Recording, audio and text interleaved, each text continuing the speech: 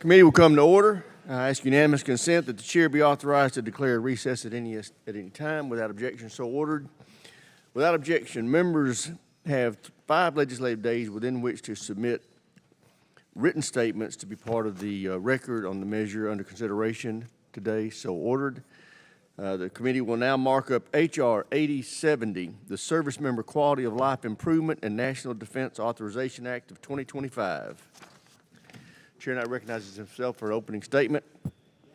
For the first time in decades, the bill before us today carries a different short title. It is the Service Member Quality of Life Improvement and National Defense Authorization Act. We did that to underscore the tremendous gains this bill makes toward improving the quality of life for all of our service members and their families. No service member should have to live in squalid conditions. No military family should have to rely on food stamps to feed their children. And no one serving this country should have to wait weeks to see a doctor or mental health specialist. This bill goes a long way toward fixing those problems. I want to thank Mr. Bacon and Ms. Houlihan and all the members of the Quality of Life panel for their hard work and contributions to this bill. This bill is also a product of hundreds of hours of oversight by all members of the staff, and the staff for the past few months. It's a good bill that will help revitalize the defense industrial base and build the ready, capable, and lethal fighting force we need to deter China and our other adversaries. I want to commend Ranking Member Smith and the staff for continuing our tradition of putting this bill together in a strong, bipartisan fashion. I also want to thank the members for their input and assistance. There are nearly 700 amendments for us to work through today. I urge all members to work together to get us through this process in a timely manner. There will be disagreements, unfortunately, but we all have the same goal: to support the men and women that serve our nation. If we can keep that goal in mind, I'm very optimistic this bill will report out today and enjoy very bipartisan support. With that, I yield to my friend, the ranking member, Mr. Smith, for any opening statement he may have. Thank you very much, Mr. Chairman. I completely agree with your opening statement, so I will be brief. First of all, I do want to thank you and the staff. Hundreds of amendments go into this process, and more will be worked out as the day goes forward here. I agree, making this a bipartisan process, a good, robust debate is incredibly important, and the staff makes that possible. As they process all of those amendments, they work together in a very bipartisan way to try to have a good debate and, at the end of the day, a good product. So I thank you for your leadership in helping to make that happen. And yes, you're absolutely right. The Quality of Life panel, I think, is the most important part of what we're doing today to make sure that the men and women who serve in the military and their families have everything they need to best serve this country. We have improvements that need to be made. I think this bill reflects those improvements. Again, I thank Ms. Houlihan and Mr. Bacon for their good work on that, and all the members of the Quality of Life panel. And the only other 2 things I will say is modernization and innovation are so important. I want to thank the chairman and other members as well for putting as many reforms as we can to try to move the Pentagon into a better position to innovate more rapidly, to get the new technologies that we need to meet the challenges in the modern battlefield in AI with drones and counter-drone, missile defense. All of those things are happening rapidly. We need to move more quickly. I think this bill reflects that priority. And then lastly, partnerships with our allies. You know, last year's bill focused on getting the AUKUS agreement authorized. We are not going to be able to meet all of our national security needs on our own. That is simply not possible. The partners and alliances that we have across the country are crucial. We need to do more to build and strengthen those partnerships so that we can meet our national security objectives and give us a more peaceful and prosperous world. And with that, I look forward to the markup, and I yield back. Thank you, Mr. Chairman. Before proceeding, I have a few other announcements. Pursuant to Committee Rule 17, recorded votes on any measure or matter before the committee today will be conducted by electronic device. The overhead monitors will show the votes of the members as they are cast. At the conclusion of the vote, the clerk shall secure the record, the votes cast, and report them to the committee. The chair reserves the right to request a roll call vote by the clerk in lieu of electronic voting at his discretion. I ask unanimous consent there be no discussion on en bloc amendments. Without objection, so ordered. If a member has an amendment that involves the jurisdiction of other than this committee, we request that the member, before he or she offers the amendment, have a letter from the respective committee chairman indicating their waiver of the right of referral, or the right of referral. I note that I impose the same requirement before including language in the underlying mark. I remind members this is an approach that has been the practice of this committee for many years. It is done so that we can proceed directly to the House floor without our being sequentially referred to other committees. Amendments that could result in a point of order against H.R. 8070's consideration on the House floor will not be in order, such as those that would violate the Statutory Pay-Go Act and the Congressional Budget Act. It's the chair's intention to operate under the 5-minute rule for a little while. Before beginning with the subcommittee prints and following consultation with Mr. Smith, I ask unanimous consent that the provisions contained in the subcommittee's prints and the chairman's mark, which includes full committee provisions, be considered for the purposes of this markup as original text of H.R. 8070, and that these provisions be considered as having been read, and that the bill be open to amendment at that point. Without objection, so ordered. At any point. Oh, at any point. Without objection, so ordered.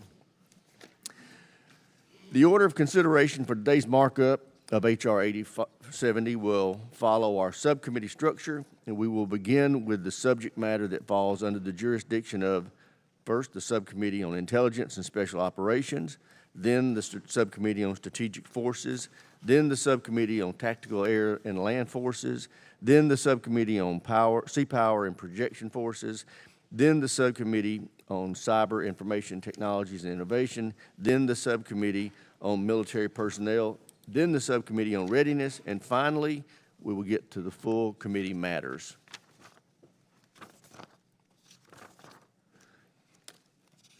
The committee will now receive the print of the Subcommittee on Intelligence and Special Operations pursuant to Committee Rule 17, and in consultation with the ranking member, we will postpone all recorded votes on amendments to this particular subcommittee print until consideration of all amendments to the subcommittee print has concluded.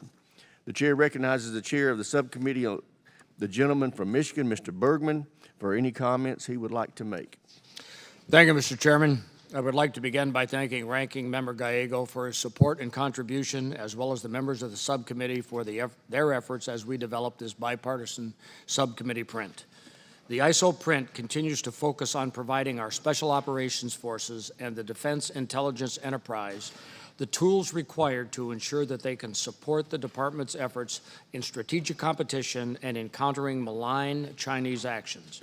This effort must be accomplished in every geographical combatant command. The subcommittee print accomplishes this by supporting the Defense Intelligence Enterprise's continued efforts to extend critical authorities for the use of commercial practices that support security and intelligence activities. The print also requires information on how the enterprise will use artificial intelligence and machine learning to improve intelligence gathering, tradecraft, and analysis to provide quality intelligence more efficiently to the force. The subcommittee print improves the Army's ability to counter espionage threats from our adversaries by authorizing special agents of the Army's Counterintelligence Command to execute warrants and make arrests as part of the counterintelligence investigations, which matches authorities of the 3 other federal agencies charged with conducting national security investigation. The print extends the period of performance for state partnership programs to enhance DoD's ability to execute the programs effectively to counter China in support of the geographic combatant commands. Finally, the subcommittee print champions research, development, testing, and procurement of critical special operations systems, such as specialty watercraft, deep submergence propulsion, and blast monitoring equipment to protect our special operators and keep them in the fight. I also want to take this opportunity to thank our tremendous professional staff of Craig Green, Max Huntley, Mark Morehouse, Will Johnson, Katie Quinn, Owen McGarry, and my personal office. Without our team, the mark would not be possible. With that, Mr. Chairman, I yield back.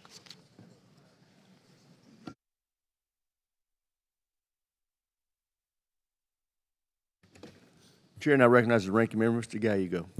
Thank you, Mr. Chairman. I'd like also to thank Chairman Bergman for his leadership and our subcommittee members for developing this mark in a bipartisan fashion again. The subcommittee mark ensures that our Special Operations Forces and the Defense Intelligence Enterprise have the authorities, force structures, and people they need to accomplish their mission as we continue to focus on great power competition. It also ensures that we continue to protect Americans from the threat of violent extremism. The mark improves our security cooperation efforts by improving the tools and resources that provide greater oversight for decision makers on the status of defense articles and services for our partner forces. It also extends an existing authority to support engagement with military forces of partner countries on defense-related environmental and operational energy issues in support of theater campaign plans in areas like Indo-PACOM. I'd also like to highlight our efforts to make sure our operators have the best intelligence, surveillance, and reconnaissance capabilities as the Department of Defense looks to leverage new digital technologies. Thanks to this mark, the Department will now have the authorities to properly conduct counterintelligence investigations, providing needed protections at home and abroad. Lastly, I echo the Chairman's comments about the great committee and personal office staff. They are essential in ensuring the ISO mark represents the hard work and priorities of the subcommittee. With that, Mr. Chairman, I yield back. I thank the ranking member. Before entertaining amendments, is there any discussion on the subcommittee's print?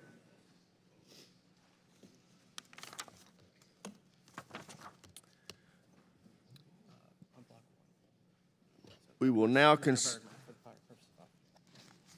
Mr. Bergman is recognized for the purpose of recognizing amendments.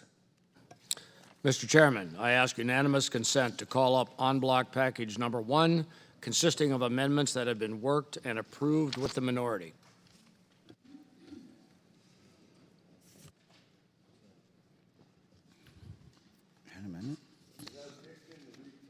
Without objection, the reading of the amendments is dispensed with. The chair recognizes the gentleman for the purpose of explaining his or her amendment.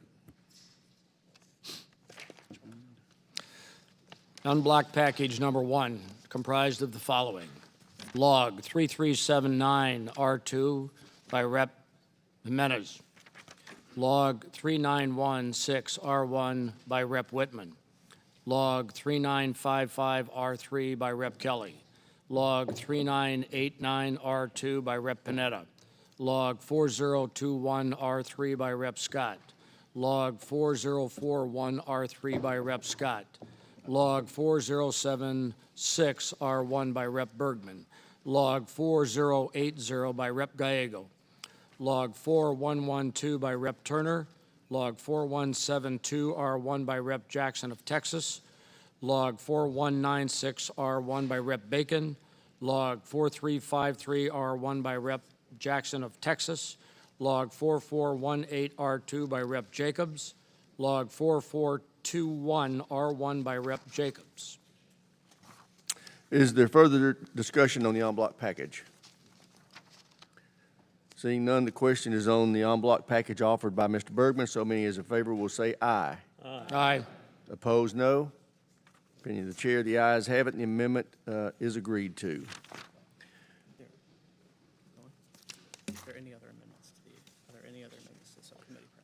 Are there any other amendments to the subcommittee print?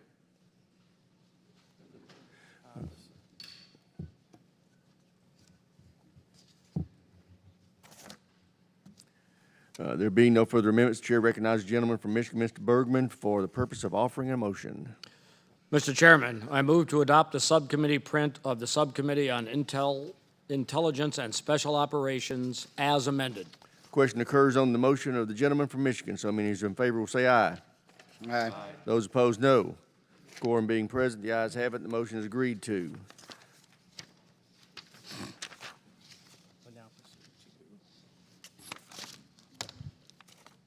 Committee will now receive the print of the Committee on Strategic Forces pursuant to Committee Rule 17, and in consultation with the ranking member, we will postpone all recorded votes on the amendments to this particular subcommittee print until consideration of all amendments to the print has concluded. Chair recognizes the chairman of the subcommittee, the gentleman from Colorado, Mr. Lamborn, for any comments he would like to make. Thank you, Mr. Chairman. I want to thank all the Strategic Forces Subcommittee members, especially Ranking Member Moulton, for the work they've done this year. I would also like to thank the subcommittee's professional staff for their efforts to produce a successful bill. Whitney Verrett, Peter Schwertzinger, Maria Vestola, and Owen McGarry. Also, I want to thank my National Security Advisor, Michael Curcio, and Defense Fellow Bradley Bailey for their work throughout this process. The mark we have before us continues the tradition of the bipartisan work that this subcommittee has long been known for. While I am proud of what this subcommittee accomplished within this mark, I remain highly concerned with several issues confronting our strategic forces. For example, I believe this administration's Homeland and Regional Missile Defense budget accepts too much risk and does not meet the current threat environment we see every day. The subcommittee attempts to address some of these risks by partially restoring funding to the SM-3 production line, but it is not enough. Our mark also supports the ongoing effort to modernize America's nuclear deterrent and the laboratory and production infrastructure managed by the Department of Energy's National Nuclear Security Administration. While we wait for the results of the Nunn-McCurdy process, we cannot lose sight of the importance of our nuclear deterrent and its place as the bedrock of our national security. I am particularly pleased with the provisions in this mark that ask the Space Force to continue to budget and plan for the integration of cutting-edge commercial systems. As in other areas of the mark, we had to make hard choices, such as GPS modernization. However, I want to underscore that this subcommittee strongly supports the ongoing upgrades of the GPS system and appreciates the vital role it plays for the Joint Force and civilian services. Finally, I would like to add my voice to those who say this defense budget is inadequate to meet the growing threats in the current security environment. There is still much work to be done, but I firmly believe our work here today is a good first step. I strongly urge all members to vote in favor of this bipartisan Strategic Forces Subcommittee mark, and with that, I yield back. Thank the gentleman. Chair now recognizes the ranking member of the Subcommittee on Strategic Forces, the gentleman from Massachusetts, Mr. Moulton, for any comments he may have. Thank you, Chairman Rogers. First, I would like to extend my gratitude to Chairman Lamborn and members on both sides of the aisle for continuing the long tradition of keeping this subcommittee mark bipartisan. The jurisdiction of this subcommittee continues to be one of the most consequential in all of Congress, sometimes for reasons in the headlines, like Russia's threat of using tactical nukes in war criminal Vladimir Putin's criminal war in Ukraine, or China's unprecedented acquisition of hundreds and hundreds of nuclear-tipped intercontinental ballistic missiles aimed at us. And sometimes it's consequential for reasons well below the headlines, like our adversaries' efforts to weaponize space. Either way, when I think about the world we will leave for our children, it is for existential reasons that we have to get this right. As we have heard in open testimony and closed classified sessions this year, our adversaries are making significant advancements in various strategic weapon systems, and that affects our strategic stability. While I firmly believe this world will last longer without nuclear weapons, and lots of astrophysicists agree with me on this point, the reality is that our nuclear weapons are a key component of strategic stability in today's environment. I am all for nuclear disarmament, but I am absolutely not for unilateral disarmament. For the first time in history, we face two near-peer nuclear-armed adversaries. That is why this mark offers strong support to continue modernization across our nuclear triad. But we cannot ignore the elephant's foot in the room. You can check your Chernobyl history if you don't get that pun. The Air Force recently notified Congress that the Sentinel program has reached critical breaches of both cost and schedule, an alarming at least 37% over budget and at a minimum 2 years delayed. This is unacceptable, and I believe ensuring there is proper government oversight and maximum competition within this program will be absolutely necessary if it is to be recertified after the Nunn-McCurdy review. In space, we have seen unprecedented demonstrations of both Russian and PRC capabilities in the past several months that are specifically designed to degrade and destroy U.S. space assets. For those nodding off at this point, this could mean no GPS to get home tonight, among other things. To ensure the department is best posturing our forces to respond and, if necessary, prevail in a conflict in space, this mark continues to take advantage of our most asymmetric advantage in this domain, the ingenuity of U.S. science and industry, pushing the department to adopt and integrate commercial capabilities into government systems. It also elevates the management of the space acquisition contractor responsibility watch list to hold prime contractors accountable for poor performance, which I would argue is sorely needed across the department. Across missile defense and hypersonics, the mark largely maintains the status quo for our existing systems. I still have serious policy concerns about how we are thinking through the consequences for strategic stability of many of these systems and employment decisions. But I'm pleased with how leaders like General Cotton are taking these concerns on board. And for today, moving forward with this mark is what compromise means. And good faith compromise has always been a defining feature of the NDAA. I will continue to ask the tough questions to ensure that we are doing right by our children to avoid a future arms race or worse, a miscalculation that could have catastrophic effects. I do want to specifically highlight my support for the mark's reversal of the decision to cancel the Standard Missile 3 Block 1B program in the budget request, which the chairman just mentioned. Just over a month ago, the whole world witnessed the effectiveness of this weapon system during the Iranian missile attack on Israel. SM-3 1B demonstrated the stabilizing impact of regional missile defense, and that lesson can be applied globally. Finally, I would like to take this opportunity to give a sincere thanks to our subcommittee staff, Whitney Verrett, Maria Vestola, Peter Schertzinger, and Owen McGarry, and to my personal staff, Caroline Jones, and our Navy fellow, Lieutenant Commander Kisa Young. This mark is a result of a months-long bipartisan process. I urge my colleagues to support it as we move forward with passing this year's National Defense Authorization Act and sending a strong message to our adversaries and allies alike that America stands strong, stands secure, and stands ready. Mr. Chairman, I yield back. I thank the ranking member. Before entertaining amendments, is there any discussion on the subcommittee's print? We will now consider en bloc package number 1. The chair recognizes Mr. Lamborn for the purposes of offering the en bloc amendment. Mr. Chairman, I ask unanimous consent to call up en bloc package number 1 consisting of amendments that have been worked and approved with the minority. Without objection, so ordered. Will the clerk please distribute the en bloc amendment? Without objection, the amendments are considered as read. The gentleman is recognized for 5 minutes for the purpose of explaining the en bloc amendment. En bloc package number 1 is comprised of the following: Log 3789 by Representative Desjardins, Log 3799R1 by Representative Bacon, Log 3811 by Representative Bacon, Log 3823R1 by Representative Lamborn, Log 3868 by Representative Fallon, Log 3869 by Representative Fallon, Log 3874 by Representative Bergman, Log 3882R2 by Representative Jimenez, Log 3918 by Representative Bacon, Log 3929R1 by Representative Lamborn, Log 4012 R1 by Representative Lamborn, Log 4037R1 by Representative Carbajal, Log 4045 by Representative Carbajal, Log 4173 by Representative Jackson of Texas, Log 4208R1 by Representative Garamendi, Log 4224R1 by Representative Garamendi, Log 4229R1 by Representative Garamendi, Log 4233R1 by Representative Garamendi,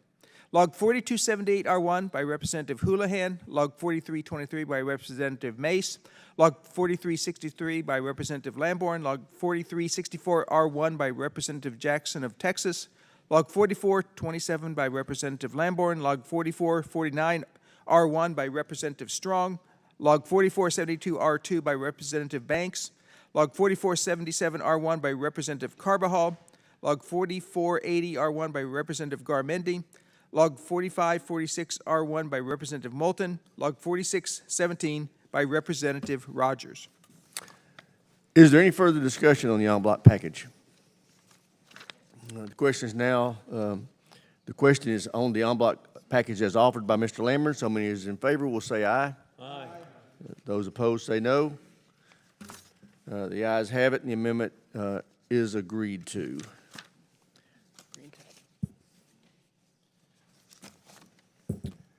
If there are no further amendments, the chair recognizes the gentleman from Colorado, Mr. Lamborn, for the purpose of offering a motion. Mr. Chairman, I move to adopt the subcommittee print of the Subcommittee on Strategic Forces as amended. Question occurs on the motion from the gentleman from Colorado. So many as in favor will say aye. Aye. Those opposed, no. Depending on the chair, the quorum being present, the ayes have it. The motion is agreed to. A recorded vote, no. Next page.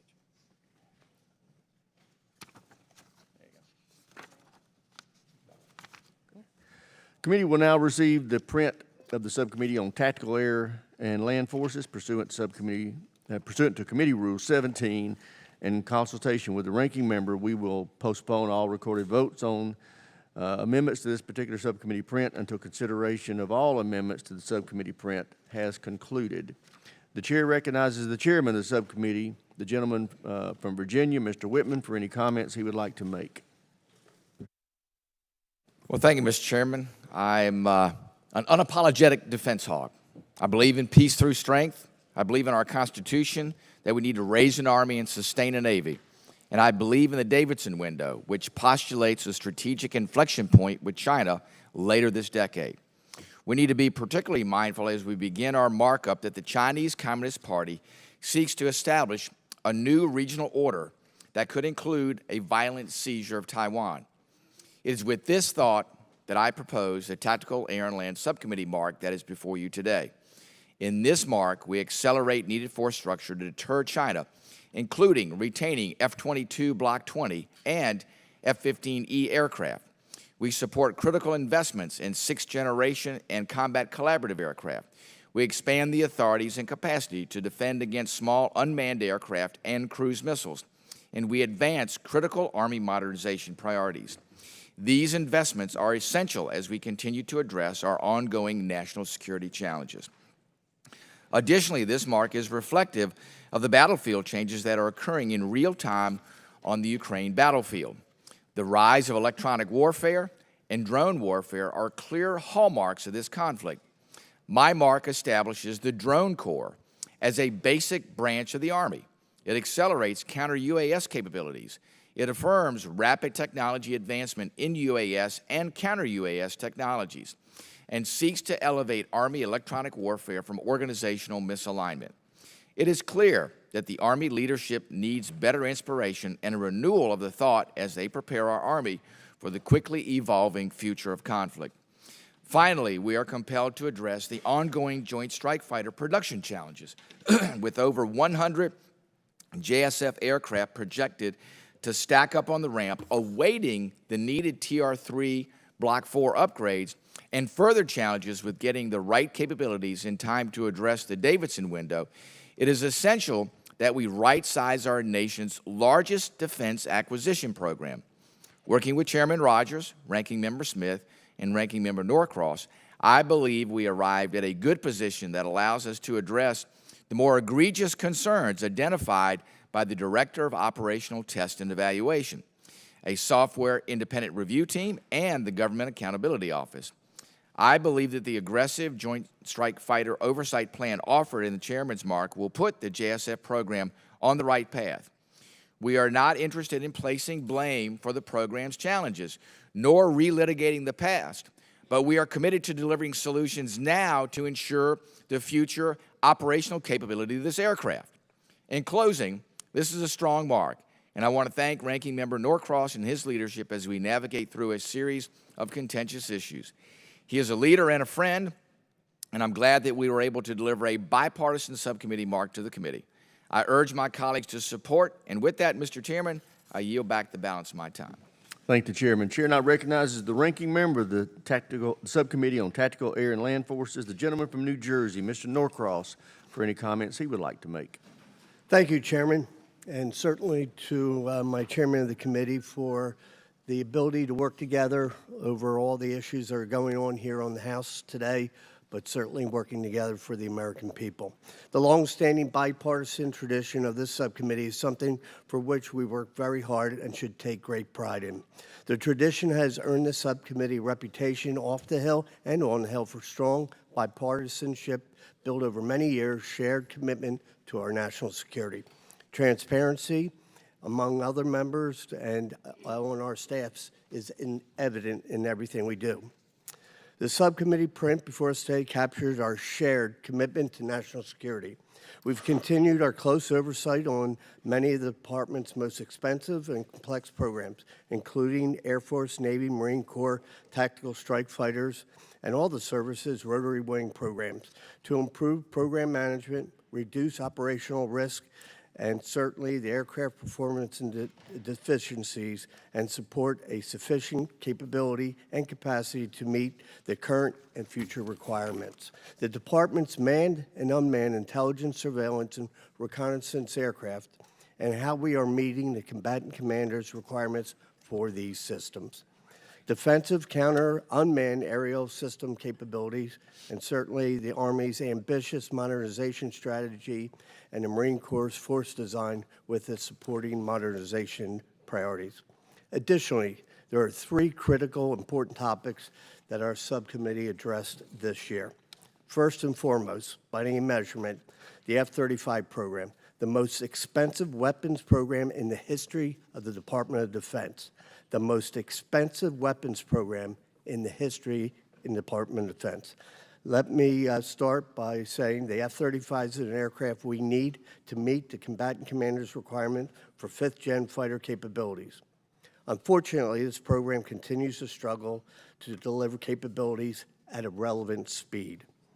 The Chairman's Mark contains bill language that levies new requirements on the Secretary of Defense to remedy known problems with the F-35 program.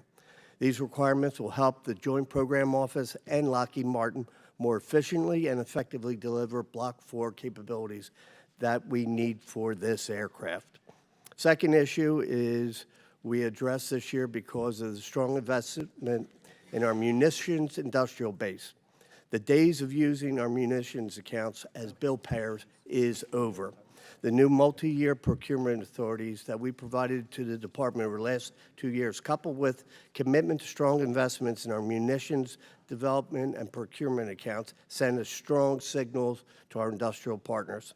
We must not do, however, any way to return to the old ways. And God willing, the normalization, Ukraine, Israel, and the actions we've taken over the last 2 years must become the new normal. The nation should be proud of the work that our subcommittee has done in revitalizing our ammunition industrial base.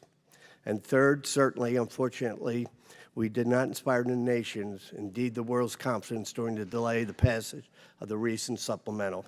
It was widely known that these funds provided by the security supplemental were critical to support Ukraine, Israel, and Taiwan, necessarily to buy down that strategic risk in the U.S. forces and give the defense industrial base the predictability that they need. Finally, Chairman, I want to thank the subcommittee staff for their hard work. The PMS, Jay Valerio, Dave Snecki, Heath Bope, Michael Curlin, and Max Huntley have done an incredible job. And I want to take a moment of personal privilege to thank Bill Sudi, who has worked up here on the Hill for us for over a quarter century, and this will be his last NDAA. To all those who helped put this together, we want to thank you, and to the chairman, I yield back. I thank the ranking member. Before entertaining amendments, is there any discussion on the subcommittee print? We will now consider en bloc package number 1. The chairman recognizes Mr. Whitman for the purpose of offering the en bloc amendment. Mr. Chairman, I ask unanimous consent to call up en bloc package number 1, consisting of amendments that have been worked and approved with the minority. Without objection so ordered, will the clerk please distribute the en bloc amendment? Without objection, the amendments are considered as read. The gentleman is recognized for 5 minutes for the purpose of explaining the en bloc amendment. Thank you, Mr. Chairman. En bloc package number 1 is comprised of the following: Log 3771R1 by Rep. McCormick. Log 3786R1 by Rep. McCormick. Log 3795 by Rep. Stefanik. Log 3798R1 by Rep. Stefanik. Log 3800R1 by Rep. Stefanik. Log 3827R1 by Rep. Davis. Log 3876R2 by Rep. Waltz. Log 3890 by Rep. Bacon. Log 3911R1 by Rep. Whitman. Log 3930R1 by Rep. Kiggins. Log 3978R1 by Rep. Norcross. Log 3979R1 by Rep. Houlihan. Log 3982 by Rep. Houlihan. Log 3991R1 by Rep. Strong. Log 4034R1 by Rep. Scott. Log 4050 by Rep. Strong. Log 54 by Rep. Jackson. Log 4083 by Rep. Whitman. Log 4087 R2 by Rep. Stefanik. Log 4145 R1 by Rep. Turner. Log 4184 R3 by Rep. Gooden. Log 4191 R1 by Rep. Jackson. Log 4225 by Rep. Garamendi. Log 4248 R2 by Rep. Bergman. Log 4271 by Rep. Jackson. Log 4272 by Rep. Whitman. Log 4304 by Rep. McLean. Log 4308 R1 by Rep. Jackson. Log 4310 R2 by Rep. Stefanik. Log 4338 R1 by Rep. Mills. Log 4341 R2 by Rep. McCormick. Log 4435 R1 by Rep. Davis. Log 4437 R2 by Rep. Mills. Log 4481 by Rep. Wilson. Log 4493 R3 by Rep. Sherrill. Log 4513 R1 by Rep. Banks. Log 4541 by Rep. Stefanik. Log 4551 by Rep. Norcross. Log 4558 R1 by Rep. Mills. Log 4615 by Rep. Rogers. Log 4625 R1 by Rep. Turner. Log 4632 by Rep. Sewell. Is there further discussion on the en bloc package? Question is now on the en bloc package offered by Mr. Whitman. So many as are in favor will say aye. Aye. Those opposed, no.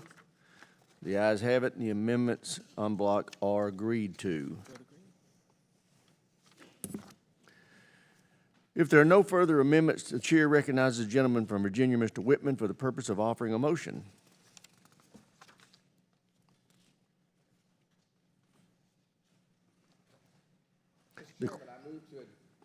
Mr. Chairman, I move to adopt the subcommittee print of the Subcommittee on Tactical Air and Land Forces as amended.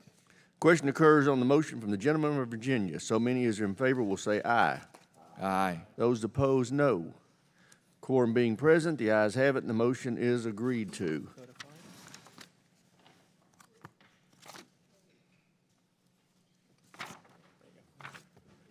Committee will now receive the print of the Subcommittee on Sea Power and Projection Forces. Pursuant to Committee Rule 17 and in consultation with the ranking member, we will postpone all recorded votes on the amendments to this particular subcommittee print until consideration of all amendments to this subcommittee print has concluded. Chair recognizes the chair of the subcommittee, the gentleman from Mississippi, Mr. Kelly, for any comments he would like to make. Thank you, Mr. Chairman. I want to start by thanking all the members of the subcommittee for their hard work and dedication to start the year that has brought forward a strong bipartisan Sea Power and Projection Forces mark. Your commitment is crucial to maintaining the strength and maritime superiority of America's Navy. Today, we face a significant and escalating threat from China, an adversary that seeks to disrupt global peace and challenge the international order. China's brazen military expansion and coercive tactics pose a direct threat to the stability and security of the Indo-Pacific region and beyond. To counter this threat, we need to maintain the strongest and most formidable Navy force on the planet. Unfortunately, this administration's budget proposal sends the wrong message to Beijing by seeking to retire 19 ships, including 10 before the end of their expected service life, and only funds one Virginia-class submarine. This proposal is the result of forced trade-offs that undermine our naval capability and sends a dangerous signal of weakness to China and to our industry partners. We cannot afford to project any hesitation or vulnerability at a time of increased global tensions. Our message must be clear. The United States Navy will remain the most powerful maritime force the world has ever seen. Our subcommittee mark addresses these concerns head-on. We fund a second Virginia-class submarine and the Columbia-class submarine, reinforcing our undersea dominance and providing critical strategic deterrence. The Mark supports 6 Battle Force ships and investments into the shipyard industrial base. We demand consistency in the first 10 years of the Navy's annual 30-year shipbuilding plan, ensuring we provide clear headlights that industry can align to invest with confidence. Additionally, we prevent the early retirement of 2 guided missile cruisers, critical assets to our fleet's firepower and versatility. Our Mark also improves decision-making before construction begins on first-of-class ships and provides essential support for our air operations by raising the floor of air refueling tankers to 474. We also meet the congressionally mandated floor of 31 amphibious ships and authorize funding for the first step in a domestic new build sea lift program. The unblocked package further strengthens our subcommittee's Mark, adding important measures that reinforce our commitment to a powerful, forward-looking Navy. It requires 100% design completion before starting construction on the first ship of a shipbuilding program, ensuring we build our ships right the first time and avoid costly errors. It demands a strategy for reducing reliance on Chinese shipbuilding and maritime infrastructure and designates an appropriate official with primary responsibility for the development and acquisition of dual modality autonomous vehicles to accelerate the integration of cutting-edge technology into the fleet. Lastly, I want to thank my friend and ranking member Joe Courtney for his leadership throughout this process, the committee staff, Ian, Kyle, Kelly, Ethan, and Phil, as well as my personal staff, Reed and Joe. I also like to thank again all our members for their tireless effort in bringing this Mark forward. This Mark presents an opportunity to demonstrate our unwavering commitment to a strong and capable Navy. I urge members of this committee to support this Mark and vote in favor of the en bloc. With that, I yield back, Mr. Chairman. Chair now recognizes the ranking member of the Subcommittee on Sea Power and Projection Forces, the gentleman from Connecticut, Mr. Courtney, for any comments he would like to make. Thank you, Mr. Chairman. I want to join my friend Trent Kelly, the chairman of the Sea Power and Projection Forces Subcommittee, in endorsing the FY 2025 Mark, which incorporates input from numerous hearings, briefings, and detailed analysis by our outstanding professional staff. Each member of this subcommittee actively participated in this process, which was conducted in a compressed time frame due to the lateness of budget submission. Chairman Kelly has once again demonstrated his leadership skills in this Mark, and I congratulate him for his efforts. Obviously, the biggest challenge we face stemmed from the Navy's proposal to eliminate a Virginia-class submarine from the budget, a sharp deviation from the 2-per-year procurement rate that Congress has authorized and appropriated for the last 13 years. This surprising cut reversed Navy's last year's future years defense plan submitted, again, just last year, which Congress relied on to appropriate close to $1 billion of advanced procurement funding for the submarine in question. In defending this cut, assurances were made that this advanced procurement funds would provide a cushion for supply chain vendors. Our subcommittee hearings revealed, in fact, that number one, those vendors will suffer a cut in work when their long lead materials are consumed by a future submarine, and number two, the Navy failed to provide for an additional $1 billion of supply chain work that is separate from advanced procurement. This is not just a gotcha quibble. For critical supply chain companies who have millions of dollars in investment decisions to make, the sudden about-face in the Navy's budget undermines the steady progress that Congress made to eliminate procurement instability and grow the submarine industrial base. Even more baffling, this sharp move comes on the heels of last December's NDAA, where Congress authorized for the first time in history the sale of U.S. nuclear-powered submarines to our ally, Australia, as required by the AUKUS agreement, which Ranking Member Smith referred to in his opening remarks. Those sales in 2032, 2035, and 2038 are subject to a presidential certification that the transfer of those submarines will not have a negative impact on our own undersea fleet. Taking a submarine out of our inventory, which is already below the Navy's requirement of 66 attack submarines, will make that decision more difficult. That's not just an opinion, that's just simple math. For the sake of AUKUS, we should today make that decision easier by restoring the submarine in the FY25 budget, which is called for in the Mark. I would note, Chairman Rogers, that last week when the Mark was released, restoring the submarine, one of the major Australian daily newspapers reported on that decision contained the headline, AUKUS back on track, which speaks volumes about the heartburn that the Navy's budget caused in that nation. For the people of Australia, a country of only 26 million, who are making an AUKUS investment of over $350 billion and an investment of $3 billion actually into the U.S. submarine industrial base, I think it's an imperative that we match their commitment by keeping our submarine construction plan on track, as the headline declares. In closing, for those who fret about cadence, production cadence, I want to remind them that the U.S. New Jersey was delivered last month, that the USS Iowa and USS Massachusetts are slated for delivery by the end of this year, and Idaho and Arkansas will follow with deliveries in 2025. The rate of production, despite the naysayers, is recovering from the COVID dip, and our mark should continue that indisputable trend as we have for the last 13 years. Our mark does so with a credible pay for and within the very tight spending cap mandated by the Fiscal Responsibility Act. I want to close by giving special thanks to the incredibly talented staff on our subcommittee: Phil McNaughton, Ian Bennett, Kelly Goggins, Kyle Noyes, and Ethan Pelissier, as well as the personal staff, Sean Falvey, and our Navy fellow, Lieutenant Commander Darren Sill, for their outstanding work in crafting this bipartisan product. I urge all the members on the committee to vote in support, and with that, I yield back. Thank the ranking member. Before entertaining amendments, is there any discussion on the subcommittee's print? We will now consider en bloc package number 1. The chair recognizes Mr. Kelly for the purpose of offering the en bloc amendment. Mr. Chairman, I ask unanimous consent to call up en bloc package number 1, consisting of amendments that have been worked and approved with the minority. Without objection so ordered, will the clerk please distribute the en bloc amendment? Without objection, the amendments are considered as read. The gentleman is recognized for 5 minutes for the purpose of explaining the en bloc amendment. En bloc package number 1 is comprised of the following: Log 3756 by Rep. Scott, Log 3815 by Rep. Jackson of Texas, Log 3816 R1 by Rep. Davis, Log 3837 by Rep. Waltz, Log 3840 R2 by Rep. Scott, Log 3845 R1 by Rep. Scott, Log 3867 by Rep. Moulton, Log 3939 by Rep. Courtney, Log 3969 R1 by Rep. Scott, Log 3972 by Rep. Kelly, Log 4013 by Rep. Kelly, Log 4015 by Rep. Jackson of Texas, Log 4017 by Rep. Kiggins, Log 4036 by Rep. Kelly, Log 4052 by Rep. Kelly, Log 4065 by Rep. Graves, Log 4067 by Rep. Graves, Log 4100 by Rep. Kiggins, Log 4162 R1 by Rep. Jacobs, Log 4347 R1 by Rep. Slotkin,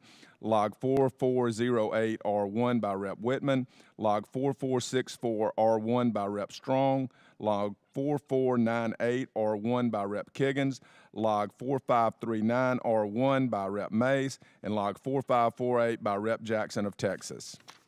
Is there any further discussion on the en bloc package? The question is on the en bloc package offered by Mr. Kelly. So many as are in favor will say aye. Aye. Those opposed, no. The ayes have it. The amendments en bloc are agreed to.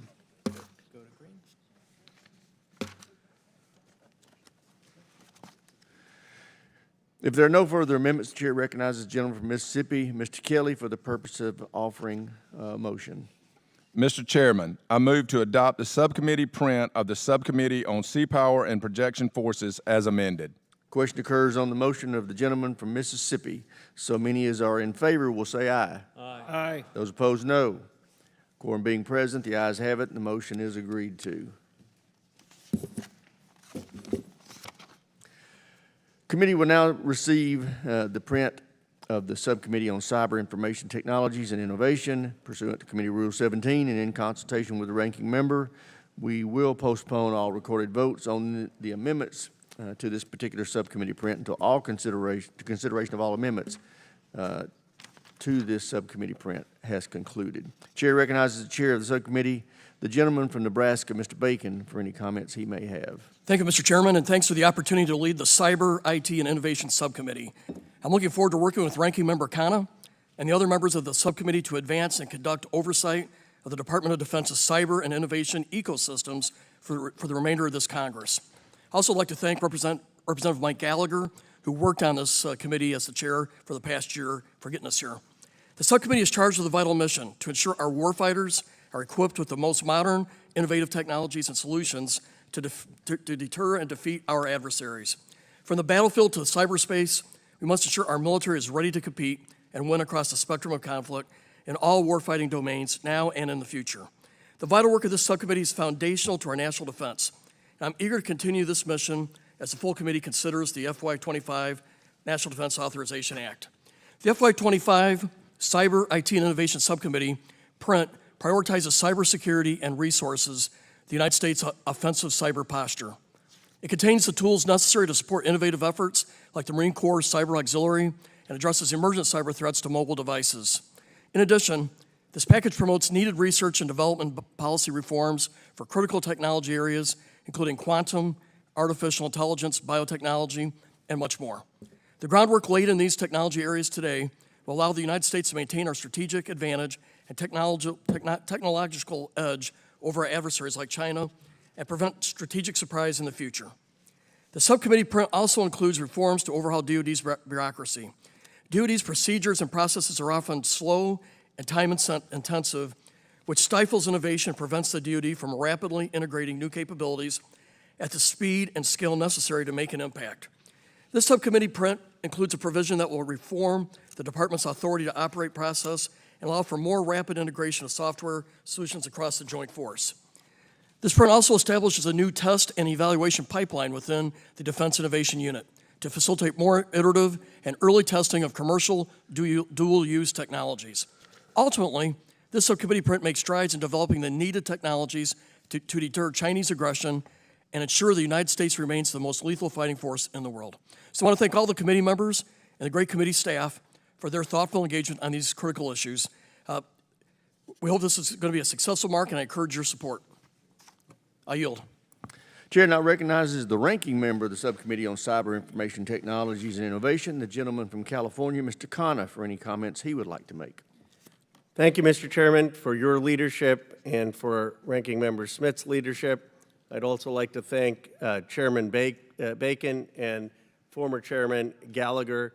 Representative Gallagher was extraordinary in his focus on improving the procurement process so that we could have more scaling of innovative technology. And I just want to say that news yesterday that China is banning him from visiting China is outrageous, and China should not be doing that to any member, and it was totally uncalled for what they've done in terms of banning him from coming or visiting the country. It doesn't help the relationship. This has been a cooperative process throughout, and I'm proud of the subcommittee's efforts as reflected in the package before us. I'm particularly pleased to note the inclusion of several provisions reflecting the ongoing work of the National Security Commission of Emerging Biotechnology, which I'm proud to serve on together with Senators Alex Padilla and Todd Young and Congresswoman Stephanie Bryce. I hope that this down payment will allow us to realize the full potential of the Commission's important work to defend our national interests. In the interest of time, I won't give a full accounting of the provisions contained in the subcommittee mark, but I'll note a few that may be of particular interest to my colleagues. The mark makes it easier for colleges and universities to work with the Department of Defense by clarifying guidance for educational partnership agreements and requiring revised grant expenditure guidelines. It improves the Defense Innovation Unit's ability to attract and hire qualified staff. It requires the Department of Defense to implement access to the National Suicide Prevention and Mental Health Crisis Hotline, and it requires the Department of Defense to take actions directed at improving and streamlining authority to operate processes for software and information technology, a key innovation. I'm also thankful to my colleagues for the many thoughtful contributions contained in the en bloc package that has been worked in a bipartisan fashion, and I look forward to working with them through the rest of the NDAA process. Finally, I'd like to thank the extraordinary staff for all their hard work assembling this mark and throughout the NDAA cycle, to Brian Garrett and Chris Weiser, who lead, of course, the staff in the committee, and then Michael Herman, Wendell White, Sarah Moxley, Caroline Curley, Josh Stiefel, and Brooke Allred, and on my personal staff, Gio Saba and Joel Daly. With that, Mr. Chairman, I yield back the remainder of my time. I thank the ranking member. Before entertaining amendments, is there any further discussion on the committee's print? We will now consider en bloc package number 1. The chair recognizes Mr. Bacon for the purpose of offering the en bloc amendment. Mr. Chairman, I ask unanimous consent to call up en bloc package 1 consisting of amendments that have been worked and approved with the minority. Without objection, so ordered. Will the clerk please distribute the en bloc amendment? Without objection, the amendments are considered as read. The gentleman is recognized for 5 minutes for the purpose of explaining the en bloc amendment. En bloc Package 1 is comprised of the following. Log 3764R1 by Representative Jackson from Texas. Log 3852R4 by Representative Horsford. Log 3854R4 by Representative McLean. Log 3904R1 by Representative Jackson from Texas. Log 3950 by Representative Khanna. Log 3974R1 by Representative Gallego. Log 3984R2 by Representative Scott. Log 4004R1 by Representative Khanna. Log 4094R2 by Representative Luttrell. Log 4117R3 by Representative Stefanik. Log 4130R1 by Representative Stefanik. Log 4264R1 by Representative Turner. Log 4349 by Representative Golden. Log 4355 by Representative Desjardins. Log 4366 by Representative Sewell. Log 4367 by Representative Sewell. Log 4370 by Representative Sewell. Log 4374R2 by Representative Kim. Log 4419R1 by Representative Whitman. Log 4447 by Representative Strong. Log 4518R3 by Representative Whitman. Log 4557R1 by Representative Norcross. Log 4567 by Representative Turner. Log 4571R1 by Representative Bacon. Log 4574R2 by Representative Fallon. Log 4583 by Representative Mace. And Log 4611R1 by Representative Ryan. I yield. Is there further discussion on the en bloc package? Question is on the en bloc package offered by Mr. Bacon. So many as are in favor will say aye. Aye. Those opposed, no. The ayes have it, and the amendments en bloc are agreed to. There are no further amendments. Chair recognizes the gentleman from Nebraska, Mr. Bacon, for the purpose of offering a motion. Gotta find where it's at. I'll make a motion that we vote on this, on the Cyber IT Subcommittee, Mark. Qu-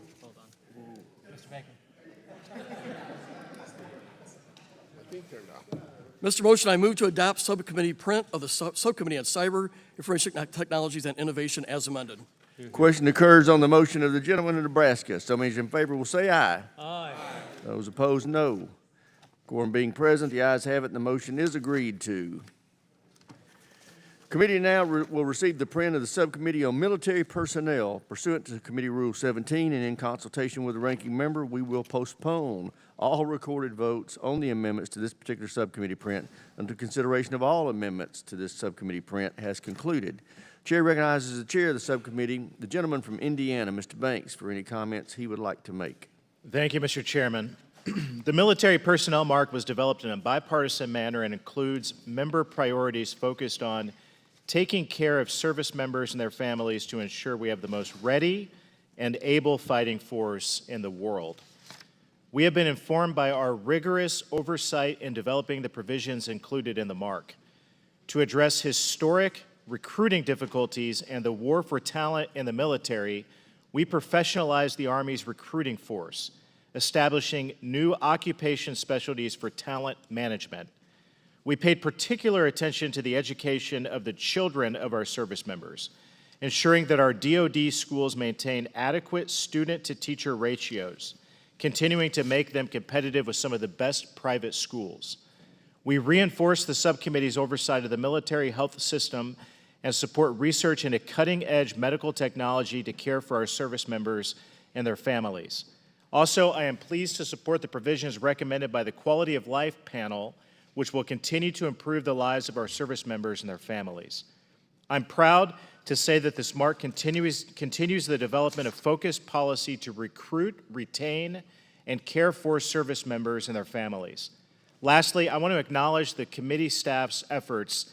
They have all worked tirelessly and always in a bipartisan manner to develop the subcommittee mark, especially Dave Giacchetti, Hannah Kaufman, Natalia Henriquez, Ellie Bender, Ilka Regino, and Michaela Reardon. Thank you. It's been a privilege and an honor to serve with the committee staff as well.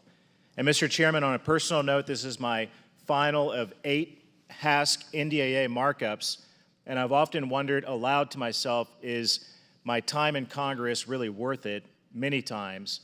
But it's on days like today that I recall why we do what we do. There's nothing more important than what we do in this room today. And I want to thank you personally, Mr. Chairman, for entrusting me with the opportunity to chair this subcommittee, the Military Personnel Subcommittee. I am biased, but in my humble opinion, it's the most important subcommittee of all. With that, I yield back.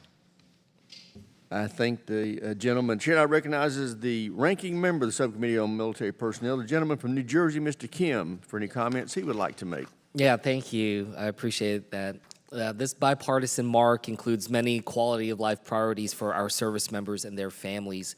These issues have an immeasurable impact on our recruitment and retention efforts as well as readiness. This bill includes a 19.5% pay raise for junior enlisted service members and a 4.5% pay raise for all other service members. In addition, it authorizes funding to reverse the 5% reduction in basic allowance for housing. These and several other provisions in the military personnel mark will significantly help service members and their families. DoD operates the largest employer-sponsored child care program in the country, which is essential to our overall mission readiness. To that end, the bill fully funds the child care fee assistance program to eliminate fee assistance wait lists due to funding for eligible families. To expand on the ongoing success of spouse employment programs, the bill makes permanent the Military Spouse Career Accelerator Pilot, which provides employment support to military spouses through a paid fellowship with employers across various industries, and the authorities for the department to make transferring professional licenses between states easier for military spouses. And it's no secret our armed forces are facing unprecedented recruiting crisis. As a result, this bill requires the department to develop a strategy for increasing young people's desire to serve. And finally, the bill also addresses the ongoing health care needs of service members and their families by waiving fees and copays on the TRICARE dental program for all members of the selected reserve. It also tackles the persistent challenges in access standards, greatly expands oversight of blast pressure safety and brain health by making improvements to the Warfighter Brain Health Initiative. Our service members and their families make considerable sacrifices for our nation, and we must fulfill our commitment to them and their families. And finally, I'd like to acknowledge the committee's staff efforts. They've worked diligently to develop the subcommittee mark before us today. Thank you, and I yield back. I thank the ranking member. Before entertaining amendments, is there any discussion on the subcommittee's print? We will now consider en bloc package number 1. The chair recognizes Mr. Banks for the purpose of offering the en bloc amendment. Mr. Chairman, I ask unanimous consent to call up en bloc package 1 consisting of amendments that have been worked and approved with the minority. Without objection, so ordered. Will the clerk please distribute the en bloc amendment? Without objection, amendments are considered as read. The gentleman is recognized for 5 minutes for the purpose of explaining the en bloc amendment. En bloc package 1 is comprised of the following: log 3736 by Rep. Waltz, log 3738 by Rep. Waltz, log 3743R1 by Rep. Banks, log 3750R5 by Rep. Finstad, log 3753 by Rep. Finstad, log 3767 by Rep. Jackson, log 3777 by Rep. McCormick, log 3796R2 by Rep. Banks, log 3801 by Rep. Jackson, log 3803 by Rep. Jackson, log 3824 by Rep. Davis, log 3848R1 by Rep. Davis, log 3870 by Rep. Jackson, log 3881R2 by Rep. Scott, log 3886 by Rep. Strickland, log 3887 by Rep. Strickland, log 3888R1 by Rep.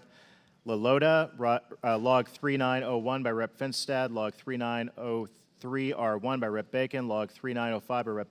Bacon, log 3926R4 by Rep. Turner, log 3941R2 by Rep. Courtney, log 3945R1 by Rep. Turner, log 3946R1 by Rep. McCormick, log 3947R2 by Rep. Turner, log 3965R1 by Rep. Ryan, log 3971 by Rep. Gallego, log 3973 by Rep. Gallego, log 3995 by Rep. Panetta, log 3996 by Rep. Panetta, log 4002 by Rep. Panetta, log 4007R1 by Rep.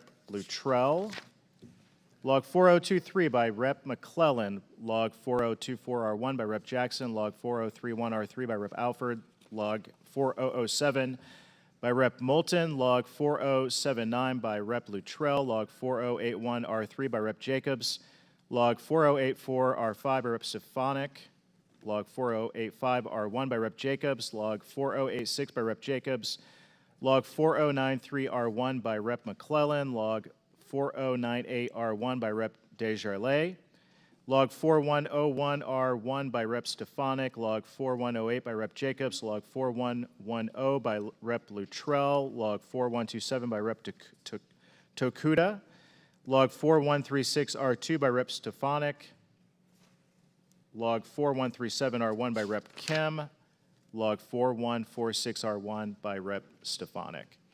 Is there further discussion on the en bloc package? Question is on the en bloc package offered. Wait a minute. That's not right. So many as in favor will say aye. Aye. Those opposed, no. The ayes have it, and the amendment is agreed to.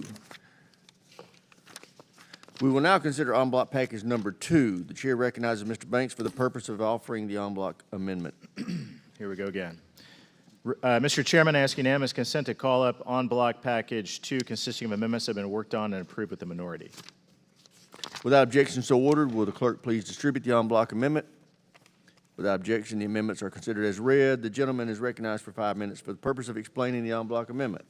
En bloc package number 2 is comprised of the following: log 4199R2 by Rep. Garamendi, log 4220 by Rep. Jackson, log 4230R1 by Rep. Jackson, log 4241 by Rep. Jackson, log 4242R1 by Rep. VC, log 4243 by Rep. Jackson, log 4245R3 by Rep. VC, log 4247 by Rep. Sherrill, log 4251R1 by Rep. Bacon, log 4266R1 by Rep. Whitman, log 4267 by Rep. Houlihan, log 4274 by Rep. Jackson, log 4280R1 by Rep. Sewell, log 4285R1 by Rep. Mace, log 4289 by Rep. Mace, log 4293R2 by Rep. Mace, log 4313R1 by Rep. Mace, log 4316R1 by Delegate Moylan, log 4328R2 by Rep. Sewell, log 4331R1 by Rep. Mace, log 4360R1 by Rep. Golden, log 4361R2 by Rep. Mace, log 4365R3 by Rep. Jacobs, log 4375 by Rep. Sherrill, log 4393R1 by Rep. Vasquez, log 4394R1 by Rep. Scott, log 4451R2 by Rep. Sherrill, log 4452R2 by Rep. Jacobs, log 4458R1 by Rep. Carbajal, log 4459 by Rep. Whitman, log 4479R1 by Rep. Wilson, log 4492 by Rep. Tokuda, log 4497R1 by Rep. Jackson, log 4528R2 by Rep. Horsford, log 4529R2 by Rep. Stefanik, log 4536R1 by Rep. Luttrell, log 4537R1 by Rep. Luttrell, log 4538R1 by Rep. Luttrell, log 4545 by Rep. Scott, log 4549R1 by Rep. Strickland, log 4562 by Rep. Wilson, log 4573 by Rep. Scott, log 4600 by Rep. Whitman, log 4603 by Rep. Waltz, log 4605 by Rep. Davis, log 4610 by Rep. Horsford, log 4613 by Rep. Rogers, log 4616 by Rep. Rogers, log 4619 by Rep. Mace. Is there further discussion on the en bloc package? Question is then on the en bloc package offered by Mr. Banks. So many as in favor will say aye. Aye. Those opposed, no. The ayes have it, and the amendments en bloc are agreed to.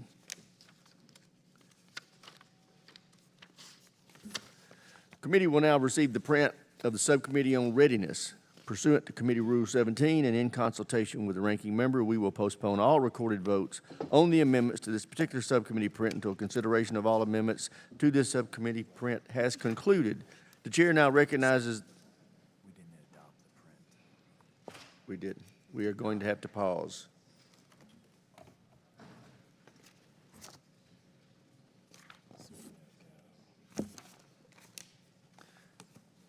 Okay, we're going to go back to the adoption of the print by Mr. Banks. I thought we just adopted the en bloc. We didn't adopt the final package. Okay.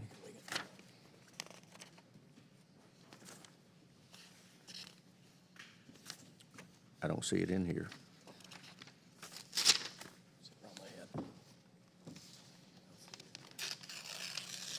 Okay. If there are no further amendments, the chair recognizes the gentleman from Mr. Banks for the purpose of offering a motion, and then here you'll go to the print motion, Jim. Mr. Chairman, I move to adopt the subcommittee print of the Subcommittee on Military Personnel as amended. Question occurs on the motion of the gentleman from Indiana. Some of those in favor will say aye. Aye. The opposed, no. Quorum being present, the ayes have it, and the motion is agreed to. Now we're going to opening.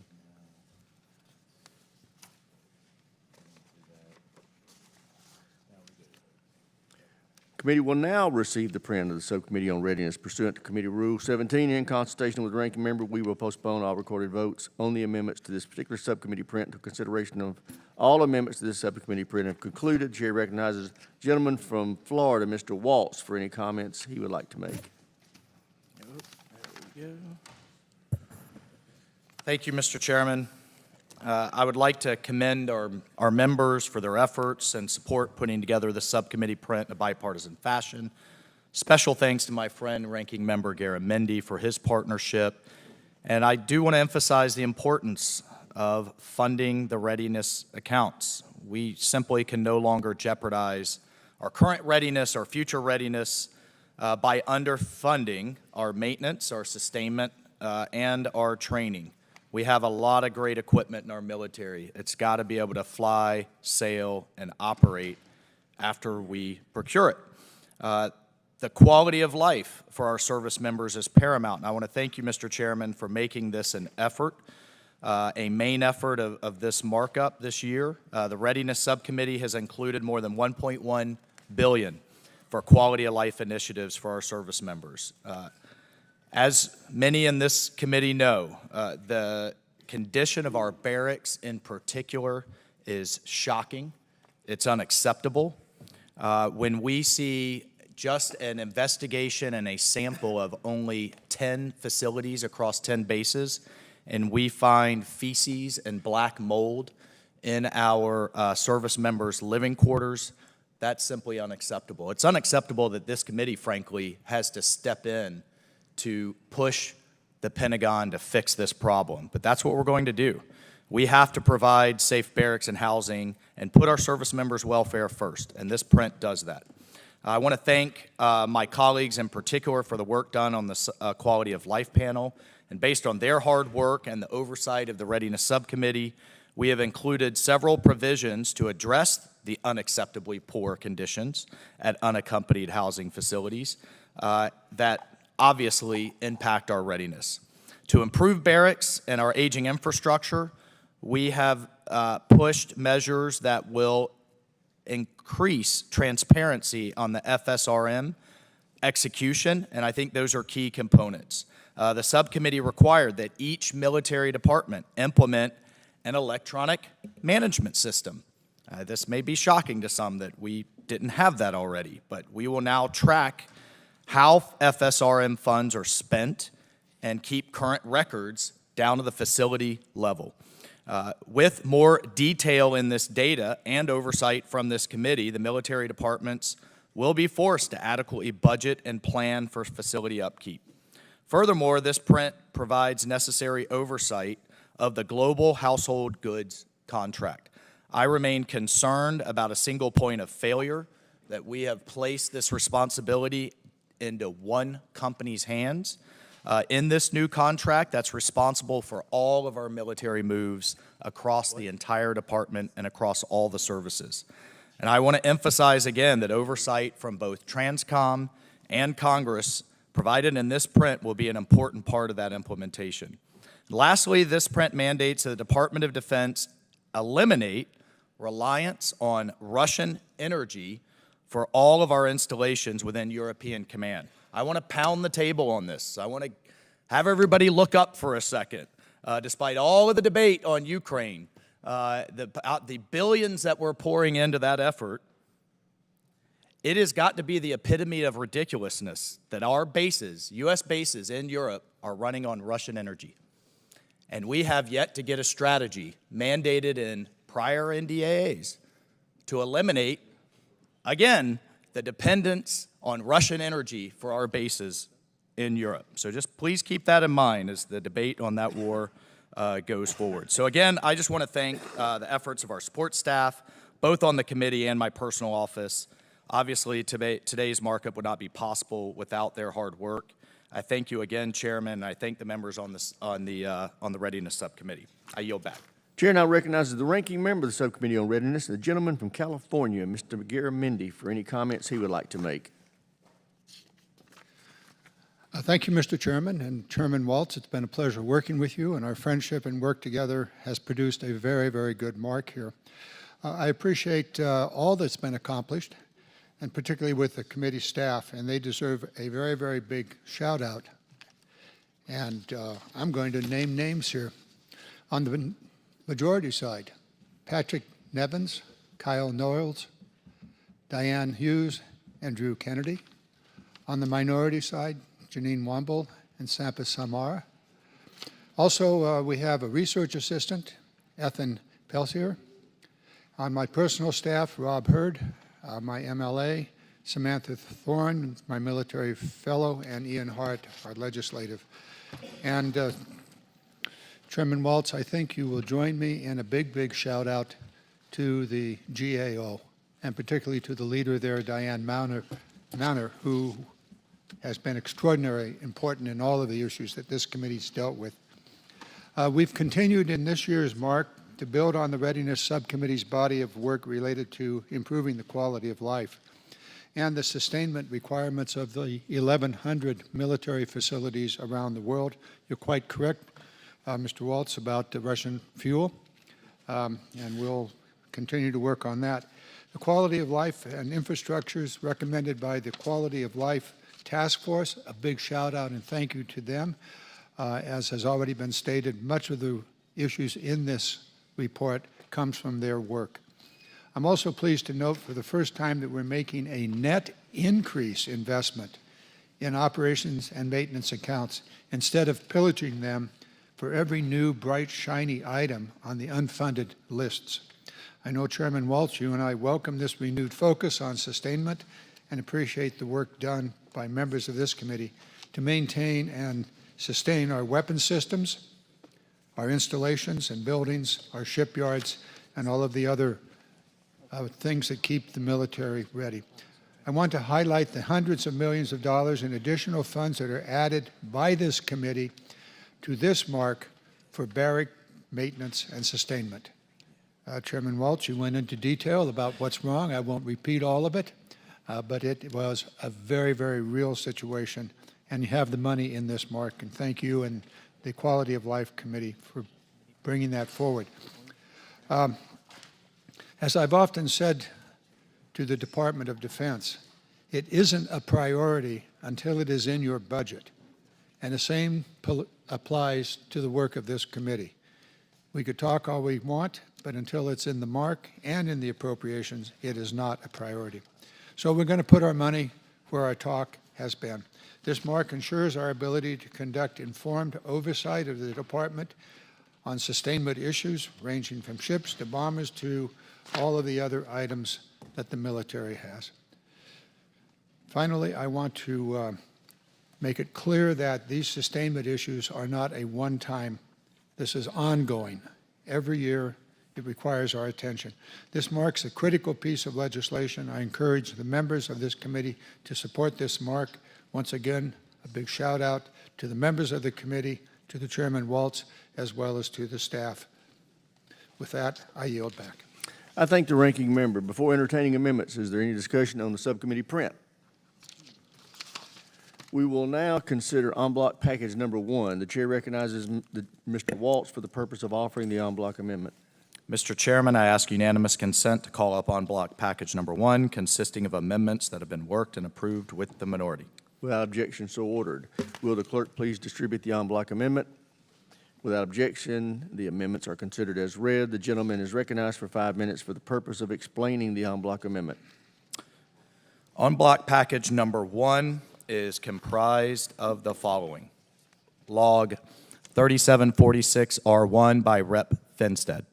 Log 3755 by Rep. Houlihan. Log 3782R1 by Rep. McCormick. Log 3788 by Rep. Desjardins. Log 3814 by Rep. Davis. Log 3826R1 by Rep. Bergman. Log 3830 by Rep. Waltz. Log 3835 by R1 by Rep. Bergman. Log 3841 by Rep. Jackson of Texas. Log 3853 R3 by Rep. Horsford. Log 3855 R1 by Rep. Bacon. Log 3858 by Rep. Houlihan. Log 3872 R1 by Rep. McLean.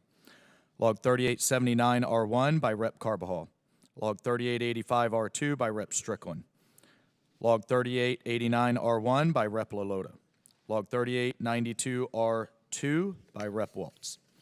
Log 3902 R1 by Rep. Kiggins. Log 3908 R1 by Rep. Jackson of Texas. Log 3912 R1 by Rep. Whitman. Log 3914 R2 by Rep. Whitman. Log 3915 R1 by Rep. Whitman. Log 3922 R1 by Rep. Bergman. Log 3925 R1 by Rep. Keating. Log 3951 R2 by Rep. Kelly. Log 3954 R2 by Rep. Turner. Log 3956 R2 by Rep. Kelly. Log 3968 R2 by Rep. Scott. Log 3986 R3 by Rep. McLean. Log 3990 R3 by Rep. Panetta. Log 3994 R3 by Rep. Panetta. Log 4003 R1 by Rep. Luttrell. Log 4006 R1 by Rep. Lamburn. Log 4011 R1 by Rep. Khanna. Log 4018 R3 by Rep. Alford. Log 4020 R2 by Rep. Lamburn. Log 4048 by Rep. Keating. Log 4059 R2 by Rep. Stefanik. Log 4072 R1 by Delegate Moylan. Log 4078 R2 by Rep. Luttrell. Log 4095 R1 by Rep. Jacobs. Log 4097 R2 by Rep. McClellan. Log 4106 R1 by Rep. Jacobs. Log 4107 R3 by Rep. Kelly. Log 4111 R1 by Rep. Gooden. Is there any further discussion on the en bloc package? Question is then on the en bloc package by Mr. Waltz. So many as in favor will say aye. Aye. Those opposed, no. The ayes have it, and the amendments en bloc are agreed to. We now will consider en bloc package number 2. The chair recognizes Mr. Waltz for the purpose of offering the en bloc amendments. Mr. Chairman, I ask unanimous consent to call up on block package number 2, consisting of amendments that have been worked and approved with the minority. Without objection, so ordered. Will the clerk please distribute the en bloc amendment? Without objection, the amendments are considered as read. The gentleman is recognized for 5 minutes for the purpose of explaining the en bloc amendment package. En bloc package number 2 is comprised of the following. Log 4113 by Rep. Luttrell. Log 4119 by Rep. Kim. Log 4135 by Rep. Vasquez. Log 4138 by Rep. Stefanik. Log 4139 R2 by Rep. Slotkin. Log 4148 R2 by Rep. Slotkin. Log 4171 R1 by Rep. Jackson of Texas. Log 4177 by Rep. Garamendi. Log 4192 R1 by Rep. Garamendi. Log 4193 R3 by Rep. Garamendi. Log 4198 R2 by Rep. Garamendi. Log 4207 by Rep. Garamendi. Log 4228 R2 by Rep. Garamendi. Log 4238 R1 by Rep. Sherrill. Log 4257 R1 by Rep. Vesey. Log 4261 by Rep. Sherrill. Log 4283 R2 by Rep. Sherrill. Log 4321 R1 by Rep. Mills. Log 4322 by Rep. Vasquez. Log 4330 R1 by Rep. Golden. Log 4333 R2 by Rep. Norcross. Log 4335 R2 by Rep. Houlihan. Log 4356 by Rep. Jackson of Texas. Log 4376 R2 by Rep. Graves. Log 4404 R2 by Rep. Waltz. Log 4415 R1 by Rep. Lamburn. Log 4433 R2 by Rep. McClellan. Log 4438 by Delegate Moylan. Log 4465 R2 by Rep. Sherrill. Log 4471R1 by Rep. Kiggins. Log 4488R3 by Rep. Gallego. Great song. Log 4490R1 by Rep. Bacon. Log 4501R2 by Rep. Kiggins. Log 4506R1 by Rep. Luttrell. Log 4509R1 by Rep. McClellan. Log 4514R1 by Rep. McClellan. Log 4521R1 by Rep. Moulton. Log 4532 by Rep. Scott. Log 4533R1 by Rep. Slotkin. Log 4586 by Rep. Luttrell. Log 4587R1 by Rep. Desjardins. Log 4593 by Rep. Deluzio. Log 4594 by Rep. Jacobs. Log 4599R1 by Rep. Sewell.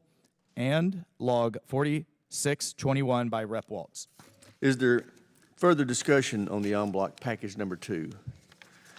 Question then is on the en bloc offered by Mr. Waltz. So many as in favor will say aye. Aye. Those opposed, no. The ayes have it, and the amendments en bloc are agreed to. There's no further amendments. The chair recognizes the gentleman from Florida, Mr. Waltz, for the purpose of offering a motion. Mr. Chairman, I move to adopt the subcommittee print of the Subcommittee on Readiness as amended. Question occurs on the motion from the gentleman from Florida. So many as in favor will say aye. Aye. Aye. Those opposed, no. Quorum being present, the ayes have it, and the motion is agreed to. The committee will now consider the chairman's mark. Pursuant to Committee Rule 17 and in consultation with the ranking member, we will postpone recorded votes on the amendments until a mutually agreed time.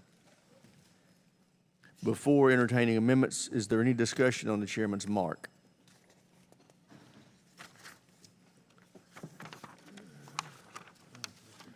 We're going to amendment en bloc. We will now consider en bloc package number 1. I ask unanimous consent to call up en bloc package number 1 consisting of amendments that have been worked and approved with a minority. Without objection, so ordered. Will the clerk please distribute the en bloc amendment? Without objection, the amendments are considered as read. En bloc package number 1 is comprised of the following. Log 3842R1 by Representative McCormick. Log 3860 by Rep. Bacon. Log 3897R2 by Rep. Waltz. Log 3967 by Rep. Ryan. Log 4033R2 by Rep. Alford. Log 4104R1 by Rep. Stefanik. Log 4125 by Rep. Slotkin. Log 4303 by Rep. Norcross. Log 4311R3 by Rep. Slotkin. Log 4369R1 by Rep. Sewell. Log 4388R3 by Rep. Kelly. Log 4402 by Rep. Carbajal. Log 4482 by Rep. Whitman. Log 4522R2 by Rep. Luttrell. Log 4585 by Rep. Smith. Log 3919R3 by Delegate Moylan. Log 4088R2 by Delegate Moylan. Log 4180R2 by Rep. Garamendi. Log 4217R1 by Rep. Garamendi. Log 4226 by Rep. Bacon. Log 4342 by Rep. Kiggins. Log 4446R1 by Delegate Moylan. Log 3900 by Rep. Kiggins. Log 4046R2 by Rep. Finstead. Log 4584 by Rep. Smith. Log 3931R3 by Rep. Bergman. Log 3940R1 by Rep. Kelly. Log 4292R1 by Rep. Golden. Log 4348R1 by Rep. Golden. Log 3831R3 by Rep. McLean. Log 3834R2 by Rep. McLean. Log 3966R1 by Rep. Davis. Log 4039R2 by Rep. LaLota. Log 4255R2 by Rep. Graves. Log 4391R1 by Rep. Kelly. Log 4403 by Rep. Whitman. Log 4483R1 by Rep. Moulton. Log 4552R1 by Rep. Desjardins. Log 4614 by Rep. Rogers. Log 42 62R3 by Rep. Bacon, Log 3742R2 by Rep. Banks, Log 3770R2 by Rep. Jimenez, Log 3794R1 by Rep. Banks, Log 3797R1 by Rep. Bacon, Log 3857 by Rep. Bacon, Log 3863R4 by Rep. Fallon, Log 3877 by Rep. Jackson of Texas, Log 3963R3 by Rep. Bacon, Log 4082R1 by Rep. Moulton, Log 4092 by Rep. Moulton, Log 4209R1 by Rep. Wilson, Log 4211 by Rep. Jacobs, and Log 4214R1 by Rep. Wilson. Is there further discussion on the en bloc package? The question is on en bloc package number 1. So those in favor will say aye. Aye. Those opposed, no. The ayes have it, and the amendments en bloc are agreed to.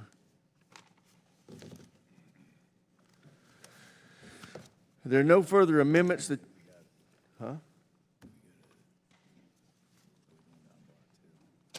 En bloc 2.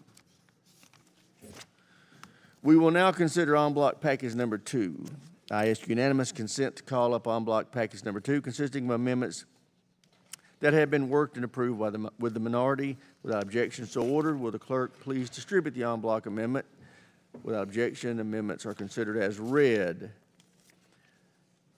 En bloc package number 2 is comprised of the following: 4216R1 by Representative Jacobs, 4239R1 by Representative Sherrill, 4295R2 by Representative Luttrell, 4372R1 by Representative Mills, Log 4405R1 by Representative Jacobs, Log 4411 by Representative Jacobs, Log 4454 by Representative Strong, Log 4520R2 by Representative Jackson of Texas, Log 4563R2 by Representative Wilson, Log 4577R1 by Representative McLean, Log 3734R1 by Representative Banks, Log 3737R1 by Representative Banks, Log 3748 by Representative Finstead, Log 3751R1 by Representative Finstead, Log 3773R1 by Representative Stefanik, Log 3821R1 by Representative Scott, Log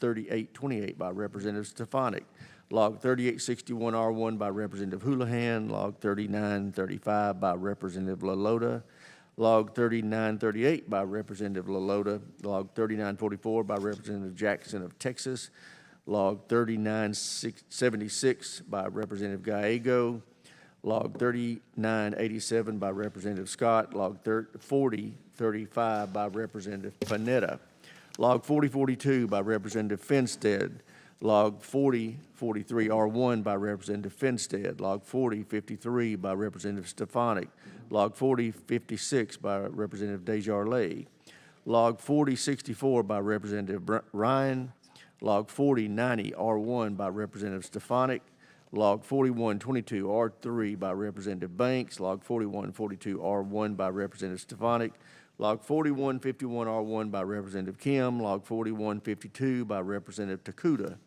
Log 4153 by Representative Takuda, Log 4155 by Representative Takuda, Log 4159R3 by Representative Slotkin, Log 4187R3 by Representative Garamendi, Log 4234 by Representative Wilson, Log 4307 by Representative Slotkin, Log 4312 by Representative LaLota, Log 4318R1 by Representative Gallego, Log 4319 by Representative Whitman, Log 4395R1 by Representative Graves, Log 4424 by Representative Jackson of Texas, Log 4428 by Representative Moulton, Log 4468 by Representative LaLota, Log 4524 by Representative Sherrill, Log 4597R1 by Representative Finstead, Log 4602 by Representative Waltz, Log 4612 by Representative Jimenez, Log 4622R1 by Representative Whitman, Log 4623 by Representative Rogers. Is there further discussion on the en bloc package number 2? The question is on en bloc package number 2. So many as in favor will say aye. Aye. Those opposed say no. The ayes have it, and the amendments en bloc are agreed to. We will now go The to green. amendment debate. There you go. I got you right What here. that was. Right, hold on a second. I should make that, you wanted to talk about the retired members, then I want to do this. We're going to vote on the floor at 2. We'll have our first series of votes around 1:30 here, and then allow members to go some lunch, go on the floor and vote, and then reconvene right after. Great. Yeah, I would like to pause right here for a moment and recognize those members of our committee who will be leaving the House after this session and this committee, unfortunately. There are some really great folks that are leaving. First, I'd like to recognize my colleague from Colorado, Mr. Lamborn, who currently chairs the Strategic Forces Subcommittee. He has had great passion for that subcommittee jurisdiction and the mission of space in particular, which, as y'all know, is near and dear to my heart. He's going to be missed. My colleague, Mr. Banks of Indiana, is another one of our colleagues who is a subcommittee chair and has been an outstanding member of this committee and is moving on to other endeavors. He will be missed. Mr. Gallego, who's one of my Democrat buddies over here, he's going to go off and to other endeavors as well. And he's been just a very thoughtful member, will be missed. Mr. Kim, all these people are gone. What's the deal? I'm trying to brag on them. Okay. Chrissy's going to tell him I said good things about Andy. But Andy is, again, just a very thoughtful member. And then all of y'all know I have a high opinion of Miss Slotkin. I can't believe that she's going off and leaving me.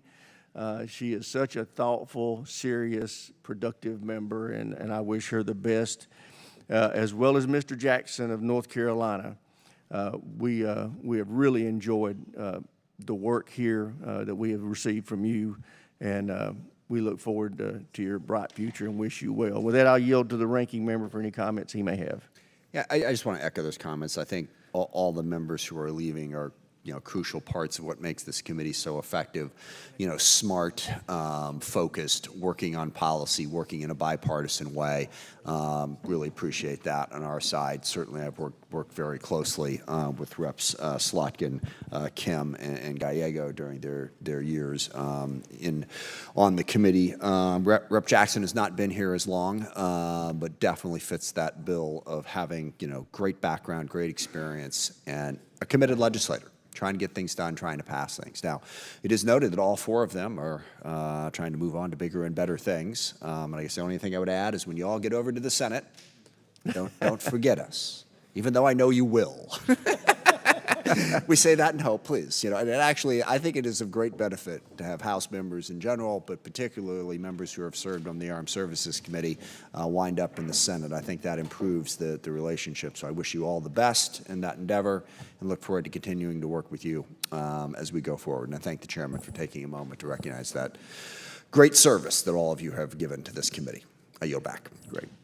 I thank the ranking member. Members are advised that we are expected to be called to the House floor around 2 o'clock for the first series of votes.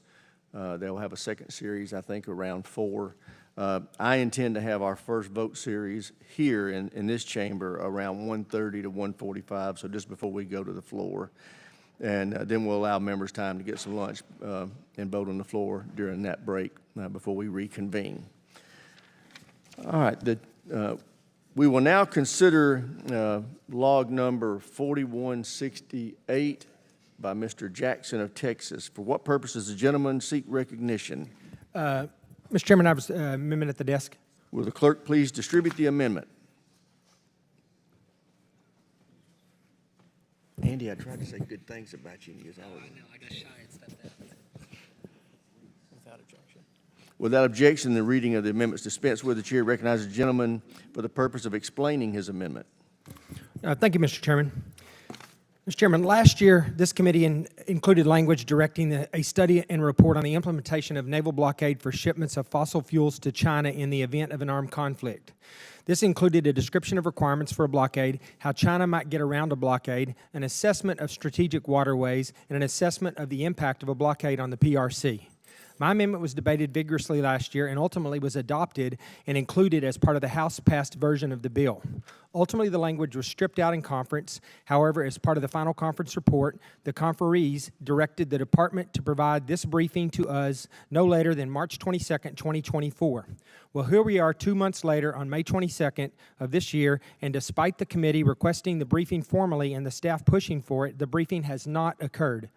So yet again this year, I'm going to offer this amendment that would simply require the Department of Defense to look into what a potential blockade would look like and how we could utilize strategic waterways like the Taiwan Strait or the Strait of Malacca to our advantage if there were to be a conflict.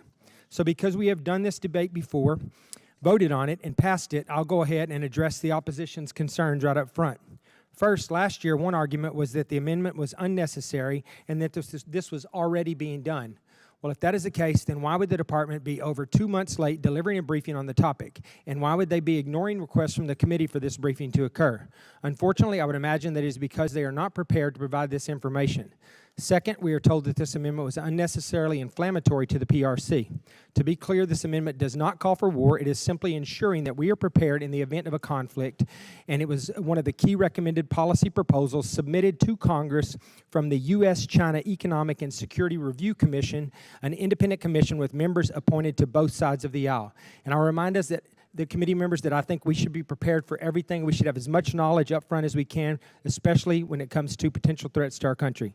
Scholars, military planners, strategists, and members of Congress study the PRC and hone our knowledge to help us be performed as decision makers, as I described, based on the data and strategic evaluations. Just to summarize, number one, this amendment was voted on last year and passed, so we know where everyone stands on the issue. Number two, the committee directed this briefing to occur prior to March 22nd as part of the conference report, and the department has ignored the request. Number three, the amendment is supported by the U.S.-China Economic and Security Review Commission. Given those facts, I'm truly puzzled as to why this common sense amendment wasn't included as part of one of the earlier in-block packages, but here we are. At this point, I would like to urge my colleagues to support this amendment, and I yield back my time. Chair recognizes the ranking member. Thank you, Mr. Chairman. I still oppose this amendment, and I still think it's a bad idea to include it in this. My understanding is the department has not refused to provide that brief. They're in conversation with that, and they're working on it. And I certainly know that I have had plenty of information provided to me by the department about this issue. I still think it is a bad idea to enshrine in law that we are contemplating a blockade of China, which is an act of war, without question. I believe this is unnecessarily provocative, and I think it's just wrong to say that the Department of Defense is not contemplating all contingencies in the light of armed conflict. They are. And also, members of this committee have a variety of different options for getting this information. Based on what I know, it is completely inaccurate to say that the department is not thinking about this and is not prepared for this contingency. So putting this into law continues to be unnecessarily provocative. I'll work with the chairman to get a classified brief for the members here. But I have not noticed any reluctance from the department in a classified setting to have conversations about these and other issues. So I don't think we should be putting this in the bill. And again, I urge opposition to the amendment. Any other speakers? Any other members? Mr. Moulton. I would just like to quickly say that I understand Mr. Jackson's motivation here, and this is obviously a concern. As a member of the China Committee, I agree with what the ranking member just said about the department's willingness to address these concerns in a classified setting. And I would point out not just the concern about provocation, but the concern about deterrence, that deterrence is more effective for us if our adversaries don't know our plans.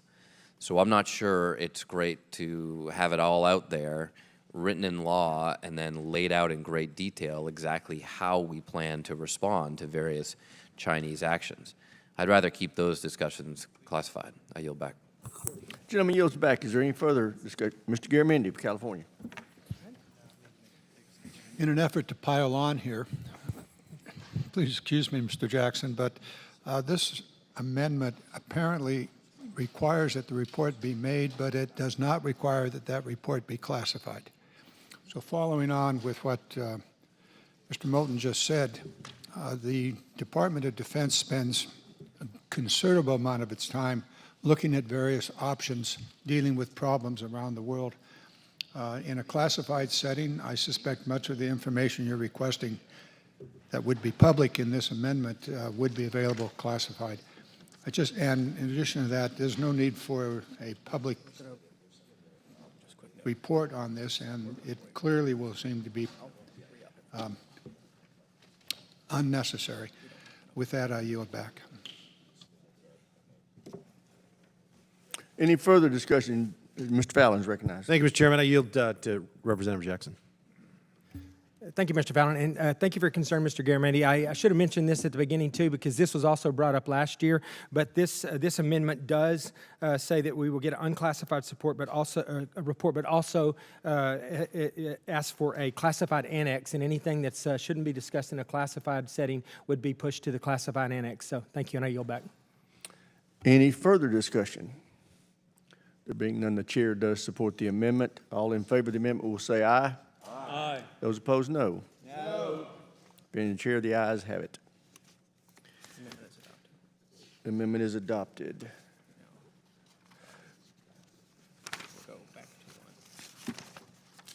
We will now consider amendment number 4578 by Mr. Turner. For what purposes, gentlemen, seek recognition? I have an amendment at the desk. Clerk will please distribute the amendment. Without objection, the amendment is considered as is dispensed with. The reading of the amendment is dispensed with. Chairs recognize the gentleman from Ohio for a purpose of explaining his amendment. Thank you, Mr. Chairman. I have an amendment that is not provocative, and that's actually relatively simple. It's odd that there's opposition to this. This is just a study. Usually people aren't afraid of studies. But this is a study that requires a report on what is an increasing problem that we have in the Department of Defense in funding grants that benefit our adversaries. The Naval Criminal Investigative Service has recently highlighted that our American taxpayers' dollars through the Department of Defense are funding Chinese defense capabilities. The Navy's office, the Naval Criminal Investigative Service related that the Navy's Office of Naval Research Grants had over 46% of research collaboration with China in the last 5 years directly with the Chinese Defense Research and Industrial Base. Air Force, it's over 50% direct collaboration with China. Army, over 53%. Now, I can't imagine how we've gotten to a situation where nearly half or over half for the Navy, the Air Force, and the Army are collaborative research projects with our Chinese adversaries. This is a study to tell us how to fix that. Now, we could just put a prohibition down in the bill and vote on that, but it does bear an actual report and study to find how do we get to this position, what are our solutions, what are the effects of solutions, how do we fix this so that we assure that we're not funding Chinese defense capabilities. Now, the amendment goes farther, in besides just the circumstances that the Naval Criminal Investigative Service has highlighted, to include Russia, China, North Korea, Iran, Syria, and Cuba.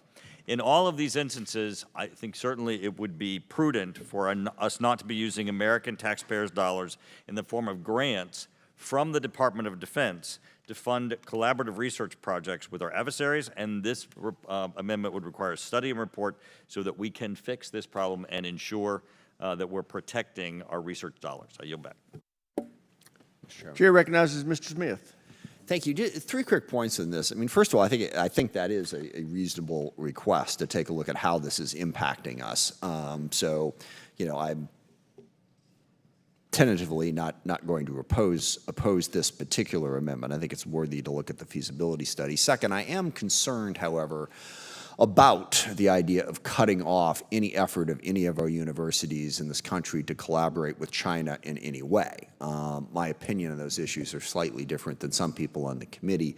I don't want a full-on, no-holds-barred Cold War with China. I don't think China's going anywhere. They are a major economic and military power that is vastly more integrated with the world than the Soviet Union was back in the day, and that presents a different set of challenges, and certainly some areas where, certainly on an academic level, we should find ways to work together and research some of the problems that the world faces collectively. I wouldn't want to cut it off entirely, but as Mr. Turner pointed out, this is a feasibility study. What would be the impact? I think that makes sense. But the third point is we have a series of amendments coming up that do ban or restrict such research, and I'd be curious if well, I guess we'll find out how Mr. Turner feels about those in a minute. But given his, I think, very compelling argument about the fact that banning it doesn't make sense, but certainly we ought to study the feasibility, willing to let this one go, and then we'll see how he feels about the ones that seem to contradict what he just said in just a minute. So I'm not going to oppose this particular amendment, and I yield back. Gentleman, Mr. Khanna. Mr. Chairman, I have no problem with the study. The problem is, and maybe I'm misreading it, my understanding is this goes beyond just studying any funding that would go to defense and to defense in China, and it's going to also include individuals in China. And I guess I would just caution the history, I don't think there is a Cold War with China, but even if there were a Cold War, we had a Cold War with the Soviet Union. And it wasn't one of the highlights of this Congress under the McCarthy era when there were restriction after restrictions posed on universities that banned academic studies, when the Harvard University president was hauled in front of Congress for any affiliation with anything related to the Soviet Union. And my fear with these string of amendments is that it's creating that same kind of sentiment that we criticized during McCarthyism, that we teach our kids was wrong. And I want to be careful that anything is really related to funding that's going to go to defense in China, which should be restricted, but not to study abroad programs or academic research. Any further discussion?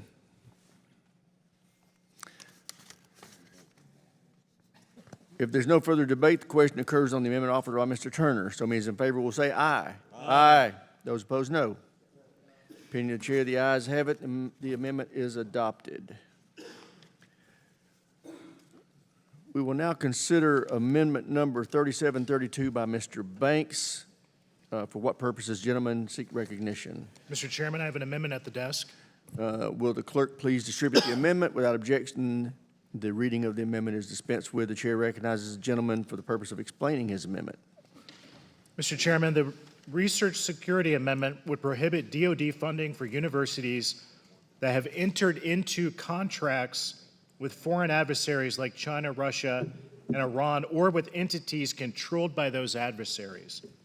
Under this amendment, universities could only continue these agreements if they get a waiver and publicly disclose their contract with these adversary entities. Congress, parents, and students deserve transparency. No more secret deals with CCP-controlled organizations. We must send a message to universities. Pick a team. You can work alongside America's military, or you can join our adversaries, but you can't play both sides. Today, our universities are threatened by secret, malign, foreign influence efforts. The last administration, the Trump administration, began probing university donations from overseas and found $6.5 billion in foreign gifts that were never disclosed. The current administration hasn't done enough. In fact, they've halted many of those same efforts to monitor foreign influence at our schools. Sticking our heads in the sand could have only made a bad problem worse. Congress must keep sensitive DoD-funded research safely out of our foreign adversaries' hands. So with that, I urge all of my colleagues to please support this amendment. I yield back. Gentleman from Washington State, Mr. Smith, is recognized. Thank you very much, Mr. Chairman. And this I do oppose because it is not just transparency, as the gentleman mentioned in making the amendment. This is, barring any DoD funds go to any entity that has this contract. So the transparency part of it, certainly makes sense. But banning this is, I think, a huge problem. Research institutes need to be free to do research and learn and grow. And again, China in particular is a major player across the world in a wide range of fields. And I do not believe that we should completely cut off all ties with China as we try to figure out how to navigate our relationship going forward. Research is not joining our adversaries. We don't actually have a war with China right now, and I think every member of this committee should not want one. So this does go too far, cuts off those research possibilities for all universities in a way that is deeply problematic. As I said, you want to talk about transparency? Should DoD be aware of the contracts that different universities have? I'm open to that conversation and how we go about achieving it. This amendment goes further than that, and I oppose the amendment. I think this does get into that step of banning those concerns that Mr. Turner had mentioned concerns about on the previous amendment. And with that, I yield back. Is there further discussion? Seeing none, the question occurs on the amendment offered by Mr. Banks. So many as in favor will say aye. Aye. Those opposed, no. No. Being the chair, the ayes have it. Recorded vote is requested, and it will be postponed until a later time. Chair now calls up amendment number 3733R2 by Mr. Banks. Clerk will distribute the amendment. Without objections, the reading of the amendment is dispensed with. The chair recognizes the gentleman for the purpose of explaining his amendment. Mr. Chairman, this research security amendment would prohibit project leads on DoD-funded research into critical defense technologies from working for Communist China and other adversaries for 10 years after their employment.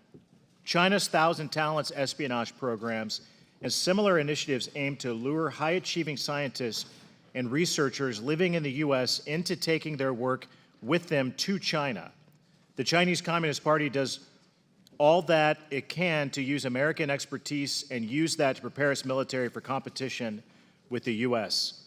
This provision will stop researchers from going to China to cash in on their defense research and will help ensure that defense-funded research breakthroughs in America stay in America.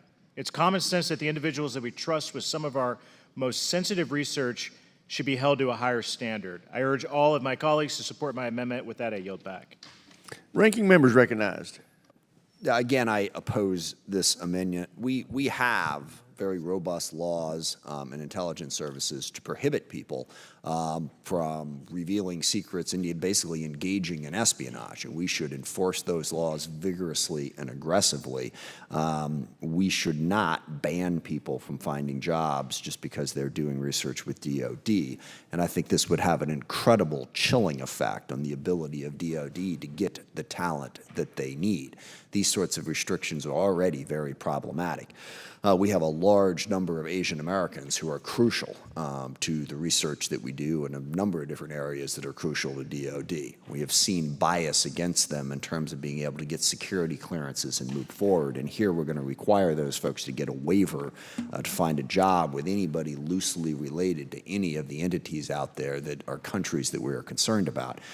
Again, this is too extreme a step, generates more conflict, and also, crucially, again, undermines our ability to get the talent that we need to do the research and develop the technologies and products that DoD is going to need going forward by chilling their ability to find employment after they do that work. I would urge opposition to this amendment. With that, I yield back. Is there any further discussion on the amendment? Mr. Kim's recognized. Yeah, thank you, Mr. Chair. I mean, just some comments as we're having a string of these amendments. I agree with the ranking member. When we think about how it is that we're going to prevail in this strategic competition, so critical for us to think about what we invest in our own country and the innovation that we can bring to the table and making sure we have the top talent to be able to do so. But I also just caution us as we have been a committee that has looked into and engaged on these issues surrounding the Chinese Communist Party and our genuine concerns about some of the tactics of controlling information in their own nation, of limiting freedoms and research and other components in their own ways. I just caution us to make sure that as we're taking steps to be able to protect ourselves, that we do so in a way that doesn't make our own tactics start to resemble that which we hate and are scared of and worry about the most. You know, we do have a way in which we can continue to protect our country while doing so in a way that protects our freedoms and doesn't have the types of tendencies that resemble some of the authoritarian things that we are worried about when it comes to the CCP. And with that, I'll yield back. Jim yields back. Mr. Connor. Well, just briefly, I would say that this is not simply a matter of what's going to be in our national security and having talented people allow us to compete. It's a matter of our fundamental values. And it's a shame that Frederick Douglass in 1869, 20 years after being enslaved, had the courage back then to defend Chinese immigration when there was enormous bias against Chinese then. And he said, in the free air of America, the best will survive and prevail, because he believed in American democracy and our institutions, and that we would become a composite nation. I believe these amendments violate some of the fundamental principles that Lincoln and Douglas established for this country, and that's why I oppose them. Gentleman yields back. Any further discussion on the amendment? If there's no further debate, question occurs on the amendment by Mr. Banks. So those in favor will say aye. Aye. Those opposed, no. No. Opinion of the chair, the ayes have it. Recorded vote is requested. We will postpone action on the recorded vote. Chair now calls up amendment number 3739 by Mr. Banks.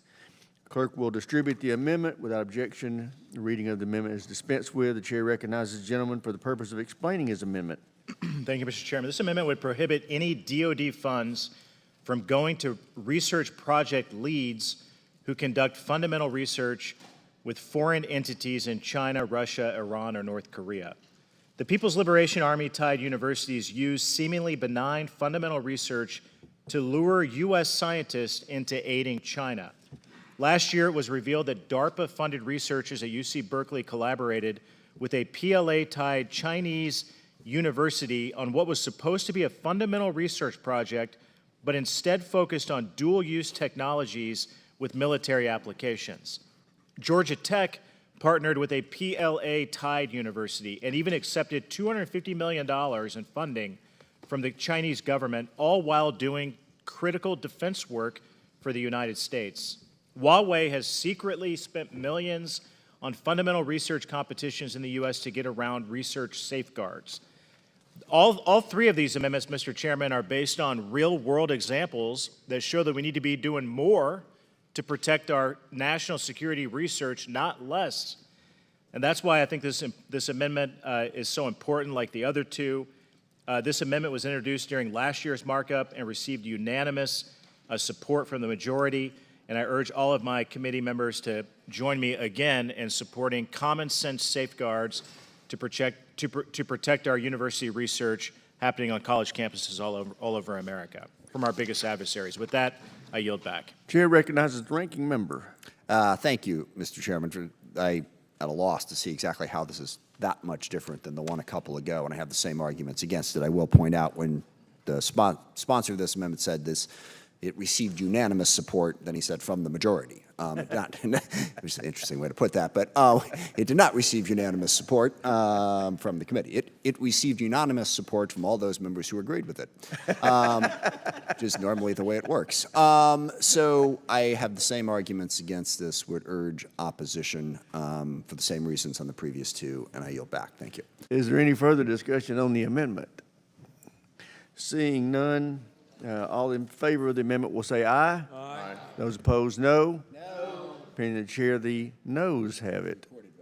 Recorded votes requested. We will now consider log number 3775 by Mr. Gates. Well, will the clerk please distribute the amendment? Without objection, the reading of the amendment is dispensed with. The chair recognizes the gentleman from Florida for the purpose of explaining his amendment. Thank you, Mr. Chairman. This is a right-to-work amendment. On February 4th, 2022, President Biden signed an Executive Order 14063 It created a union or labor agreement requirement for large-scale federal construction projects. We all want the best price for the best work, and the best company should receive that work through our federal contracts. This executive order turns that process upside down by requiring participation in a union or labor agreement organization in preparation for large-scale federal construction projects.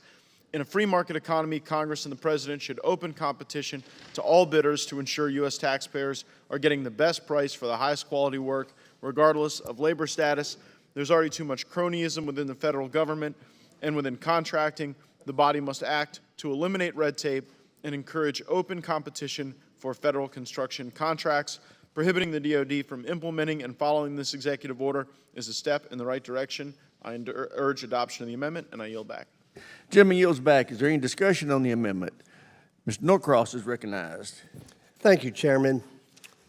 Project labor agreements have been around for well over 100 years. It is very simply a project delivery model. It creates a uniform and stable system for labor relations between the owner, in this case it's government, the contractor, and the workforce. This particular one is designed for very large projects, over 35 million, the ones that tend to be complicated, the ones that tend to limit those who are ability to be on it. It also creates workforce stability. There are 18 major trades, over 100 different sub-trades that are out there each and every day. We need to talk about what we've been talking about for the last few years, and that simply is the supply chain. Well, the most difficult supply chain to fill is one of humans, ones that can do the job with skill sets that we need for these complex jobs. You know, when we look at back over the last 100 years, the amount of project labor agreements that have been private, public, are in the thousands. I personally negotiate well over 100. I've worked on these. They tend to be the safest jobs in addition to being the stability for that workforce. And that's critically important. We're talking about MILCON projects, ones we can't afford to have delayed. I can't tell you how many times across the board here we talk about the delays, whether getting a piece of steel that we need. Again, the most difficult one is a trained, highly skilled craftsperson. And the idea that when you have these mega projects, the ones that we're talking about here, and they're going on all over the country, and private industry is doing this, not because it's a union issue, they're doing it because it's the most stable way to get a job done. You don't have to hire a union contractor. You don't have to hire union workers. That's the biggest misnomer here. I've personally been on jobs where they hired those. It worked together, and the jobs got done on time, on budget, and safely. For somebody that unfortunately in his career has seen workers die on the job in front of them, work safety is critically important, and project labor agreements tend to have the safest jobs in the world at the most critical time. So I urge my colleagues to follow what they're doing in the private industry. Southern Company, the big utility, Micron, the NFL, all these major projects are done with project labor agreements. And all we're saying, folks, in a time of short supply, Joe Courtney talks about the shipbuilding industry. It is no different in the construction industry. And the project labor agreement uniformly and creates a stable workforce so they can be there to finish the job on time, on budget, and safely. With that, I yield back. Chair recognizes Mr. Courtney.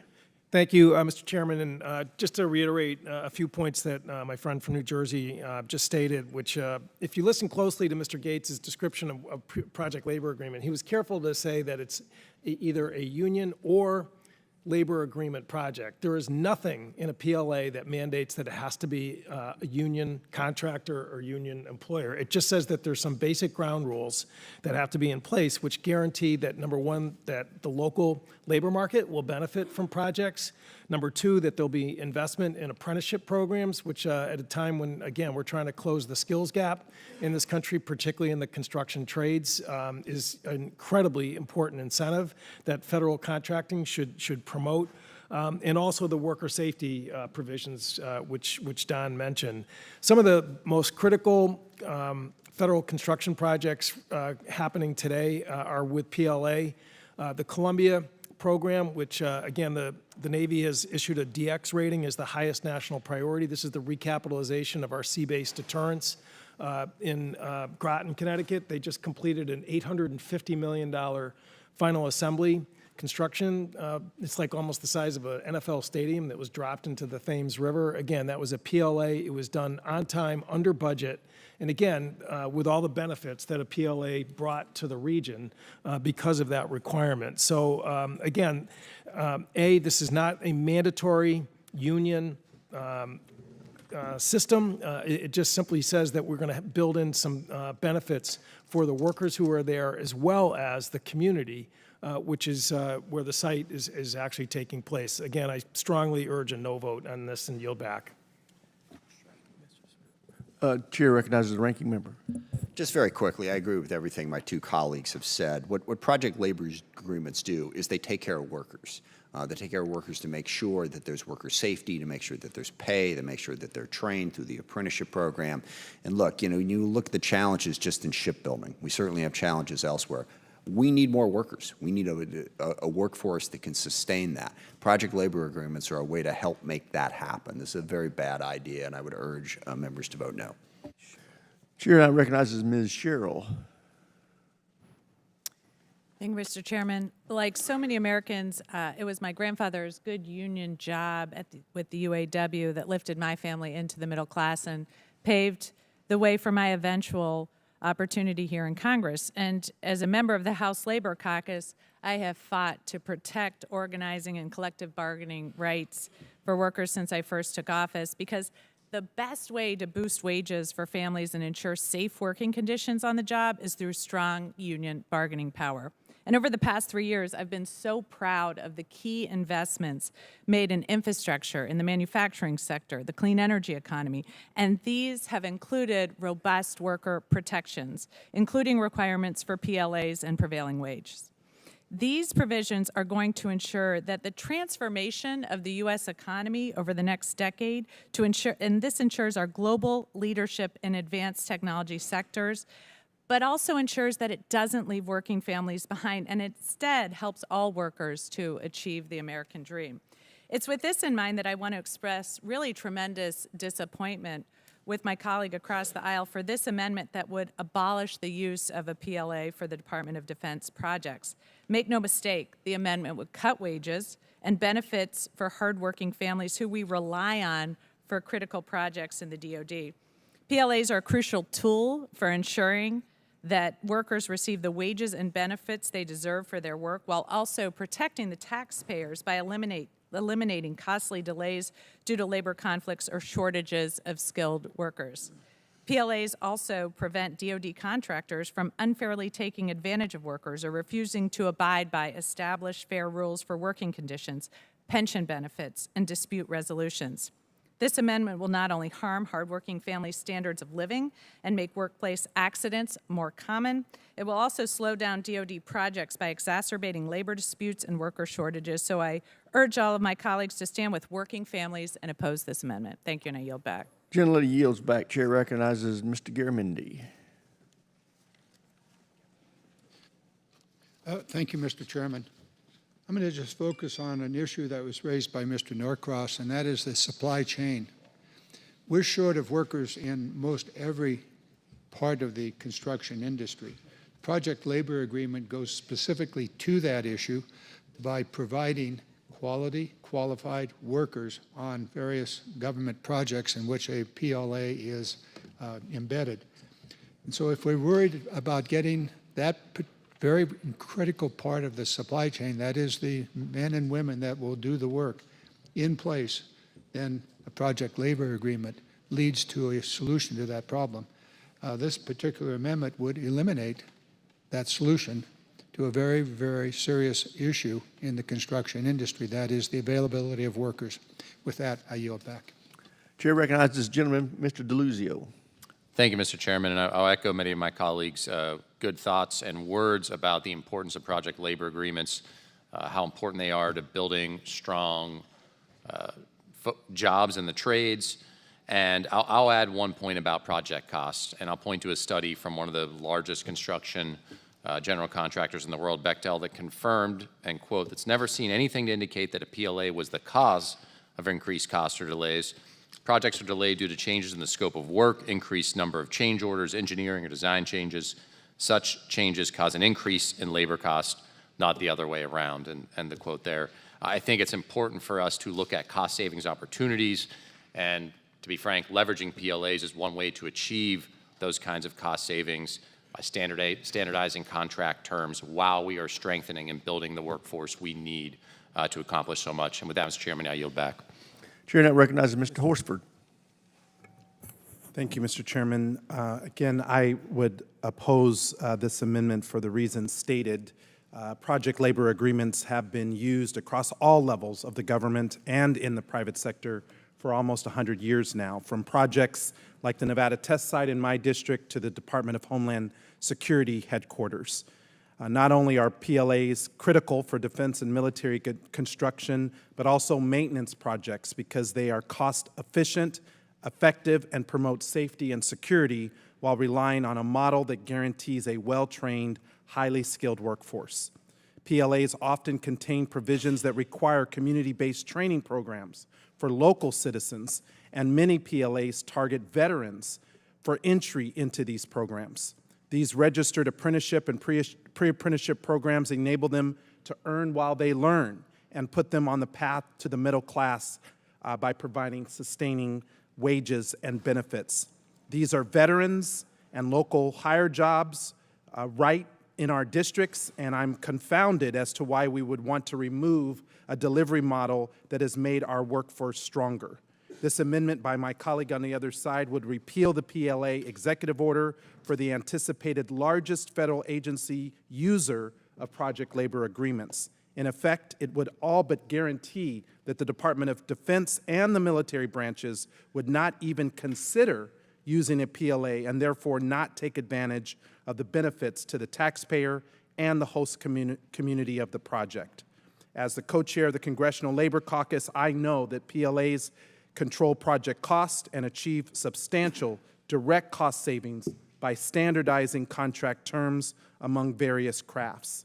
Study after study have made it clear that PLAs do not increase the cost of construction projects, but instead reduce job site accidents and produces on-time projects. So a vote for this amendment is a vote for less safe and less efficient construction on our military installations. I urge my colleagues to vote no. Chair now recognizes Mr. Keating. Well, thank you, Mr. Chairman. The enemy of business is uncertainty. Project labor agreements end this kind of uncertainty in major projects. In decades in being a government official in the Commonwealth of Massachusetts, I've seen time and time again the benefits of project labor agreements on big projects. We know now that a lot of these uncertainties deal with coordination of workers, timing, supply chains, trying to think in the front end what contingencies might come up and anticipate them and deal with them so that they can be dealt with in a timely manner. Safety issues that could come up being resolved ahead of time to prevent unnecessary stoppages and loss of workers in terms of injuries. You know, I think the average American, Mr. Chairman, can just understand at a small scale when you're trying to get work done around your own house with major repairs. Think about how difficult that is today. Difficult making sure that workers come in at a certain time, that one comes in after the other, that everything is set up ahead of time. And just look at the complexity of the Department of Defense in dealing with major projects and the complexity that's there.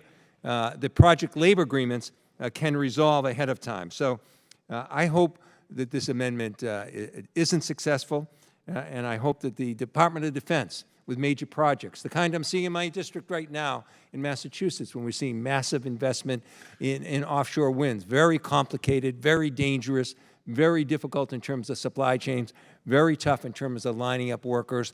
I see the benefits of it there in place as we go forward. The Department of Defense should have that availability as well. I urge my colleagues to vote no on this, and I yield back. Mr. Ryan's recognized. Thank you, Mr. Chair. I want to join my colleagues and echo their points. Also want to encourage my colleagues on the other side of the aisle to see this as truly not a partisan issue, but an opportunity to mirror the exact values that we talked about in the quality of life for our soldiers and service members and their families to those that do the incredibly important construction work and project work for the department. This amendment, as proposed, would be devastating in terms of the affordability and the quality of life, for example, in my district in the Hudson Valley. I'm proud to represent West Point, where over the next 10 years, there will be nearly $1 billion in critically needed construction projects to upgrade the academy, support the future leaders of our Army and our country. And we have a stark choice to make. Are we going to do that by, with, and through local union labor that pay fair living wages in communities like mine, that keep workers safe, and that uplift the community? Or are we going to continue to turn our backs on working people that are the backbone of this country and have been the backbone of this country? I know there is strong bipartisan support in standing up for PLAs from some of my colleagues, and commend them for that. And with that, I yield back, Mr. Chair. Is there any further? Mr. Moulton's recognized. Thank you, Mr. Chairman. I would just like to make two quick points. The first is, why would we want to take this option off the table for our Department of Defense? Why would we want to say to them, you cannot use all the benefits that my colleagues have outlined that come with project labor agreements, that ensure that work will get done on time, on budget, and with the most skilled workforce available? The second point I'd like to make is that our unions have been extraordinarily generous to our veterans. And a lot of Marines that I served with have gone on to join unions. Unions regularly make efforts to recruit veterans and to give them the opportunities that they deserve when they get out of the service. For complicated projects upon which our national security depends, we should have all options on the table to make sure they're done right. So I hope you will join me in rejecting this amendment. Go back. Gentleman yields back. Chair recognizes the gentleman from Florida, Mr. Mills. Thank you so much, Mr. Chairman. With this, I'd like to yield some time to my colleague, Florida man Matt Gates. I thank the gentleman for yielding. And in our state of Florida, the free state of Florida, we're a right-to-work state. And so sometimes these PLAs drive defense jobs out of right-to-work states. Now, that's not fair. My colleague, Mr. Moulton, said, well, why would we want to take the option off the table for the DOD? Let's keep in mind what the amendment does and what President Biden's executive order does.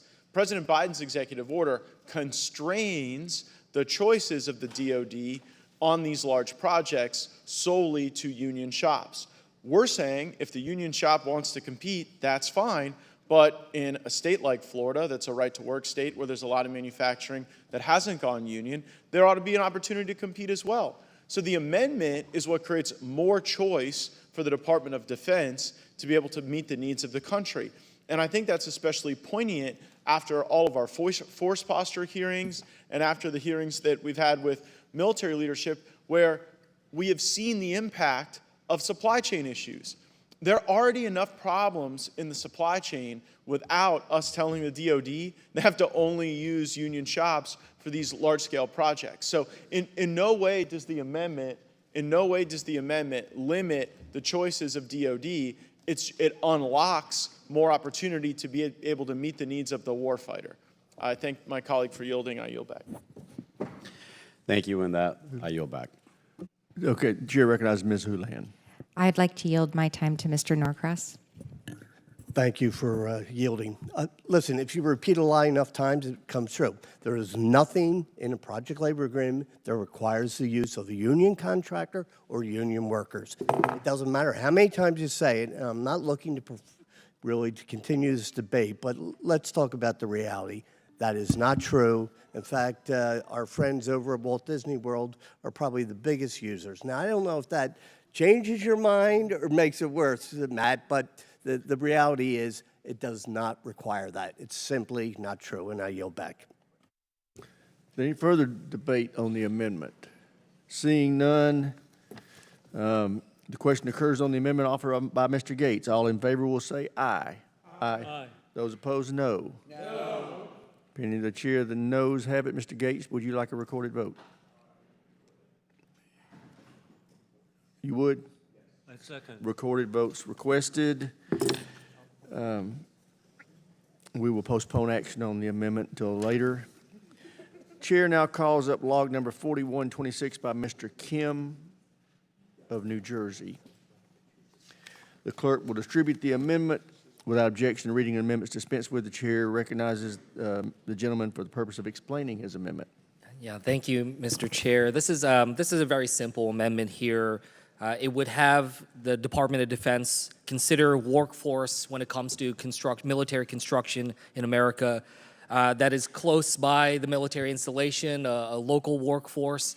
This is something that came out from the fact that there was a recent GAO report that found that across DoD, only about 50% of the workforce on a given domestic military construction project was from within 60 miles of the construction site.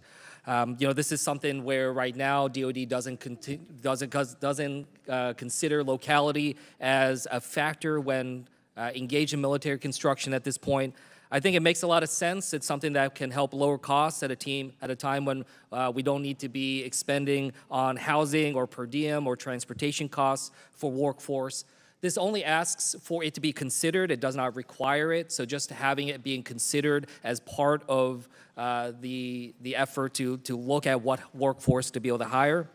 And I think many of us are here in this room right now because we have military bases and installations within our own communities. And I think it makes sense that we would want to have a community that is engaged and feels invested in these projects, that we can draw from our own workforce if they are qualified and capable to be able to do so. And I think that will help with our community relations with the bases, with the installation, with DoD writ large. So I think this is a simple amendment, just trying to have this new consideration in there to be added to it. Thanks so much, and I yield back. Gentleman yields back. And as I stated earlier, I have a very high opinion of Mr. Kim, but I'm going to have to oppose this amendment. The pool of skilled labor is not distributed evenly by geography. The amendment would restrict the most qualified contractors in this country from building critical projects. It will also significantly increase costs for military construction projects, and I urge members to oppose it. And with that, I will recognize Ms. Takuda. Thank you, Mr. Chair.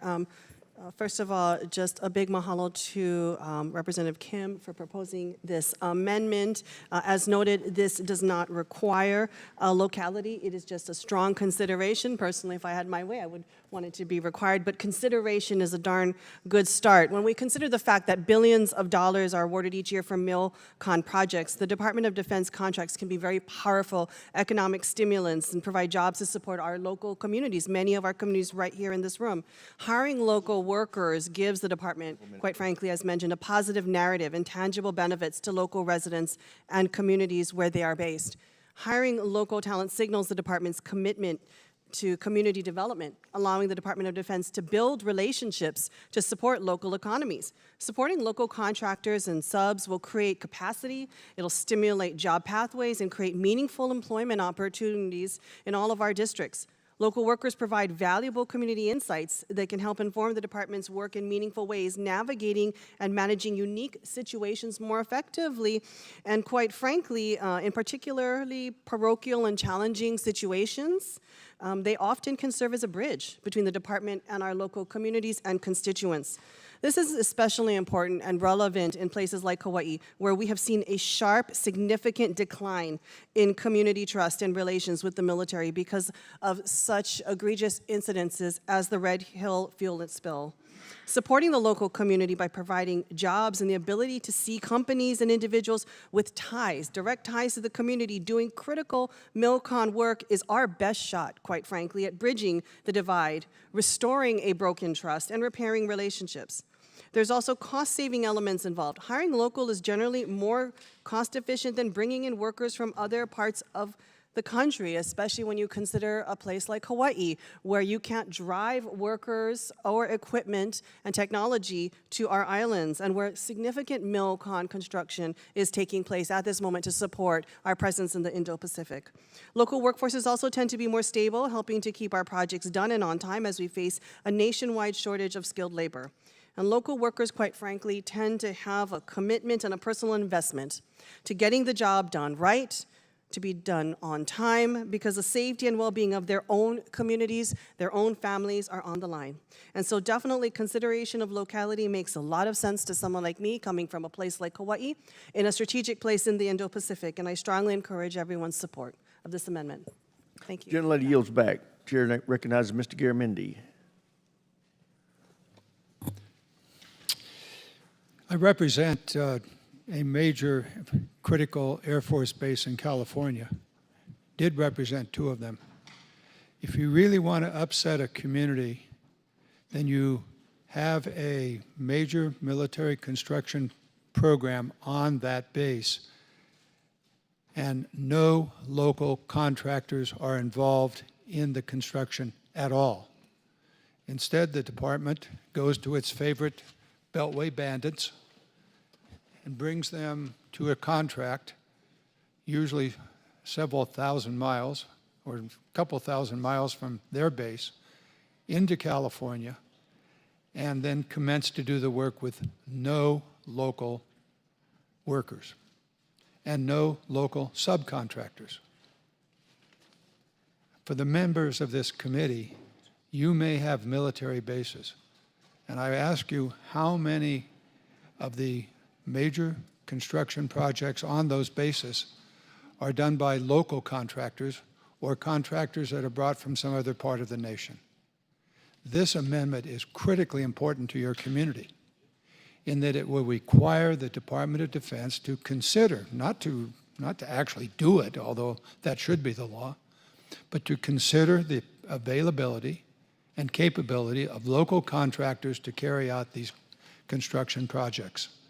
It is absolutely maddening to the local contractors, to the businesses in those communities when they see the work being done by out-of-state contractors and out-of-state workers, none of them local. And in addition to that, as a former insurance commissioner in California, we were constantly enforcing the labor laws in this situation. And all too often, these contractors refuse to deal with workers' compensation laws, time and laws, and other labor laws that are applicable, at least in the state of California. Mr. Kim's been at this a long time, as have I. And it's high time for this committee to set in place a policy in which local contractors at least have a shot at getting the contract and bringing onto that base local workers who are skilled and qualified. So, Mr. Kim, I hope your amendment finally passes. With that, I yield back. Any further discussion? Mr. Waltz. Thank you, Mr. Chair, and I share your respect for our colleague, Representative Kim, but this, as has been discussed, this isn't the gentleman's first time with an amendment pushing local hiring requirements onto military construction projects, and frankly, the committee has rejected the idea for a number of reasons. One is, while the narrative sounds and seems well-intentioned, going down this path of emphasizing where a contractor's office is located would severely curtail access to skilled labor for critical military construction projects. And the pool of skilled labor in this country is not, I mean, this is just the reality. It's just not distributed evenly by geography. And these efforts would restrict the most qualified contractors from building critical projects. We have workforce shortages, as we've discussed, in many critical skill sets. As we manage these shortages, state and local policies that help drive people into these fields should be priorities around the country. Frankly, I think just kind of glossing over the problem by putting contractor proximity first for federal military construction projects is the wrong approach. I think we just have a substantive disagreement here that the zip code of the contractor isn't what matters most. What matters most is building our projects. We need to modernize our military with the best and most capable companies out there as we prepare for future conflict. And I urge my colleagues to oppose the amendment, and I yield back, Mr. Chairman. Mr. Vasquez is recognized. Thank you, Mr. Chairman.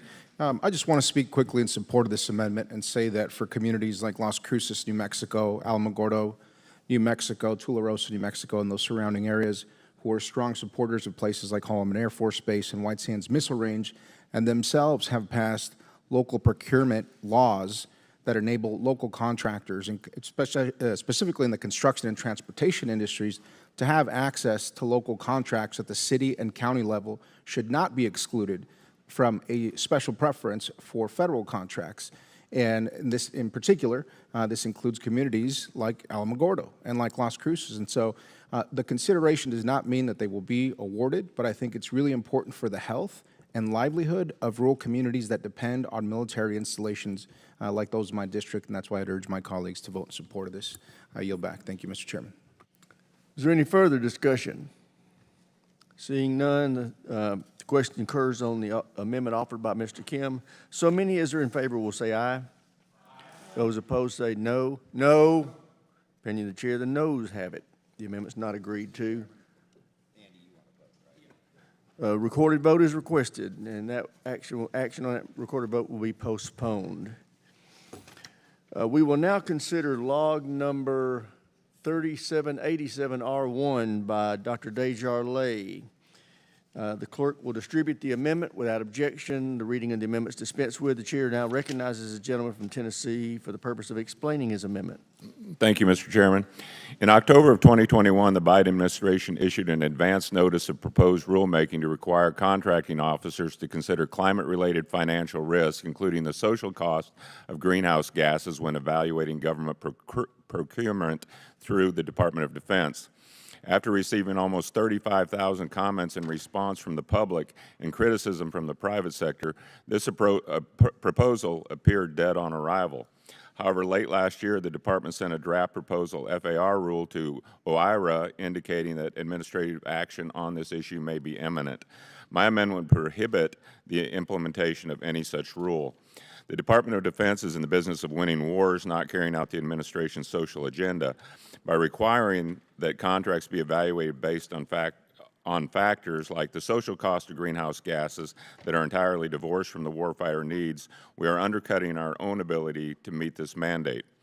The Department of Defense may already, at its discretion, evaluate a contractor's risk of performance on a given project. If a company is financially on shaky ground or skepticism exists on the contractor's ability to perform a given contract, the Department may already take this into consideration. Therefore, this regulation would only further distract the Department of Defense from what really matters, supporting the warfighter. Many on this committee wonder why defense contract costs have ballooned out of control. Well, in part, it's because of requirements like this, which increase administrative costs for contractors and advantage larger contractors that are able to absorb the costs associated with complying with these requirements.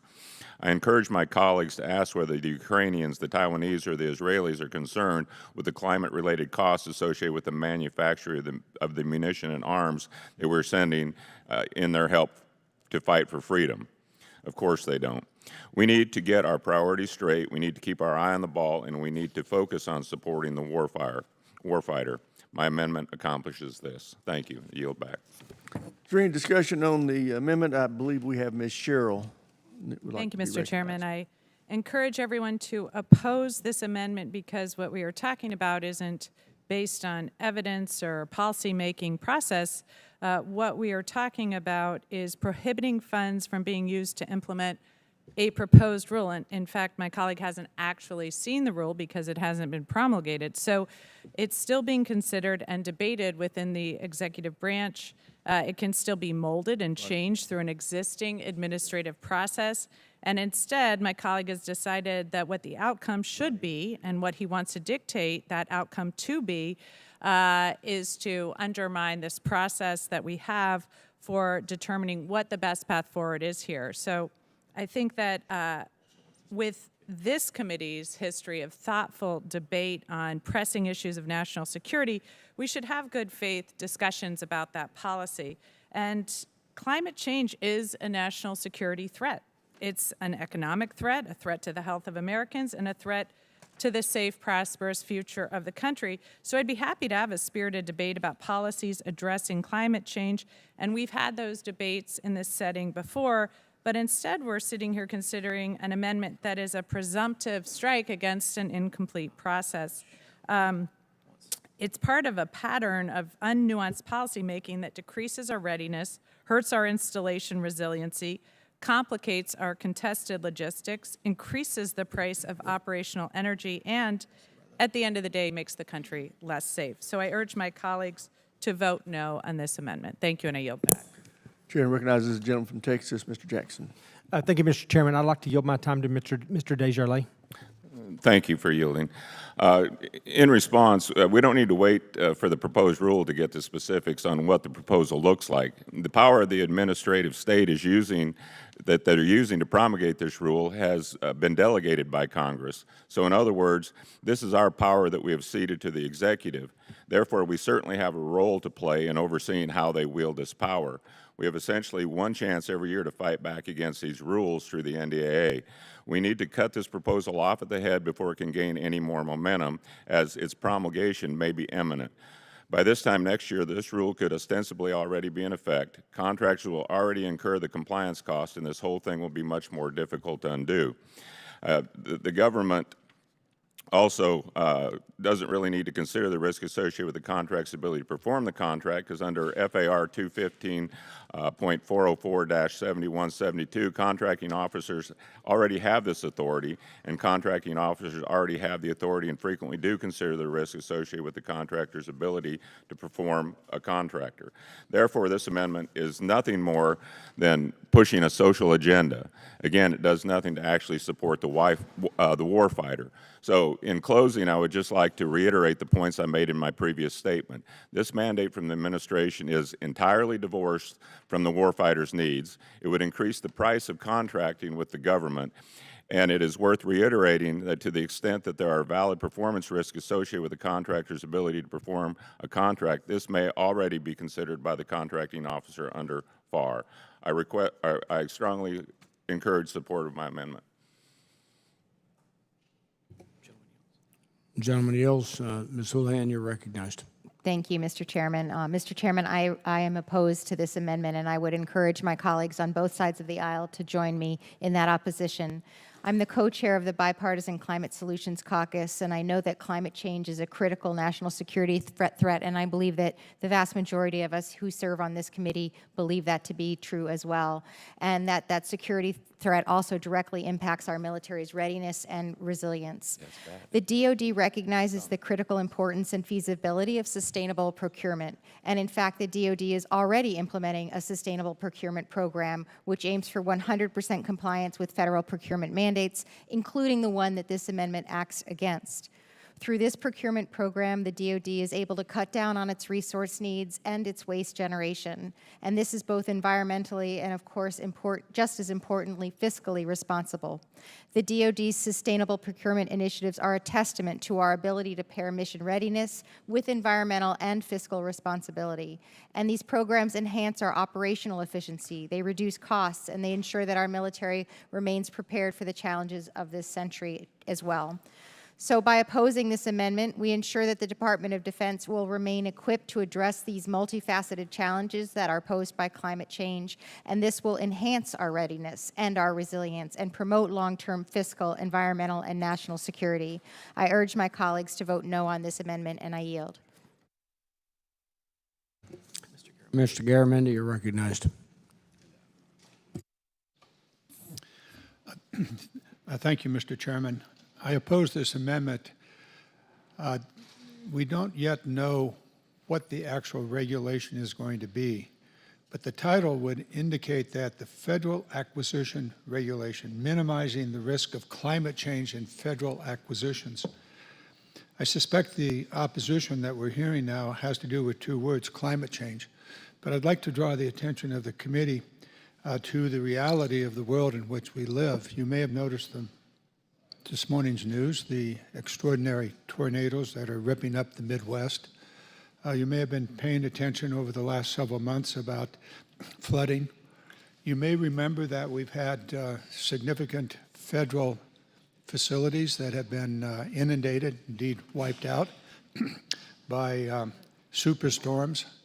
Think of those in Florida, particularly Tyndall Air Force Base. And you might think about sea level rise, which is real and is actually happening. All of these are changes. These are the risks to the changing climate. And the acquisitions that we are authorizing in this legislation need to take account of that. For example, we need to build facilities that are above the floodplain. We need to build facilities that are resistant to wind and storm damage. We need to build facilities that actually can be sustained in a sub-zero freeze, for example, in Texas. So the point I want to make here is that climate change is not a bad word, but it does draw our attention to the reality of the world in which we're living. And a regulation that I would hope would be forthcoming would cause the federal government and certainly the Department of Defense to take into account in its acquisitions the reality of the threats that do exist. And so with that, I would oppose this amendment and draw our attention to the larger problem of the reality of the world that is changing. I yield back. Mr. Smith, you're recognized. Thank you, Mr. Chairman. I just want to make one point. This is something that comes up continually in our debates about global warming and climate change, is the implication from the Republican side of the aisle that this is some sort of social agenda, this is some sort of political correctness, and therefore should be ignored, which is really disappointing because basically what the science seems to suggest at this point, and there is some flexibility in it, is that, global warming, climate change has got our planet headed towards a place where it will no longer be sustainable. That's not a political correctness social agenda. That's a desire to make sure that the entire planet isn't exterminated. Now, the really disappointing part about this is there's a lot of different ways to deal with that. And I will fully agree that folks on the left get a little self-righteous about, well, you have to do this and you have to do that, and we know what the science says, and they're very inflexible in how they approach it. And I would welcome a conversation and a discussion with people in the Republican Party about what the smartest way is to deal with the problem. What really alarms me is that it has become the position of the Republican Party that the problem doesn't exist, so therefore we don't even have to think about it. It is just some sort of political correctness. It's not. It is a very real problem. And I would go back to the 2008 campaign. John McCain and Sarah Palin said global warming was a problem. It was part of their campaign, shocking as that may seem now. I urge you to go back and read some of the comments. It's great to see Sarah Palin waxing philosophic about the problems of dealing with global warming when she was the vice presidential candidate there. But then Barack Obama had the audacity to win the presidency, and since he was the one working on the policy, we decided that it was totally unacceptable. And there's all kinds of politics in that are problematic. Global warming, climate change is a very real problem. And it seems to, at least in part, be being caused by digging up fossil fuels from beneath the ground and burning them. That seems to be putting us on the path to destroying the planet. And it seems to me that we ought to figure out how to deal with that. Now, I, again, would welcome the opportunity to work with the Republican Party on how to do that in a more intelligent way. I certainly see a ton of stuff, in the Democratic Party on the left side that is dealing with it in a way that probably isn't intelligent. We could use your wisdom in how we work at that problem. But just to bury your head in the sand and act like it's not a problem, go so far as to say, we're going to prevent you from even, introducing any kind of rule that considers it or talks about it at all, instead of putting parameters around it, is a real public policy problem. This is a public policy issue that we need to address intelligently, not ignore. And at the end of the day, that's what this amendment is. This amendment is saying, ignore it, not a problem, don't worry about it. And that roughly 90% of all people who study this problem say is completely wrong. So please reject this amendment. Let's try to address this issue, hopefully in an intelligent, thoughtful, and effective way. I yield back. Is there any further discussion? Seeing none, the question is on the amendment offered by Dr. Desjardins. So many in favor will say aye. Aye. Those opposed, no. No. And the chair, the ayes have it. Recorded votes requested. Recorded vote is postponed. The chair now recognizes the next amendment, 3781 by Mr. Gates. Clerk will distribute the amendment. We'll consider the amendment as read. For what purposes the gentleman, Mr. Gates, recognized? I have an amendment at the desk. Clerk will distribute the amendment. Amendment will be considered as read. The gentleman is recognized to explain his amendment. Thank you, Mr. Chairman. This amendment was considered and adopted into the House version of the NDAA last go-around.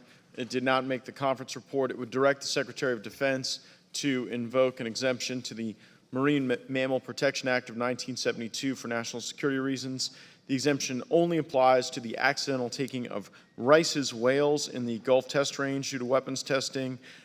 There has not been any reported injury or taking of a Rice whale during any of my time in Congress, yet the concern over these 51 whales has led to a real negative impact on that testing. So I would urge the adoption of the amendment for those reasons, and I yield back. Is there any debate on the gentleman's amendment? Mr. Chairman, I seek recognition. Gentlelady is recognized.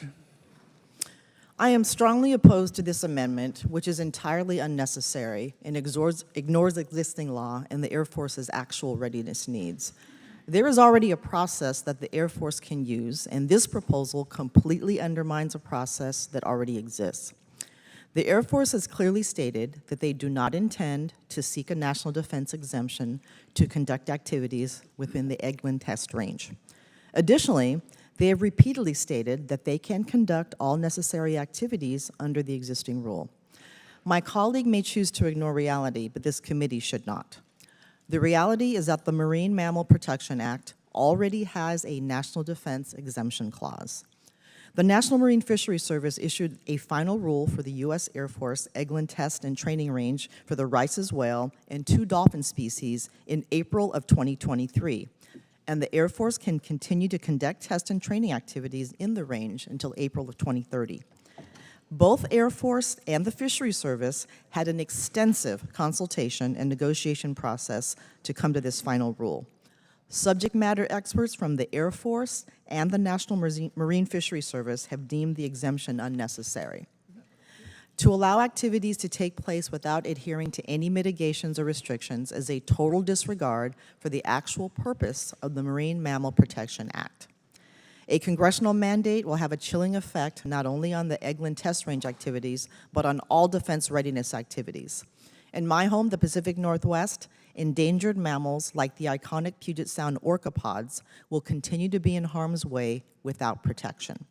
With only 73 southern resident orcas left in the wild, protecting these mammals and other species must remain a priority. Marine mammals are functioning elements of our ecosystem. Studies show that large whales bring nitrogen and other nutrients to the ocean surface.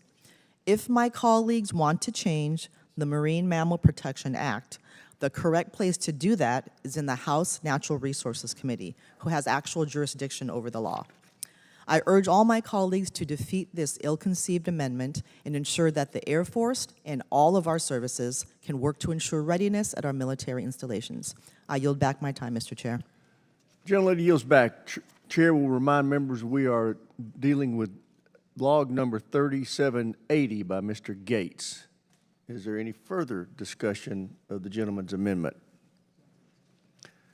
Seeing none, the question occurs on the amendment offered by Mr. Gates. So many in favor will say aye. Aye. Those opposed, no. No. Opinion of the chair, the ayes have it. Recorded votes requested. Recorded vote will be held but postponed.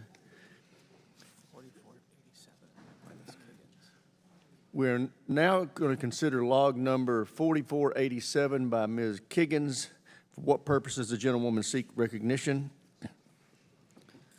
Mr. Chair, this amendment is a crucial Does the step. lady have an amendment at the desk? Yes. Will the yes. clerk please distribute the amendment? Without objection, the reading of the amendment is dispensed with. I reserve a point of order against this amendment. The chair recognizes the gentlelady for purposes of explaining her amendment. Thank you, Mr. Chair. This amendment is a crucial step in ensuring semiconductors are produced domestically and that we are not reliant on China for this critical product. Semiconductors go in everything from innovative technologies that underpin American energy, powerful new AI technologies, key weapons systems keeping Americans safe at home and abroad, and more. The bulk of semiconductors are currently imported from Asia, a critical supply chain vulnerability that was illustrated during the pandemic-era chip shortage. America's access to semiconductors is critical to our economic and national security. In an attempt to onshore semiconductor manufacturing, Congress authorized the CHIPS for America program in the fiscal year 21 NDAA, and in 22 appropriated $52 billion for the CHIPS and Science Act. Ensuring the success of the CHIPS Act should remain a national imperative, but as we so often see, American economic and national security is put on hold over redundant red tape regulations, in this case, the NEPA process. The potential delays resulting from NEPA reviews would significantly undermine the ability of the U.S. to move with the speed and urgency needed to restore U.S. semiconductor manufacturing. Existing NEPA regulations threaten to delay domestic semiconductor manufacturing projects already under construction and discourage future investments in domestic semiconductor manufacturing.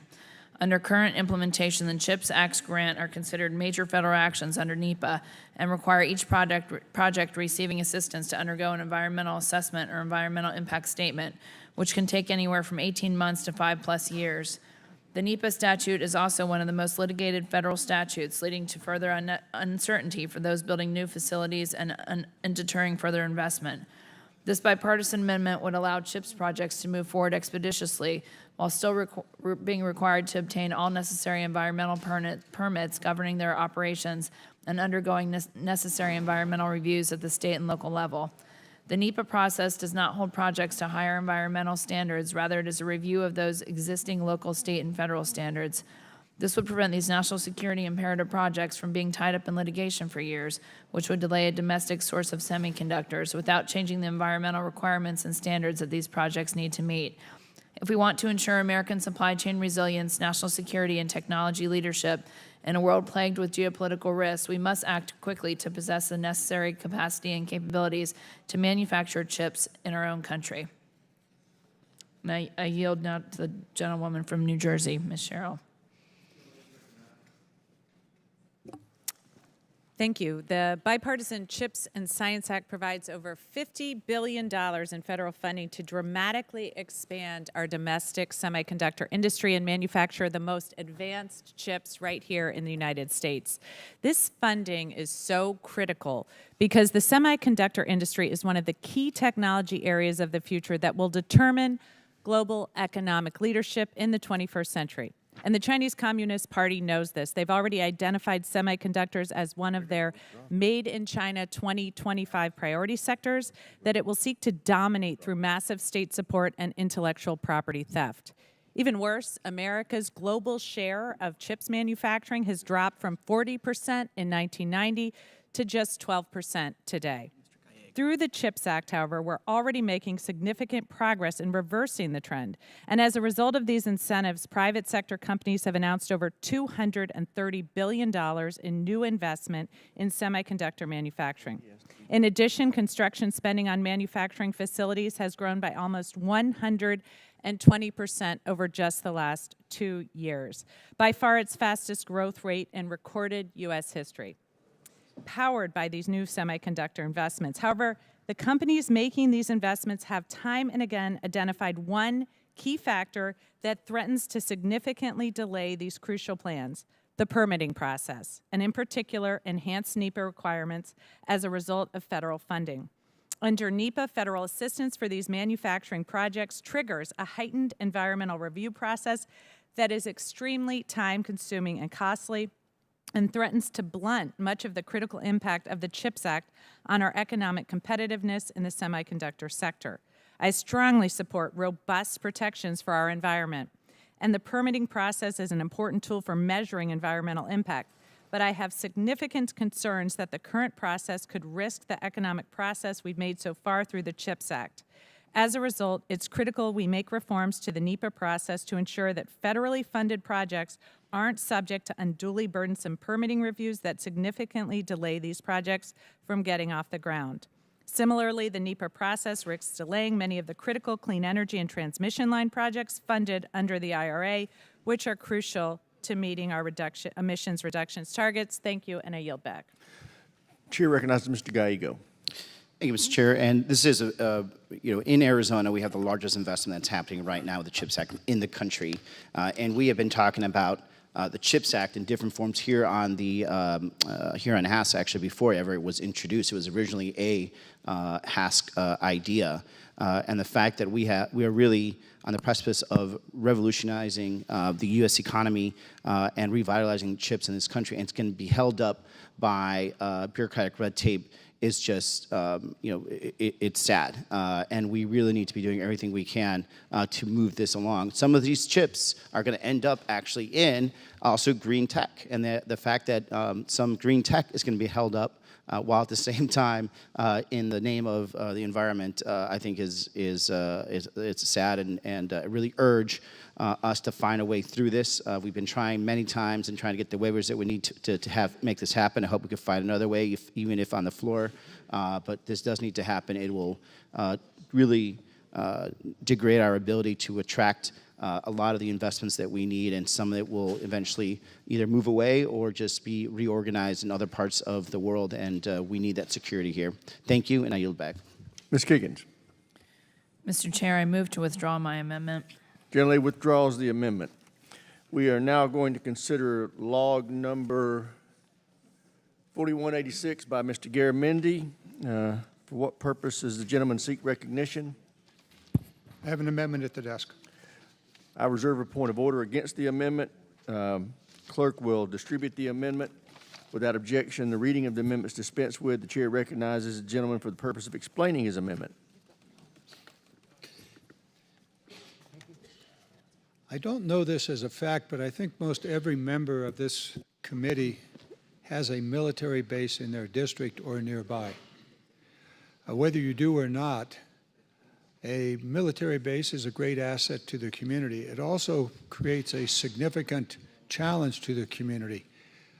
We have, for some years, had a base access road program for the Department of Defense to assist in building, maintaining access roads to the base.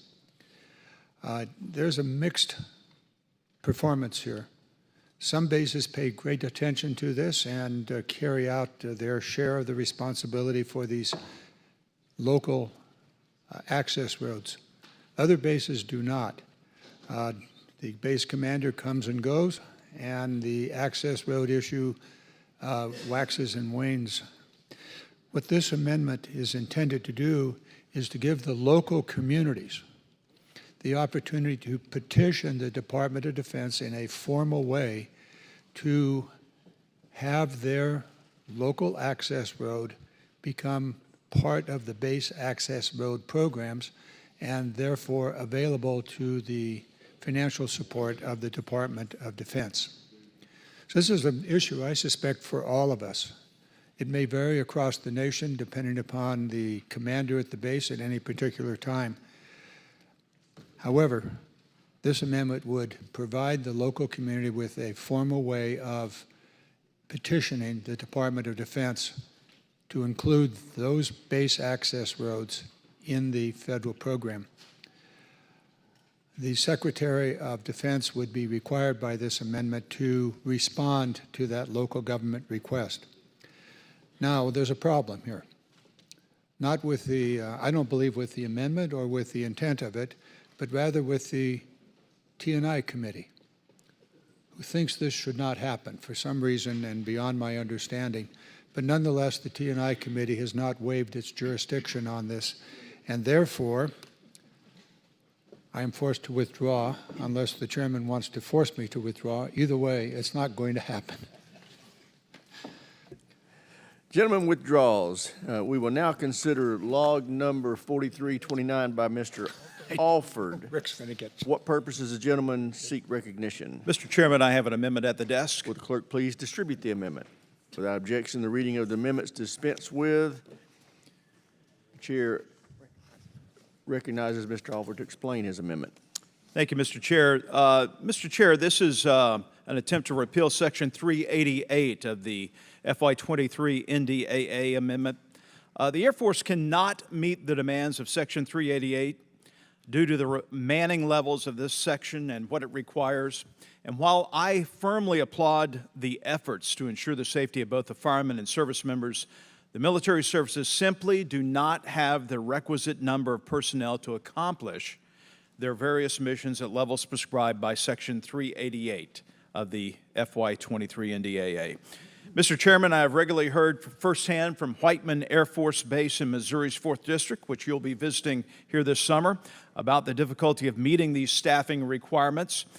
One-size-fits-all solutions are not the answer, and there is a need to listen to the commanders on the ground who are simply asking for discretion and the flexibility to solve the problems at their level with the limited resources they are provided. Mr. Chairman, while this amendment cannot move forward at this time, and I will be withdrawing my amendment, I do look forward to working with the chairman and ranking member on this issue in the future because I feel it is very important. Thank you, and I yield back. The chair thanks the gentleman for withdrawing his amendment. We will now consider log number 3977. For what purposes whose amendment is? Gentleman from Arizona seek recognition. Thank you, Mr. Chair. As you know, APEX accelerators guide small businesses in navigating the defense and government. Does the gentleman have an amendment at the desk? I do have an amendment at the desk. Clerk will distribute the amendment. Without objection, we will consider the amendment as read. I do reserve a point of order against the amendment. Now the gentleman is recognized to explain his amendment. Thank you, Mr. Chair. As you know, APEX accelerators guide small businesses in navigating the defense and government contracting process. My amendment would clarify that native APEX accelerators can serve not only reservation lands, but also tribes and tribally owned businesses located other places. Excuse me. Many tribal members and tribally owned businesses are not located on reservation lands, including in my home state of Arizona. According to the 2020 census, only 13% of American Indian and Alaska Native members live on reservation or trust lands. Excluding the remaining tribal members and businesses from the APEX program is unfair and arbitrary oversight. Tribal membership is not overruled by geography. Tribes and tribal entrepreneurs across the United States want to contribute to our national security, and we have a lot to gain by ensuring they can grow and innovate. I would like to continue to work with the chair and ranking member on this important issue, and I respectfully withdraw my amendment. Thank you. Chair thanks the gentleman for withdrawing his amendment. We will now move to log number 4026 by Ms. Slotkin. For what purpose does the gentlelady seek recognition? I have an amendment at the desk. The clerk will distribute the amendment. Without objection, the reading of the amendments dispensed with. The chair now recognizes the gentlelady for the purpose of explaining her amendment. Thank you, Mr. Chairman. I want to repeat a phrase that I've heard many times from the Pentagon and from folks here as well, from senior uniformed officials in the Pacific when we think about countering potential threats like China. Quantity has a quality all its own. On this committee, leaders in the Pentagon, we have some tough choices to make. We need to modernize our force and invest in new technology while also staying ready for near-term threats. Many of us on both sides of the aisle believe that the Air National Guard is a key piece of dealing with this tough challenge. Right now, Air National Guard provides 94% of continuous homeland air defense, an average of 32% of combat Air Force taskings annually, and in FY24, 50% of the combat Air Force taskings with only 27% of the fleet. Selfridge Air Force Base, National Guard Base in my state is one of the homes of our fighter missions there. And as the Homeland mission demonstrates, reducing the Air Guard fighter force without a follow-on replacement plan leaves us very much at risk, particularly that we'll run out of fighters before we run out of missions. So I just want to put on the table an amendment that puts the brakes on the Air Force fighter retirement, until we understand what the follow-on plan is. It's not to say exactly what that plan has to be. It's not to prescribe what goes where, but it's to say that we need a realistic plan and how we're going to keep these capabilities we need including guard capabilities. So with that, I yield back and look forward to the conversation. I think the gentlelady chair recognizes himself. I oppose this amendment. Freezing the force structure of the Air National Guard for the next 10 years will do more to undermine our national security than improve it. It will delay the Air Force efforts to divest of legacy assets and reinvest in the modern assets we need to deter China. And I urge members to oppose it. With that, I recognize the ranking member. Thank you. I too oppose this amendment for basically the same reasons. I think it places unnecessary restrictions on the military's ability to put the assets where they want them to be and where they need to be. I mean, we'll see what happens going forward with the number of F-15EXs and other fighter aircraft that we generate. But these types of restrictions make it difficult for the military to make the decisions they need to make to modernize our force. And I'm opposed to hamstringing them in this way, so I oppose the amendment as well. Thank the gentleman. Chair recognizes Mr. Whitman. Thank you, Mr. Chairman. I'd like to thank you and the ranking member. I think your points are exactly spot on, and that is modernization is about making choices. And this, while sounding good for the Air National Guard, actually prohibits other Air National Guard units from recapitalizing older assets. It actually prohibits the Air Force from executing its plan to recapitalize 6 Air National Guard fighter squadrons with F-16s. Those are places like Buckley, Colorado, Andrews Air Force Base, Maryland, Boise in Idaho, Atlantic City, New Jersey, Kelly in Texas, Tucson, Arizona. All these bases would be adversely affected by this. It also makes us less capable to fight tonight. Remember, we're recapitalizing with newer aircraft. These F-15EXs need to be in the Indo-PACOM. This would prohibit them from getting to the Indo-PACOM. It negates the planned basing of those aircraft there. It also is going to require massive cuts to the active duty force. These are potential fighter squadrons in places like Alaska, Arizona, Florida, Idaho, Nevada, New Mexico, North Carolina, South Carolina, Utah, Japan, Republic of Korea, the United Kingdom, or Italy. The current U.S. Air Force structure plan already has Air National Guard units expanding, anywhere from 25 to 28% of the overall fighter force structure. So they do plan to make sure we're using assets in the Air National Guard, but we have to transition to be able to do that. You do have to retire older aircraft to get to that. And the active duty component's already taking a larger cut of where they're reducing those aircraft. The active duty force is taking a 15% cut. Air National Guard's taking an 8% cut. The bottom line, too, is the Air Force plans for the future. The Air Force strongly opposes this because it really makes it difficult for them to make the transition forward to make sure we have the right balance of newer aircraft and the right balance between our Air National Guard and our United States Air Force active duty component. So with that, Mr. Chairman, I also stand in opposition to this amendment. Thank the gentleman. Chair recognizes the gentleman, Mr. Norcross. Thank you, Chairman. Prohibiting the retirement of 25 Air National Guard squadrons. Each and every day, our Air Force looks at its requirements, obviously what its budget is, and the best way to prepare for the fight that we hope we never have. I spoke to Ms. Slotkin and for every member here today, trying to protect that district that you represent is part of the jobs. But there's more than one way to protect those jobs.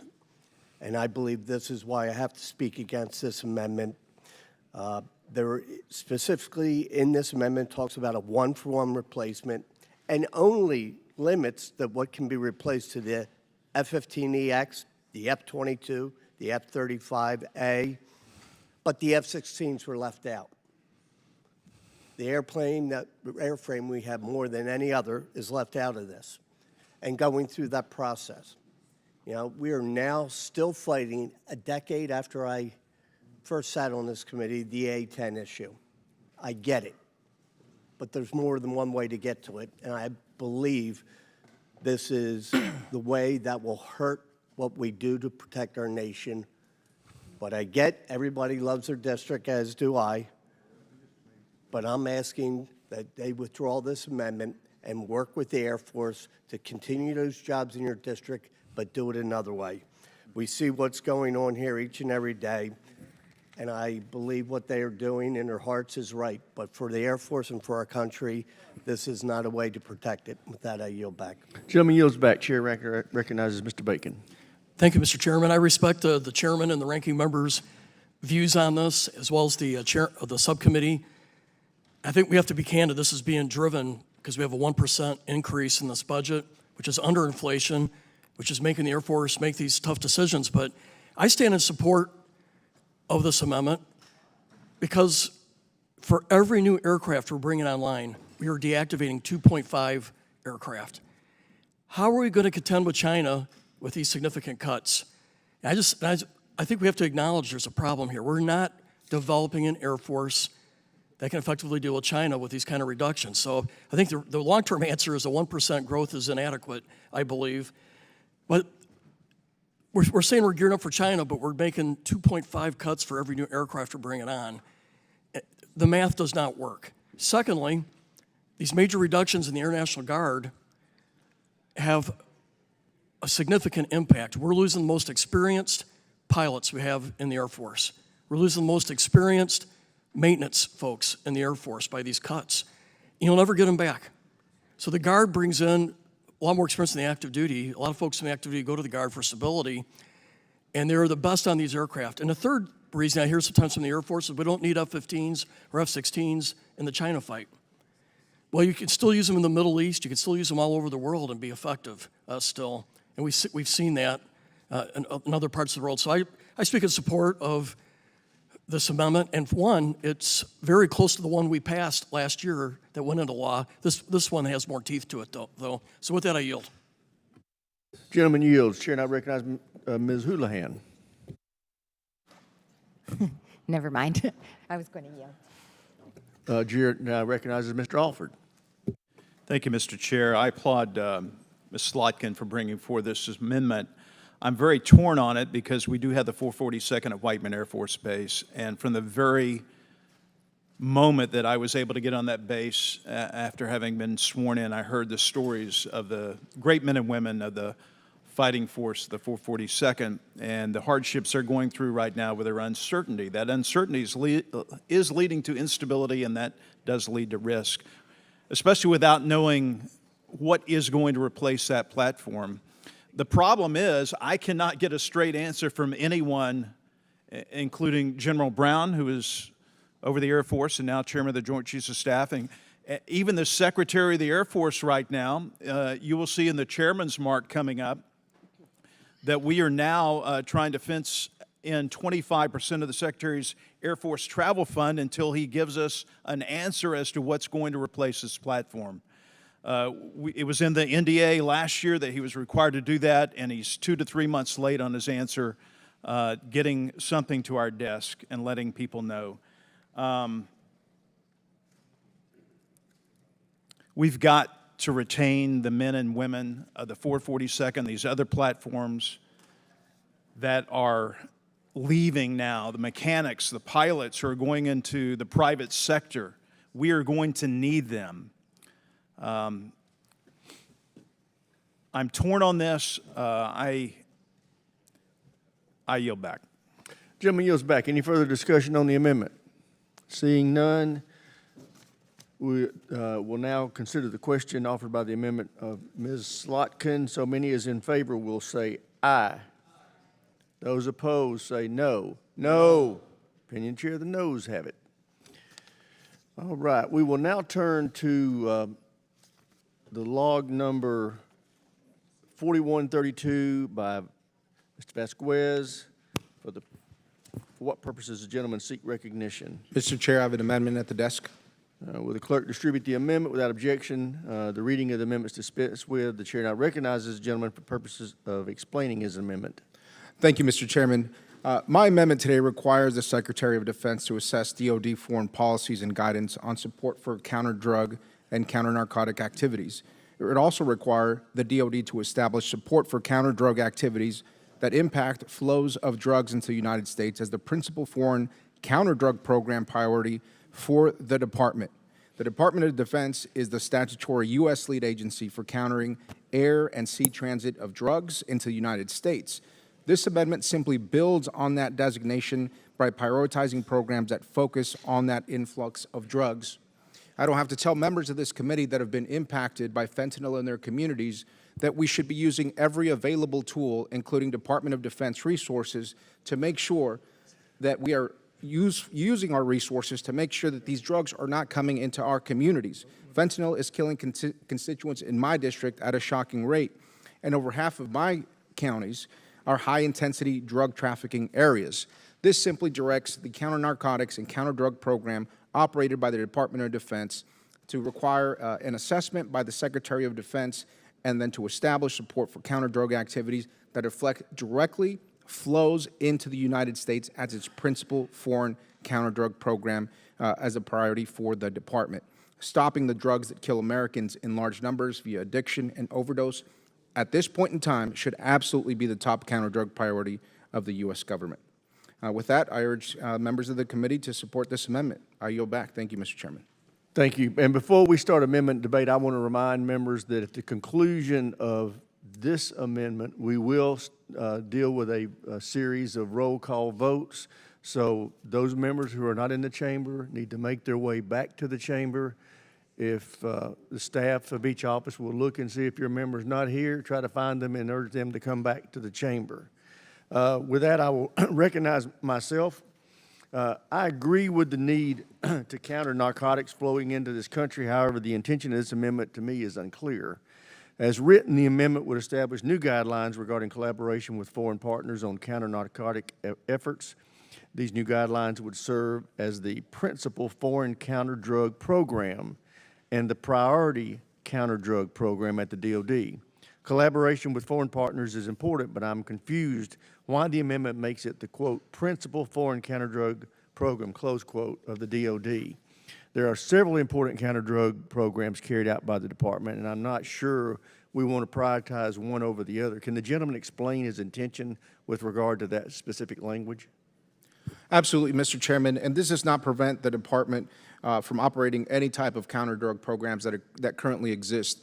What my amendment seeks to do is simply seek what the greatest threat to Americans today is not what is happening with opium trafficking in Afghanistan or what is happening in South America. It is the import of drugs into the United States. Now, that air and maritime monitoring that we have the capability to do in places just south of me like Fort Bliss is critical to the health and safety of Americans. And so what this would do is help reduce the largest threat that this counter-drug program can actually impact, and that is the death of American children and American families. So this simply places a priority on that, but it does not limit or hamper the ability of the department to conduct other counter-drug efforts, Mr. Chairman.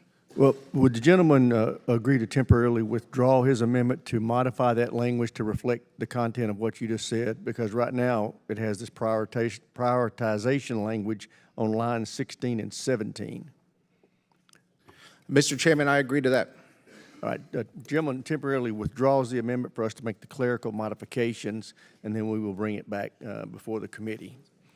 Now we will turn to recorded votes. I would urge everybody to turn their clickers on. You've got your little voting clicker there. You need to press the on button. What?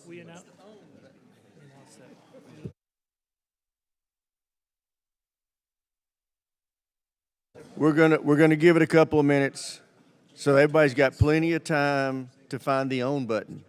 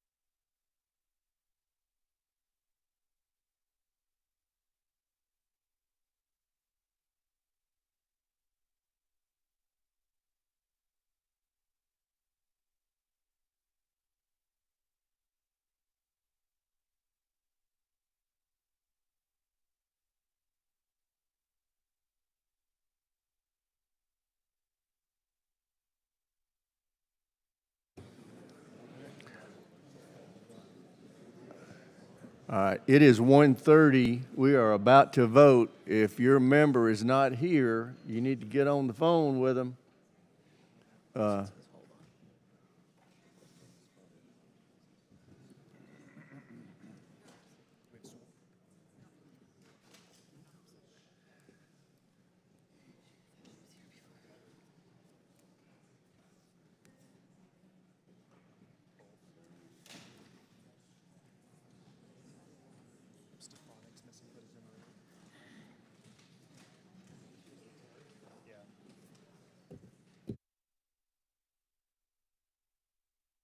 All right. We are going to take our time, this first vote or two, make sure we get these machines working well, so everybody just don't be in a hurry. I hope everybody has turned their clicker on. There is an on button on your clicker. If you haven't pressed it, you need to press it. Don't ask me how to spell that. All right. We're now going to proceed to vote on those amendments that were recorded where recorded votes were ordered. The committee postponed further proceedings on amendment log number 3732 by Mr. Banks and shall now resume proceedings. The question occurs on the amendment. Members will record their vote using an electronic device. The chairman will be voting yes.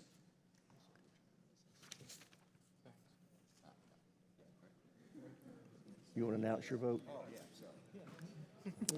And I will be voting no. Ranking member will be voting no. The clerk will open the machine and the members will vote. This is where you press the button on your clicker. It's a complicated job. There we go. All right, everybody look at the board and make sure you have been recorded as voting.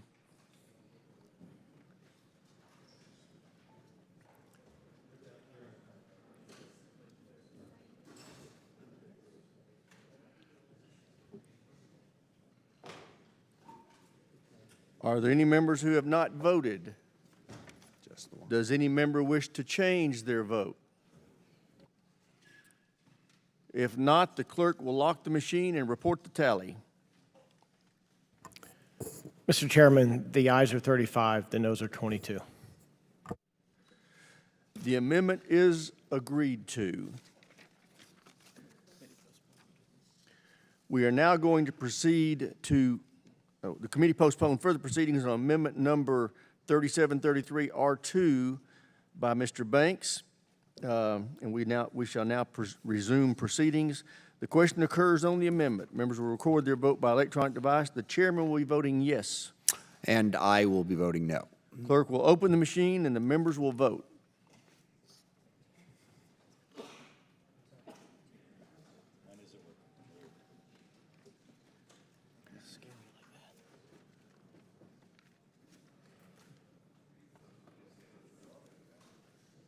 I would urge all members to look at the board and make sure your name is lit the way you want it lit. He's working it. There you go. Does any member, have all members voted? Does any member wish to change their vote? If not, the clerk will lock the machine and report the tally. Mr. Chairman, the ayes are 35, the noes are 22. The amendment is agreed to. The committee postponed further proceeding on log number 3739 offered by Mr. Banks and shall now resume proceedings. The question occurs on the amendment. Members will record their vote by electronic device. The chairman will be voting yes. And the ranking member will be voting no. Clerk will open the machine and the members will vote.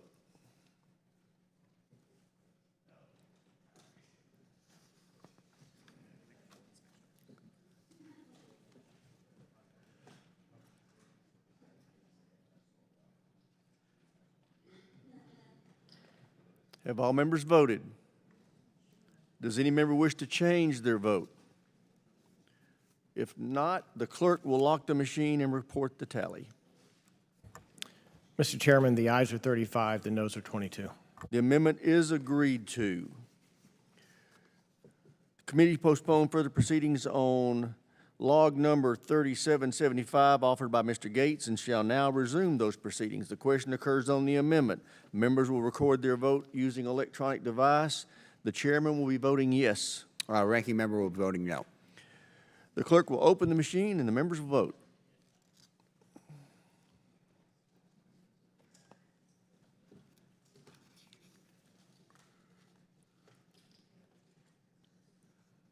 Have all members voted? Okay. Does any member wish to change their vote?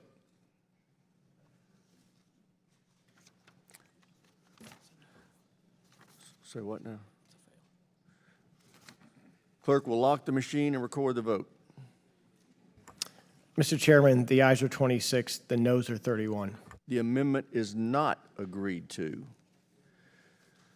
The committee postponed further proceedings on log number 4126 by Mr. Kim and shall now resume those proceedings. Question occurs on the amendment. Members will record their vote using electronic device. The chairman will be voting no. Ranking member will be voting yes. Clerk will open the machine and the members will vote.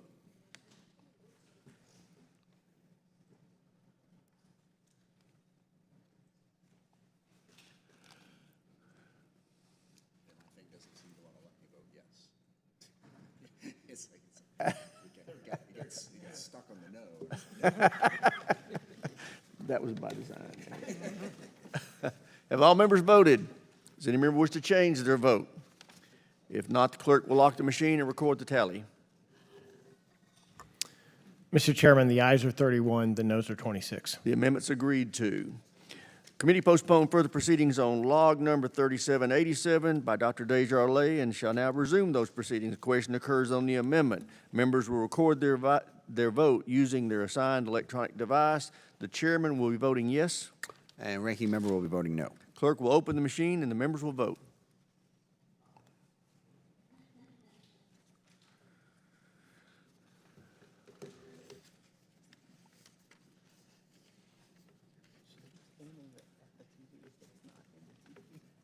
Have all members voted?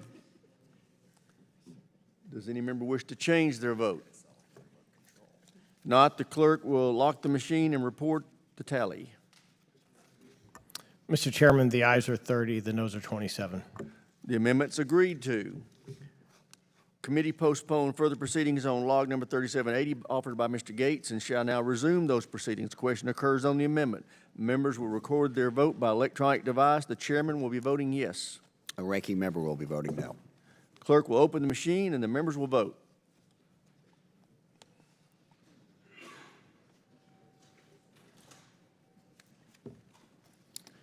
All right, you say I showed it.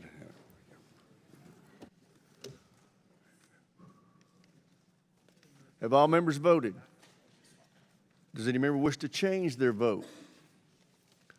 If not, the clerk will lock the machine and record the tally. Mr. Chairman, the ayes are 30, the noes are 27. The amendment is agreed to.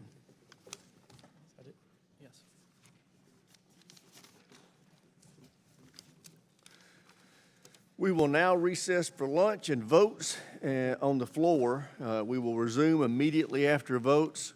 When we resume, Mr. Garamendi's amendment number 4200 will be the first up for consideration. With that, we are in recess.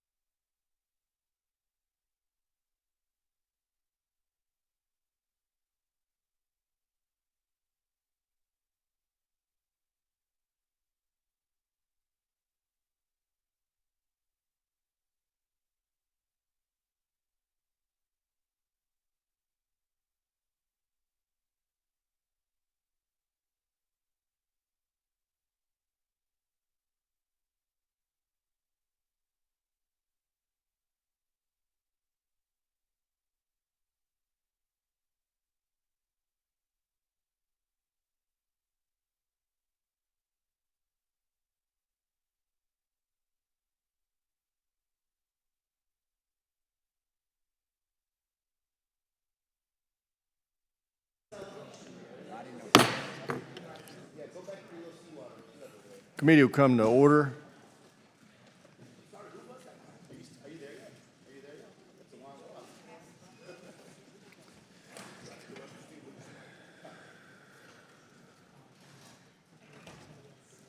Where's the? You know what? Let me.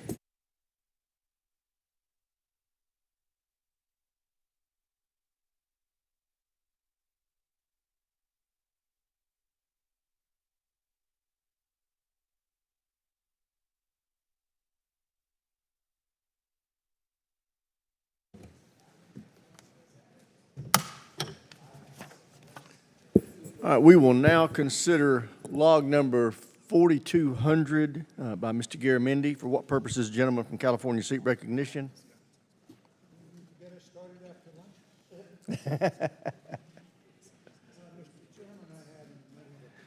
Clerk will please distribute the amendment. Without objection, the reading of the amendment is dispensed with. The chair now recognizes the gentleman from California for the purpose of explaining his amendment. It's interesting that I think I may have hit upon an amendment that has the support of conservatives, progressives, the Department of Defense, and multiple government accountability groups. And now I suspect all of you are very curious how such an amendment could possibly come before this committee. But it does, and it really comes about as a comment from last year. The Department of Defense Comptroller wrote this in response to this issue. The current statutory practice of having multiple individual senior leaders submit priorities for additional funding absent the benefit of weighing cost and benefits across the department is not an effective way to illuminate our top joint priorities. Therefore, the Department of Defense supports your proposal to repeal the requirement in 10 U.S.C. 222A.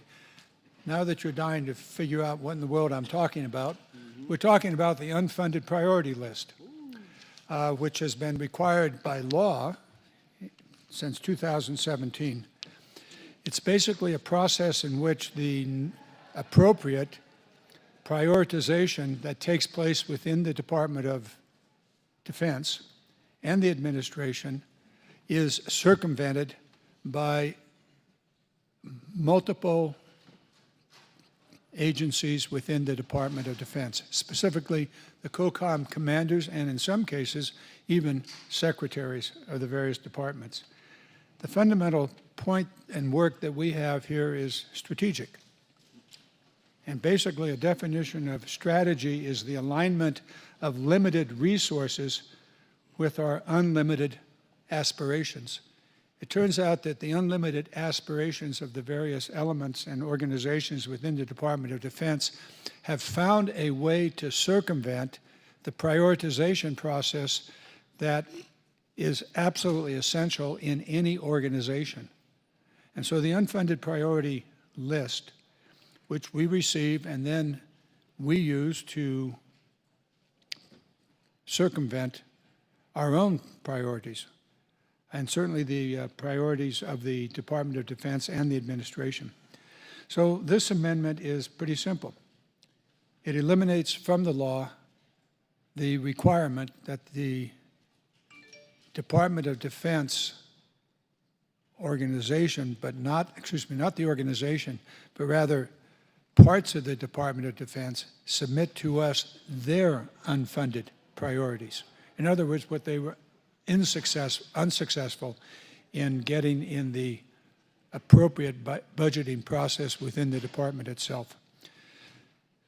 So now that I've totally confused you, all of us have seen the unfunded priority list. All of us have used the unfunded priority list to move our personal priorities or our district priorities forward. And that's what's happening within the Department of Defense. So I would ask for an aye vote on this, and with that, I yield back my remaining time. Thank the gentleman from California. I'm going to have to oppose this amendment. I would just remind members that presidents propose budgets. Congress writes budgets. We need the information from these combatant commanders and service chiefs to be able to make an informed decision about what we want to put in the budget. This amendment would prohibit Congress from receiving unfunded priority lists from service chiefs or combatant commanders. These are the individuals responsible for executing U.S. military operations around the world. It is critical that Congress know what the service chiefs and combatant commanders need to keep our service members safe and ensure the success of their mission. Let me just give you a couple of examples of this year's unfunded requirements from General George, the Army Chief of Staff, that we ended up putting in this mark. $350 million in counter-UAS systems to defend our troops from attack at Tower 22 and other bases in the Middle East. We've put them in 2025. Over $100 million to repair and rebuild barracks and family housing so our troops and their families no longer have to live in dilapidated, unsafe housings. Neither of these critical needs were funded by the President's budget. We funded them in the bill only because they were our priority, and they were informed by General George's unfunded priority list. We wouldn't have known about them otherwise. So I would just urge members to be cautious about this. I think this is important information for us to decide if we want to pay attention to or ignore it. And with that, I yield to the ranking member. Thank you, Mr. Chairman. I support this amendment, and we will have plenty of opportunities to hear from our combatant commanders and various other service chiefs and other pieces within DoD, as we do throughout the posture hearing. What the unfunded priorities list is a requirement that they provide them to us, and it sets off a competition. No combatant commander is going to come in and say, I'm good, okay, because they know every other combatant commander is going to be asking for things, so they got to compete with them. As long as they're required to ask for them, they're going to ask for more and more and more. In fact, you know, combatant commanders, I doubt there's ever been a combatant commander who's felt like 100% of their needs have been met. I haven't even encountered one that felt that 60% of the needs have been met. It is an incentive to ask for more and more and more and not make the tough decisions that, as Mr. Garamendi pointed out, are part of the budget process. So I disagree with the characterization of this amendment saying that this means we will never be able to hear from anybody within the department about what it is that they would like to spend money on. We have plenty of opportunities. But the unfunded priorities list implies that we are not funding things that have to happen. DoD, the executive branch, they have a long, elaborate process to determine how to make their choices amongst various different programs. And then we in Congress absolutely have a say in that. And we hear from all manner of defense contractors and other constituent groups and others about what they think should be in there instead of what is there. This process is specifically a driving force to have an endless battle over who can ask for more. And I think it hurts our ability to set priorities and make smart choices. So I support the amendment and I urge adoption. Anybody else seek recognition on this amendment? Gentleman from Nebraska. Thank you, Mr. Chairman. I have found that these unfunded lists very useful, and this will be my 8th year, and there's been a couple times where there was extra money at the end, and we were able to identify pretty quickly how we could prioritize. And because of that, for example, we have 10 EA-37 electronic warfare aircraft designated for Tucson. Without that, we may probably still be at 6 designated. So I have found it to be very useful, and I encourage opposing the amendment. Thank you. Thank the gentleman. Anybody else seek recognition on this amendment? If there's no further debate, the question occurs on the amendment by Mr. Garamendi. Those in favor say aye. Aye. Those opposed say no. No. Opinion chair, the noes have it. Recorded votes requested and postponed until a later time.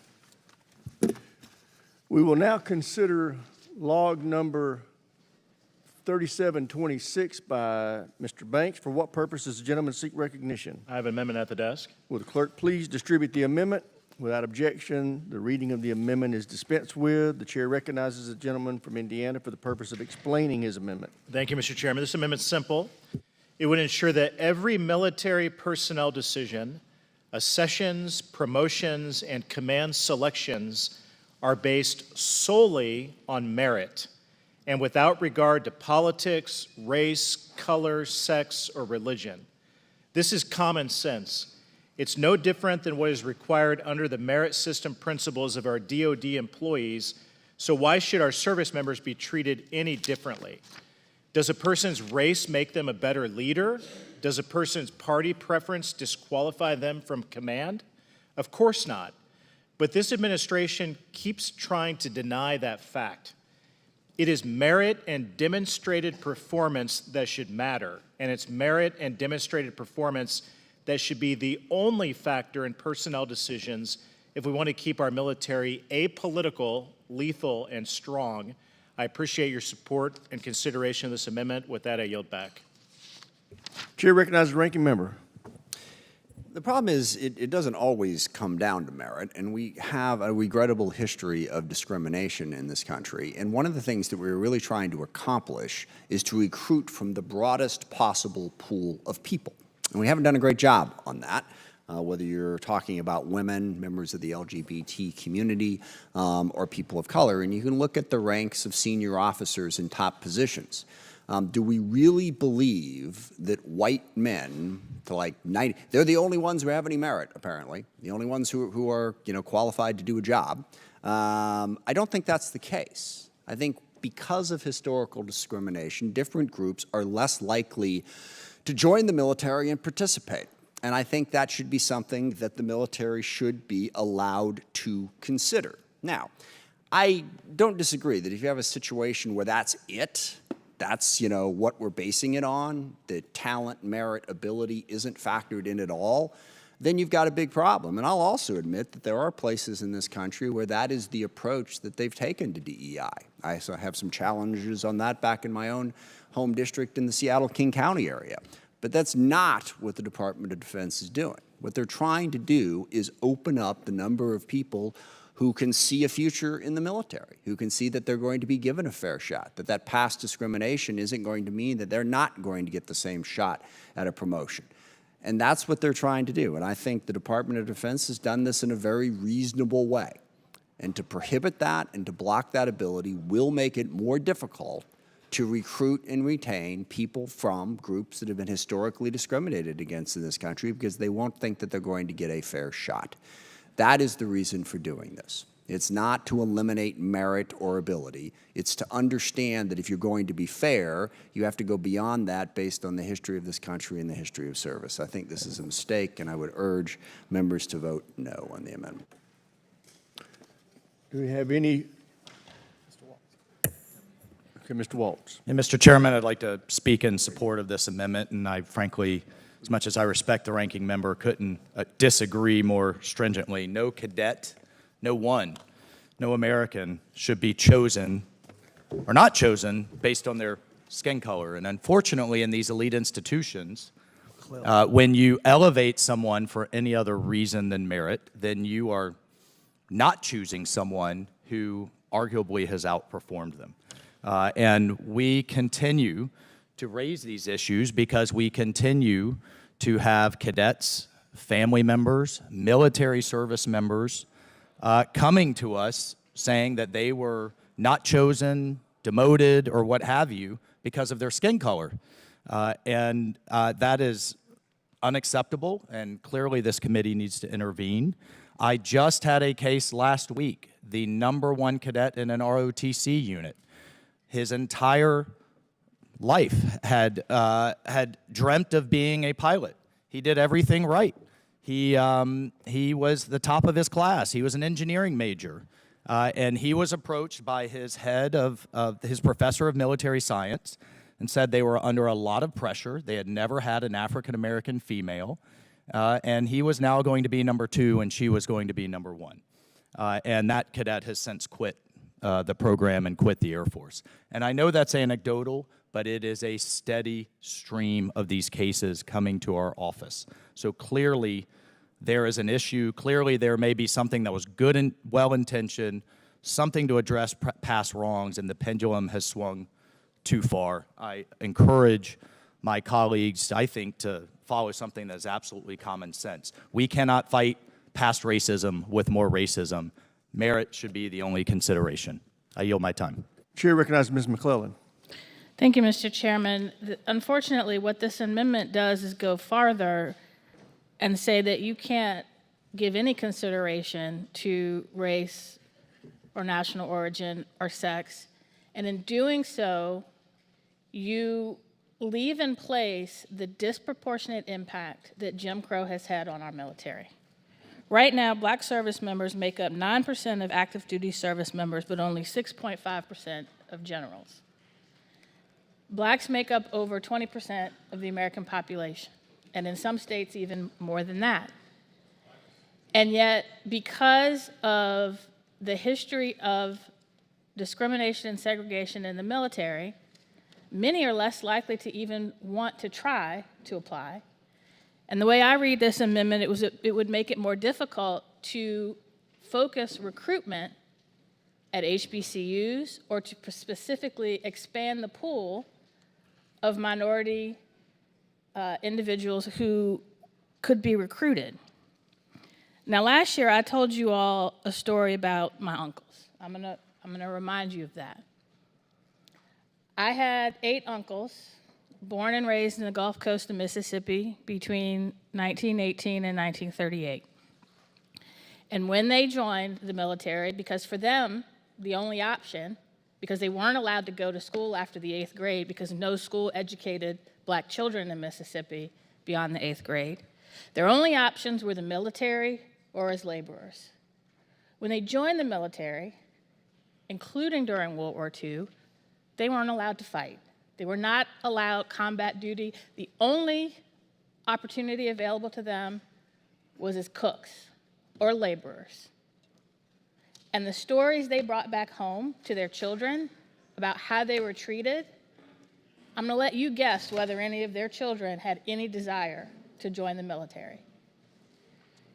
And I could spend in 14 hours talking about the lasting legacy of slavery and Jim Crow and how it has led to this disproportionate representation of minority communities in our military, but I don't have enough time.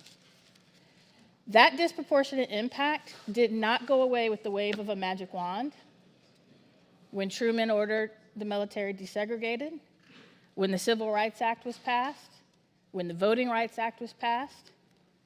Left to its own devices, it cannot be undone. That is not reverse racism. That is redressing the legacy of racism by saying we want our military to reflect the diversity of the country that it protects. We want our officers to reflect the diversity of the country they protect and the men and women that they lead. Because if you can't see someone who looks like you in a position of leadership or in service, you won't feel welcome. As a matter of fact, after years of being told you're not welcome, you won't assume you're welcome. And this amendment does more than just say you won't be given a job solely because of the color of your skin. It says we can't even consider the color of your skin in deciding, do we want to have an armed services that reflects the diversity of the nation that it protects? And the way this amendment is written, I urge my colleagues to vote against it. General yields back. Chair recognizes Mr. LaLota. Thank you, Chairman. The gentlelady from Virginia speaks with passion, but I do want to correct some facts that were offered. According to usafacts.org and many other websites, every branch of the military, apart from the Marine Corps, had a higher overall representation of racial minorities than the United States population. However, representation varies depending upon service branch. In the Army, 21% of the soldiers are black or African American, totaling 97,000 troops. The percentage is 50% higher than the 14% in the U.S. population, showing they have a more substantial presence in the Army. With respect to the Space Force, Mr. Chairman, it was the only branch with a higher proportion of Asian Americans in the U.S. population. The Navy has the most racially diverse military branch with 1.7 white service members for every non-white service member. So as we engage in this often passionate conversation, I just hope, Chairman, that we could do so in referencing solid facts. I yield. Thank the gentleman. Any further discussion on this? Oh, Mr. Kim. Yeah, thank you, Mr. Chairman. We had quite a few hearings in the Military Personnel Subcommittee tackling these types of issues. And one thing that I found particularly poignant when we addressed some of our military leaders about this is this question. We asked them, what is the quantitative way in which we can determine what leadership means in our military? How can you quantitatively determine merit? That there's always going to be some subjectivity. There's something qualitative there in terms of who is going to be able to step up. And the way that our military leaders have addressed that is by taking this approach of the whole of person. And I think that just makes so much sense to us, that you're taking into account so many different facets of somebody and not reducing them down to just sheer numbers of marksmanship or other aspects of this, but we recognize that leadership is something greater than that.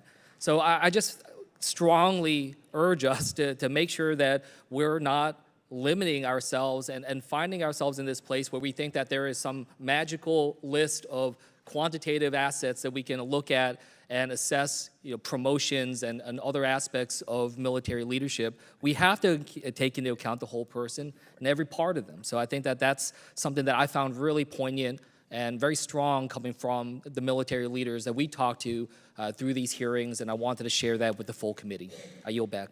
Gentleman yields back. Chair recognizes the ranking member. So I forgot one thing. One other aspect of this amendment is it puts in place protections for service members who claim actions were arbitrary or in reprisal, which means that anybody who is not promoted or doesn't get a job they think they should have got can now claim that it was because of this type of discrimination within the military and bring an action. I sure wouldn't want to be the commander of the unit who had to deal with that. I think that goes directly contrary to everything about service. I would hope that most Republicans would agree on that. So I think that is another huge problem with this amendment that would really undermine the ability of the military to do its job. I yield back. Thank you, Mr. Chairman. Any further discussion? Chairman. Mr. Fallon. Thank you, Mr. Chairman. Listen, this is a touchy subject because of our history. And to my colleague, of course, there was systemic racism in this country. When you think about 1 million African-American, mostly men, that served in World War II, and then they come home to a country that doesn't welcome them. They come home to Jim Crow. They come home to a place where they can't eat where they want. They don't have the freedoms and the opportunities that other veterans had, and that is a shame.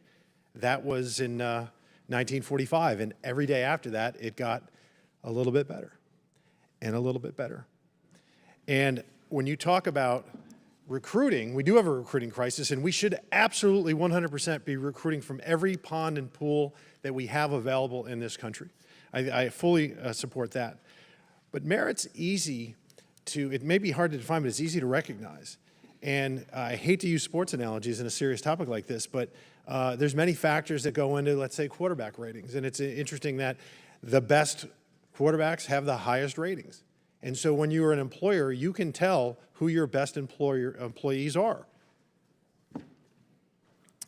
And when you look at the higher the rank, the more the responsibility, and the more lives they are responsible for. So I would ask each member of this committee to hold yourself to the same standard that you would hold our military to. If you, God forbid, you needed life-saving brain surgery, it was you or one of your children or your spouse, you would have one standard for who that surgeon was going to be. You'd want the best. You wouldn't give a rat's nuggets about what they looked like, anything about what they were. You would want the best, who they were. Why can't we hold that, particularly when we're talking about general officers responsible for hundreds of thousands of lives in some instances? That's why merit has to be the preeminent consideration. Thank you, Mr. Chairman. I yield back. Chair recognizes Gentlelady Ms. Strickland. Thank you, Chairman. Some of my colleagues seem to think that merit and diversity are mutually exclusive. It goes without saying that when someone is going for a promotion in leadership who is a person of color, they are highly likely extremely qualified, often overqualified.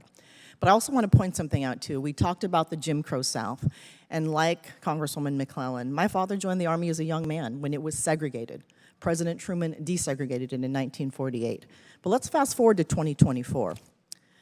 70% of young adults aged 17 to 35 said it was fairly important or very important for them to work for an organization committed to racial and ethnic equality.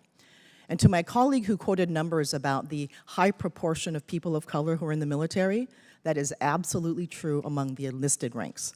But we're talking about officers and people in other ranks as well. So here's the message that we don't want to send to young people who are considering the military as a profession. We don't want to tell them they're not welcome here. We don't want to tell them that we will not take their entire life experience into consideration. And I will make this point again. Merit and diversity are not mutually exclusive. They are considerations that we make about the whole soldier. Thank you, Mr. Chairman. I yield back. I thank the gentlelady. Chair recognizes Mr. Bergman. I yield to Representative Banks. I thank the gentleman for yielding. It's interesting, shocking really, that the ranking member of this committee doesn't believe that a service member who believes that they've been discriminated against because of the color of their skin doesn't have a right to defend themselves. Really shocking to hear any member of the committee, especially the ranking member, suggest that a service member doesn't have that, shouldn't have that right as is spelled out in this amendment language. With that, I yield back to my colleague.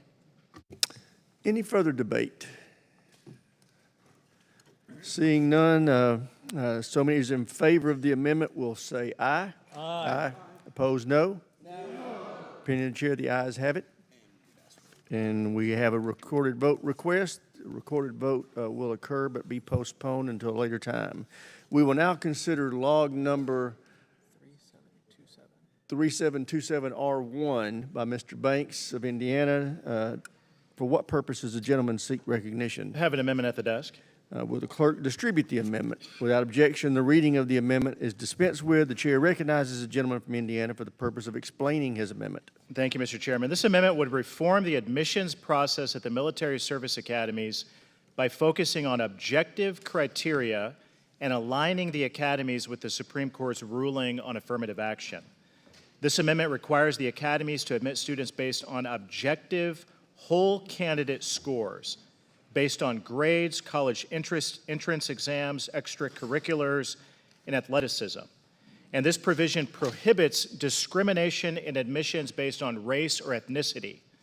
Currently, all the military service academies use race and ethnicity as selection criteria for admissions.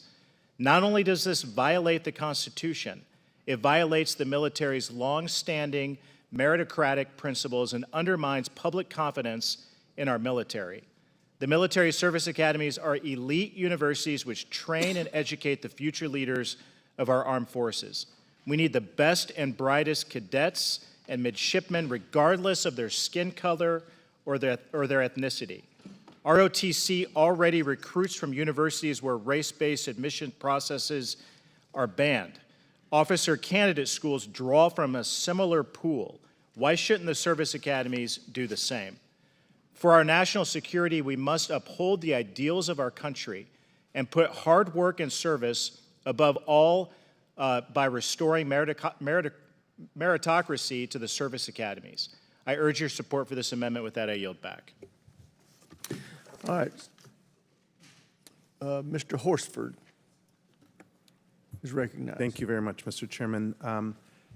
I would like to speak against the proposed amendment, and I'm just going to speak to the fact that in June, the Supreme Court issued a fundamentally flawed decision in the Fair Admissions versus Harvard case. But even within that flawed decision, authored by Chief Justice Roberts and joined by all Republican-appointed justices, the Supreme Court created a carve-out for military academies based on the, quote, potentially distinct interest of taking race into account in their admissions. These potentially distinct interests that the Supreme Court alludes to are crucial for creating an inclusive and cohesive force that can fight today and tomorrow's battles. Today, my Republican colleagues are attempting to go further than what 6 conservative justices felt comfortable doing. This amendment would jeopardize the young talent that looks to serve at our nation's military academies.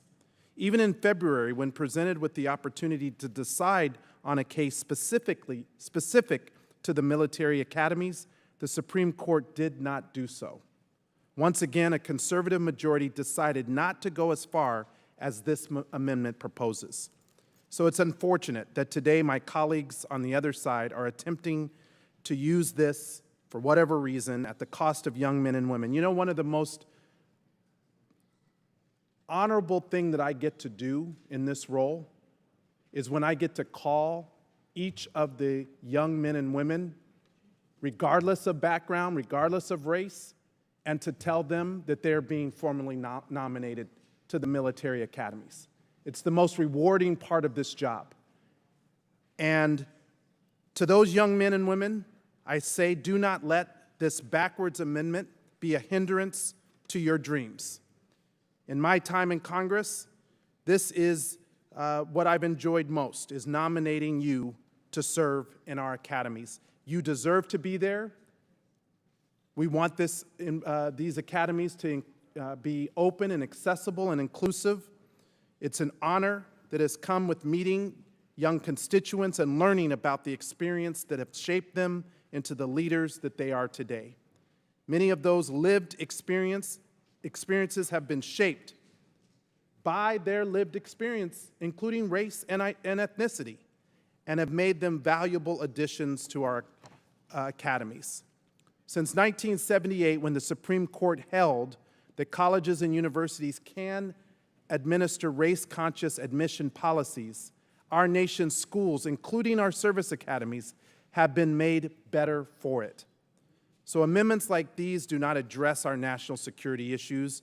They do not promote the economic opportunity and security that joining the service can bring, and they definitely don't do anything to unify our nation and honor those who make the sacrifice to serve. Instead, these arguments will dissuade young people from applying to our service academies. So I urge my colleagues to stop using affirmative action as a cultural wedge issue to pit communities of color against one another, because our nation's greatest strength is, in fact, our diversity. While all who apply to our service academies are ready to serve our country, it is the whole of the person that makes them great leaders. Affirmative action is not radical. What is radical is denying our young people seeking to serve the opportunity to do so. So I urge a no vote on this amendment, and I yield back. Gentleman yields back. Chair recognizes the gentleman from Florida, Mr. Gates. I'm against DEI in our universities. I'm against DEI in our military. And for sure, I'm against DEI in the universities that exist to serve our military. And one of the worst incarnations of this DEI is race-based admissions. We should not have race-based admissions anywhere in the United States of America. And while the Supreme Court deferred that question, it's deferred to us, the policymakers. And our policies are best served when we have a system that is based on merit. Like, diversity is not the greatest strength of this country. Merit is. We are stronger because we've had the most meritorious ideas, the most entrepreneurial businesses, the best weapon systems, the bravest people. Like, there are a whole lot of pretty effective fighting forces throughout the time in human history that were highly capable and highly lethal, that weren't highly diverse. Not a lot says that that's the dispositive question on the battlefield. At the same time, while it's an honor for us to go and nominate folks to our service academies, an incredible honor, it's a stain on that honor when admissions isn't based on merit alone and on achievement alone. The reason it's an honor is because what you're telling a young person in your community is that their patriotism is worth a $500,000 investment from the U.S. taxpayer to advance their leadership opportunities and their service to the country. And when that's not because they're the best suited for it, but because we've embraced some race-based admission standard, I think it's indeed a stain on that honor. So I support Chairman Banks' amendment to get rid of race-based admissions at our military academies. I think he's done a great job rooting out a lot of DEI as chairman of our military personnel subcommittee, and I urge our Armed Services Committee to adopt the amendment. I yield back. Gentleman yields back. Chair recognizes Ms. McClellan. Thank you, Mr. Chair. About 60 to 70% of students who enroll in our military academies are nominated by members of Congress. That gives, when you look at the numbers of who they appoint, it is disproportionately white. Right now, 74% of the nominations went to white students, even though 54% of the eligible student pool was white. Only about 8% went to Hispanic students, even though they make up 22% of the eligible pool. And only 6% went to black students, even though that population is about 15% of the eligible pool. Do you really believe that merit is that disproportionate to the population? If so, we've got a bigger problem that we need to address. And what this amendment does, again, says you can't consider it at all. Does that mean that when I do my Military Service Academy Day, I can't go target students at Virginia State University? Would that be construed as making a decision based on race? Does that mean that I can't focus on trying to recruit more people to apply who are black or Hispanic? We've got a problem in America we don't want to talk about. But burying our head in the sand and weaponizing DEI to score political points is not going to fix the problem of race in America. Focusing on making sure that our armed services reflects the diversity of the country it protects, and that the officer corps reflects the diversity of the country it protects, will make us stronger and will make us safer. And amendments like this are counterproductive and, quite frankly, offensive. I yield back. Gentlelady yields back. Chair recognizes the gentleman from Georgia, Mr. Scott. Thank you, Mr. Chairman. Ms. McClellan hit on some of my points, and that we all get to a point and make recommendations. And I will tell you, in my recommendation process, I never look at the race of the candidate, but I do ask how many I had apply and based on race. And I get very few applicants that are African American, and it bothers me. I want you to know, it bothers me. And I say this only to bring back that reapportionment may have something to do with this, and the way the districts end up being so skewed one way or the other from the standpoint of who we see in our pools. I would suggest to you that we ought to take a look at who, there are a lot of members of Congress that don't take the nomination process serious. And Mr. Horsford, you said it's one of the biggest honors you have is calling your, for me too, it is. But we have members of Congress that don't even recommend or make nominations to the military academies. And I would just suggest to you that I think those people need to be called out. And I think that if we look at who's not making the nominations, that we would find a correlation there. And I don't want to make accusations. I want you to know it bothers me that I don't have more African American applicants going through the process. And when my son was playing high school football and I was talking to the coaches, I tried. And I think we can do better, but our pool's got to be bigger. I don't agree with it being the deciding factor, but I do agree that we need to do what we can to have more applicants. And so with that, I'll yield. But I do think we should take a look at who's not actually making nominations to the academies, and that may solve some of the problems. Gentleman yields. Chair recognizes Ms. Sherrill. Thank you, Mr. Chairman. I attended the Naval Academy, and I just want to make it incredibly clear to all of the children out there who are considering applying to our service academies, and certainly to all of the people at our service academies and then the people who go on into the fleet, that a lot of what I'm hearing here on this committee is in no way reflected in the fleet, because what I'm hearing here has such a horrible corrosive effect on morale and how you might feel as a black member of our military. You might feel unwanted. That's kind of what I'm hearing across the aisle, is that is not who we want to make up our military force. And so to all of them, I just want to say to all of the people that are considering service that that's not what I hear reflected in our military. In fact, I had the real pleasure recently of speaking to the commanding officer of a group that is training future leaders. And what he said to me really resonated with me. He said, we are losing our qualitative military edge in many ways against many of our adversarial militaries. And yet the one area where we remain stronger than any other nation on earth is our people. It is our people that make us the greatest military on this earth.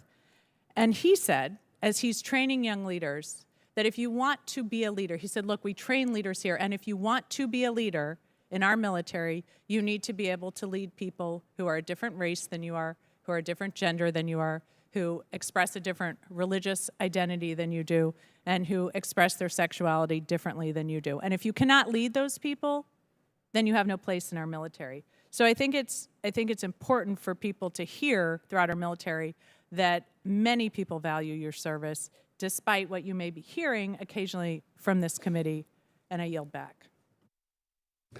Mr. Jimenez. Thank you. And I'm going to vote in favor of this for a number of reasons. And I'm Hispanic, and this country has given me, so much. And it's not because I'm Hispanic; it's because of what I can do. I find it offensive to me personally that somehow you think I need a helping hand. I don't need a helping hand. I can do it on by myself. DEI, diversity. Yeah, I think diversity in America is great. Inclusion is great. Equity, there's the problem, all right? Because equity allows you to be inequitable. You can do anything you want in the name of equity, and that's not the American way. The American way is actually, hey, go out, get an education, work hard, and you know what? You'll be rewarded at the end, no matter who you are. And so, for me, I don't care who's in that fighter. I don't care what color, gender, et cetera they are. I just want them to be the best. And to say that somehow I got to give some group a leg up, I find that also offensive, because everybody here can compete. Anybody in the United States can be anything they want to be.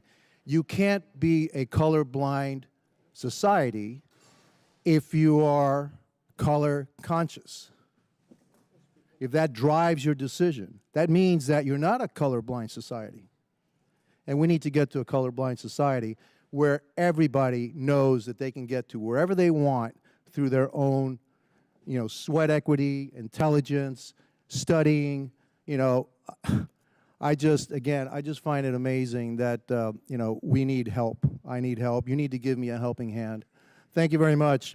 I don't need your helping hand. Thank you, and I yield back. Gentleman yields. Chair recognizes Ms. Slotkin. I think it's important, given that this amendment is trying to overturn what the Supreme Court enshrined a year ago, what Justice Roberts enshrined a year ago, which was keeping a reflection of diversity in receiving applicants and approving applicants into our service academies, where that came from. And I would offer that everyone who served in uniform on this committee has served under one of the 35 people, the 35 four-star generals, who wrote a letter, an amicus brief to the Supreme Court. Joe Dunford, Bill McRaven, Dick Myers, Mike Mullen, Hugh Shelton, people who served and were nominated and appointed under both Democratic and Republican administrations, 35 military leaders who told the Supreme Court in no uncertain terms that if the court constrained our ability to recruit and retain a diverse officer corps, it would damage our ability to fight and win our nation's wars. Those retired officers wrote, quote, "History has shown that placing a diverse armed forces under the command of a homogeneous leadership is a recipe for internal resentment, discord, and violence. By contrast, units that are diverse across all levels are more cohesive, collaborative, and effective." So the author of the amendment and others who are supporting it, who have not served and led in these exact scenarios, are four-star leadership making this recommendation, and Justice Roberts listened to those leaders and even acknowledged their amicus brief specifically in the Supreme Court opinion, eliminating racial considerations for most admissions in our military academies. I just think that if we're trying to understand how to lead the best fighting force in the world, we need to listen to the people who have actually led the best fighting force in the world. That's the collective 3- and 4-star generals of the last 35 years. They're represented in this brief. And I recommend that everyone check themselves before voting for this amendment. The idea that the system right now is based exclusively on merit with the numbers that we have in our officer corps does not reflect reality. So if you want to do something that protects the strength of the military, listen to the 3- and 4-star generals, listen to Chief Roberts, and I strongly urge my colleagues to oppose this amendment. Gentlelady yields back. Chair recognizes Mr. McCormick. Thank you, Mr. Chair. We all have our own unique experiences that form who we are and what our opinions are of this very controversial topic. I'm no stranger to that myself. Most of you know that I was in the military for over 20 years myself, and my first experience was applying for a scholarship for the Marines, which I lost to my high school buddy, who happened to be African-American, because he was better than I was. He got the scholarship, not me. And the only person left in the military that's still around after all these years, because I'm getting old now, is a guy named Brian Kavanaugh, who's now a 3-star general, who happens to be African-American because he got promoted faster than I because he was better than I was. There's my two experiences in the Marine Corps. What's interesting, as a Marine officer instructor who taught at Morehouse College, who taught at Spelman, who taught at Clark Atlanta, and Morris Brown before it was defunct, my experience was very difficult to keep my cadets in the ROTC unit when they went to do internships at Koch, and they were offered huge sums of money because everybody wanted to recruit them. Everybody wants diversity. It's good for business, and it's good for the military too. I want diversity in the military, and I think we should recruit accordingly. I really do. Absolutely put your focus on that and try to recruit the best people out there, because you're going to be competing against Coca-Cola and some of the best IT people and the best sales people out there, because diversity is good for business and it's good for the military. But what I would hate to see is that somebody looks at my friend Calvin Austin or Brian Kavanaugh and says, man, you're there because you were a quota, not because you were that good. I want to see that they believe that these guys were better than me, that they deserved it because they're just that good. And that's been my experience, and that's what I want to make sure that when we say we believe in merit, I believe these guys are better. I believe that they are the best. And I believe that's why they got recruited, they got the scholarship, and they got the promotion that they deserved. And I don't think there's anything wrong with supporting a merit-based system based on that. And as a matter of fact, I think it would be really good if we focused on making people feel more patriotic about their country, about the flag, so they believe that they wanted to join the military, instead of thinking that it represents the worst of us. So I think our efforts should really be focused on going out there and recruiting the right people, recruiting diversity, making people feel good about this great country of ours, and that it's worth defending. And that will be our best recruiting tool of all. Thank you. With that, I yield. Gentleman yields. Chair recognizes Ms. Sewell. Thank you, Mr. Chairman. I take great personal pride in nominating students from my district each year to the military service academies, an effort to undermine the ability of members of Congress to select academic candidates in their districts, the districts that I know best. I know my district better than anyone. And to suggest that I don't is harmful. Selection is already rigorous, merit-based process. Suggesting that a candidate score and the merit are not at the core of the process is misleading. I think one of our colleagues said it best. Merit and race are not mutually exclusive. And I really want to lean in to something that our Republican colleague from Georgia said. We should all be trying to do better outreach in trying to find the very best candidates to attend our military academy. When the Air Force Academy class is only 4% Black, you can't tell me that our military or our service academies spend too much time, too much money, or too much attention on diversity. We only can win when we have the very best players on the field. And there is no way you can tell me that 4% minority or 4% Black represents the very best that we could do. I submit to you, it does not. And given the level of vitriol in our comments today, I can only think that it will set back my efforts to try to recruit the very best and brightest from my district. And that is truly worrisome to me. And not only is this amendment harmful, I think it's hateful. And I urge my colleagues to oppose it. I want to yield the rest of my time to the gentlewoman from Virginia. Thank you, Mr. Chair. I think something that the gentleman, Mr. Jimenez from Florida, said underlies a real misconception that that side of the aisle has about what equity is and what it isn't. Equity is not about giving someone a leg up. Equity is recognizing that for 350 years, Black men and women had a boot on their neck. That for 350 years, Black men and women weren't given access to the American dream. For 350 years, Black men and women were denied the ability to build generational wealth. Were denied the ability to educate their children. Were denied the ability to be chosen for merit. Equity is about first recognizing that fact and then doing something about it. And unfortunately, my colleagues on the other side of the aisle think that when laws changed, a magic wand got rid of the inequity. It didn't. It didn't. But we have tools at our disposal we can use to address it in our education system, in every system. And what this amendment does is say, we're not even going to allow you to consider what barriers somebody had in their way and whether they can be overcome. Because you fundamentally don't understand what equity is all about.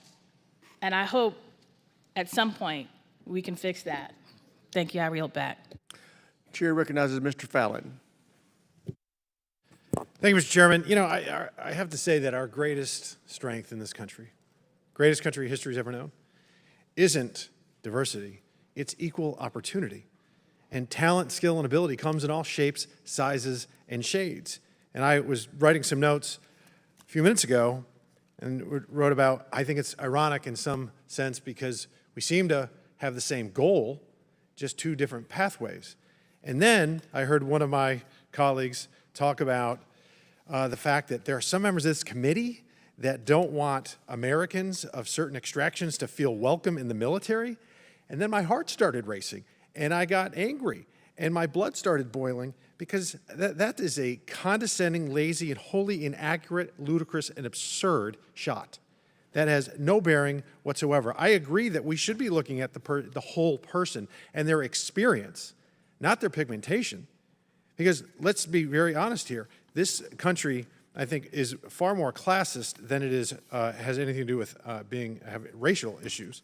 For instance, you could have somebody that came from a very wealthy background, pampered, given all the opportunities and advantages, and they might happen to be African American. And you could have somebody, and there are folks like that, and there are other folks that have come from abject poverty, broken homes, abusive families, that could happen to be white. And in that particular instance, if you look at the whole person's experience, that's fine.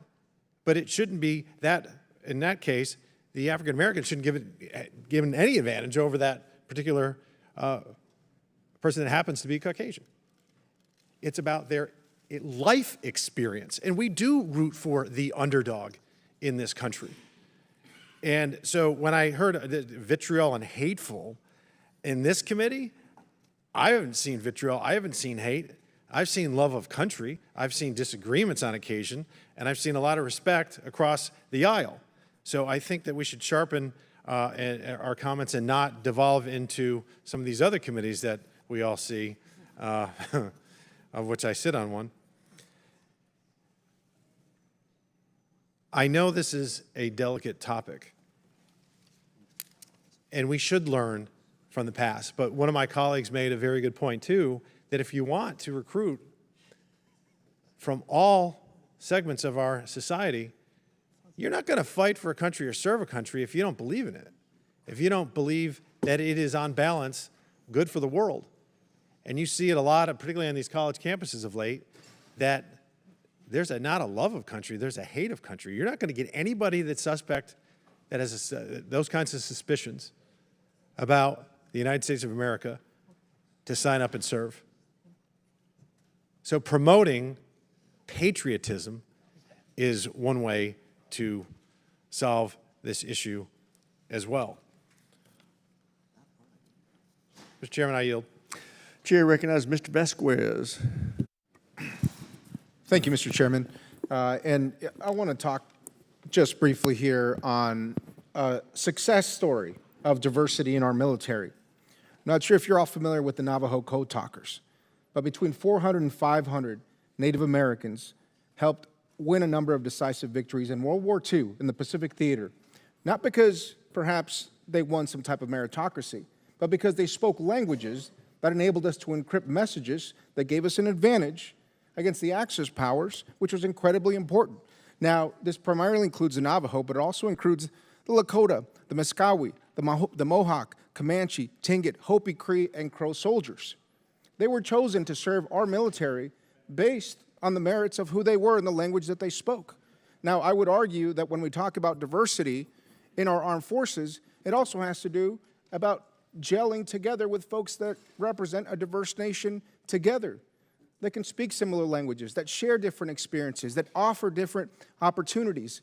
Now, when we operate in places across the world, we need folks who speak the language of the countries that we operate in. We need folks who are going to lead troops and lead in those missions, in those places, because they can speak the language and they understand the culture and they know how to deal with those appropriately cultural experiences. And so I would argue that diversity makes us stronger. Now, the Navajo Code Talkers were not honored until 1968. They were not honored until 1968. Most of them are gone today, but we honor their service because they helped us win the toughest war this country's ever fought, and it was because diversity made us stronger, and that continues to be the story today. We just have to look at it from that perspective of different races, different experiences, different ethnicities that make this country stronger. So I oppose this amendment. Thank you, Mr. Chair. Gentleman, yield. Chair recognizes gentleman Mr. Alford. Thank you, Mr. Chair. I love this discussion that we're having. I think it's important. Some of you have probably seen on Instagram a post of a line drawing that's done in pen and ink. And you're asked to look at this drawing and you see initially a tree. But then when you look closer, you see two old people kissing. I think that's where we are with race relations in America right now. We have the same picture, but different perspectives and different lenses that we're looking at. And where we're asked to see something a different way, there might be a hesitancy towards that, but the image is definitely there. And so I don't want to take away anything from any of the arguments made by the other side of the aisle. Ms. McClellan, I have the utmost respect for you. I think there is a disparity in our military academies right now. But I don't think it's disproportionate to necessarily who we represent. In the 4th District of Missouri, I represent 772,047 people. And I don't care if they're Democrat, Republican, independent, agnostic, they all get the same service from our offices.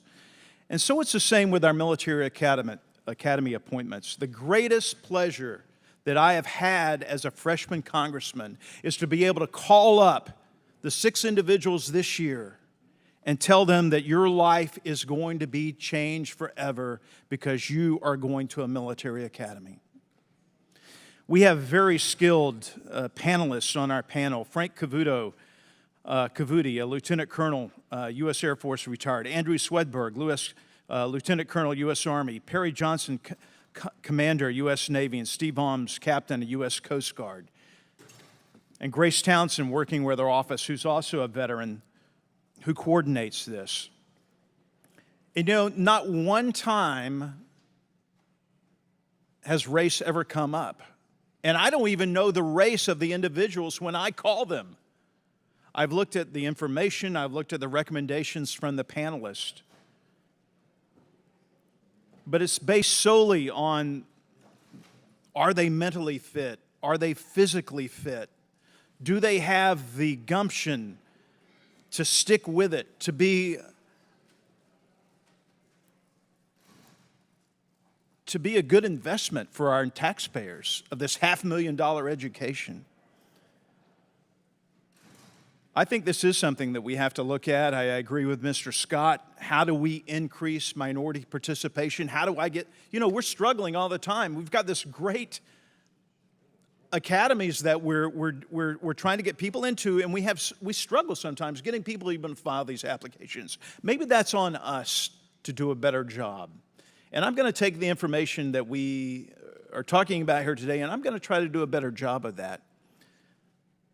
But I want to say something in regards to what Ms. Sherrill says. And ma'am, I don't know you, but the intimation I got from your statement was that some on our committee do not want Black Americans in our military. And I'm sorry if I misunderstood that, but I want to make one thing very clear if anyone's out there listening right now or watching.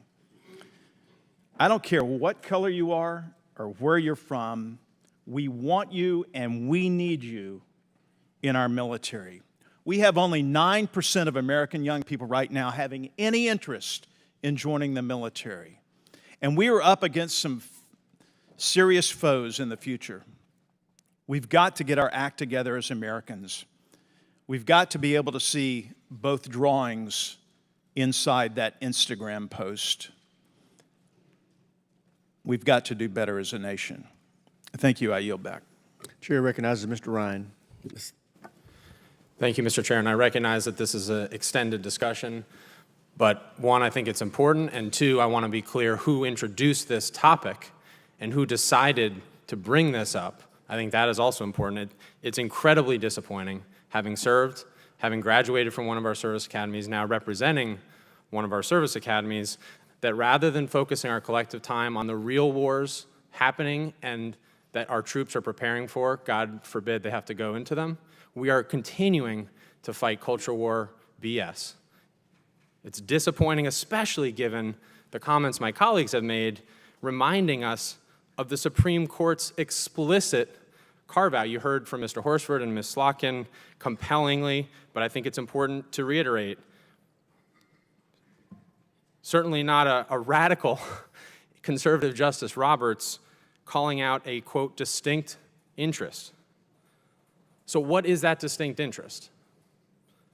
I think we can all agree and acknowledge that implicit in that was national security, keeping our country safe, keeping Americans safe, creating the most lethal fighting force on the planet. What goes into that? that's the work of this committee, as we know, training, equipment, but cohesion, which some of my colleagues have mentioned, is so critical to that.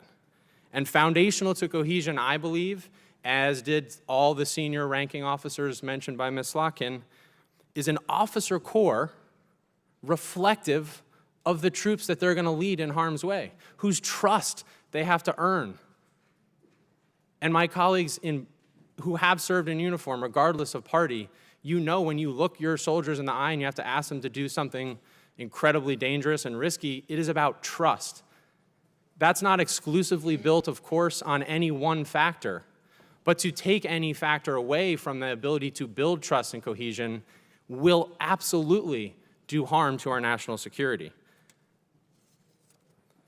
For example, right now in the Army, Black and Latino troops represent 38% of our enlisted service members in the Army. Through much work in progress, now 20% of our officer corps in the Army are Black and Latino, 17% of general officers. As many have said, that has not happened by accident. It's happened with work and a commitment to have the troops being led by those who can identify with them across multiple dimensions. I believe, and I think many of my colleagues as well, not only is this the morally right thing to do, but is practically and materially strengthens our force out of many one, to the points about patriotism, is something I think we can all agree upon as Americans. So this, again, in closing, is a deliberate decision in introducing this amendment to take us backwards to a time where we were much further from the goals outlined in our Constitution that I fought for, and I think many of us did as well. And I strongly urge my colleagues to oppose this amendment. With my balance of time, I want to yield it to my Naval Academy colleague, Mr. DeLuzio. Thank you, Mr. Ryan. I'll add, and I associate myself with your remarks and so many others in opposition to the amendment. I'll add one piece of this, and I say this as, you know, a Naval Academy grad, but also someone who interviewed applicants to the Naval Academy before my time in Congress, and like my colleagues here, I have the great honor now of nominating folks. People come to seek out an academy appointment from different walks of life, from different backgrounds, from different wealth in their homes. They may have experienced sexism or racism or whatever else they might have gone through, and that matters to their ability to succeed. It matters to whether they might not have had the same advantages of others, but have the potential to succeed. And one piece of this in particular in the amendment that I think goes quite another direction of locking in advantage is the requirement in the amendment that 30%, at least 30% of the composite score for admissions has to be standardized testing, when we know that the wealth of a child's family is strongly determinative and correlates with their SAT scores in particular. So it is locking in advantage for rich kids that others just don't have that same opportunity and might be able to succeed if they're given a chance. With that, I yield back, Mr. Chairman. Thank you. Chair recognizes Mr. Veazey. Mr. Chairman, thank you very much, and I'm glad that we're having this discussion. We need to. I think that is obviously the reason why we're here, and I just want to touch on one of the most influential names in politics. Died last year, and it didn't get a lot of coverage in the media. But Kevin Phillips died, and he was Richard Nixon's key man on race. And he had a quote that I think that we're still living with today, because although we're past a lot of the bad things that happened during the 60s, we're certainly dealing with a lot of the after effects of it. And he said the whole secret of politics is who hates who. And that's why we're discussing this. You know, my good friend from North Texas, Mr. Fallon, you know, he talked about football and about how it's pure meritocracy in football. But I remember when Mr. Fallon was playing football, and people didn't think that his quarterback could play in the NFL. And his quarterback went to go play in the Canadian Football League because there was still this mentality that blacks did not have the intelligence to play NFL football. And I think from the ranking member's alma mater, there may have been just Warren Moon. He may have been out there all by himself. But that was like it, and that was something that was, people think that was a long time ago. People think that was in the 50s and 60s. No, in the 1980s, people didn't think that blacks had the intelligence to play quarterback and that we couldn't read offenses. And people had to start talking about that and discussing it. And the NFL had to put in protocols. And that's all we're asking the military to do, is just look at ways how they can increase diversity. What worries me about this amendment the most, honestly, is to me it looks like this could also hurt people that live in more agrarian societies and in more rural states. If we're looking at these composite scores and things like that, because you think it's only going to hurt black people and that it's not going to affect your election, your electoral outcome, but it certainly could. The other reason why I'm going to oppose this amendment, again, we need to study our history more. Back during the Vietnam War, one of the things that the Viet Cong would do routinely is that they would send messages out telling black soldiers, why are you fighting? Why are you out here? You're going to go back to America and be told to sit in the back of the bus. You're going to go back to America and be told that you can't marry whoever you're dating. You're going to go back to America and be told all these things. And there was real concern on the Republican and Democratic side, both aisles, that that message was going to resonate and that this communist influence was going to be spread into the United States because we could not handle our own act good enough at home.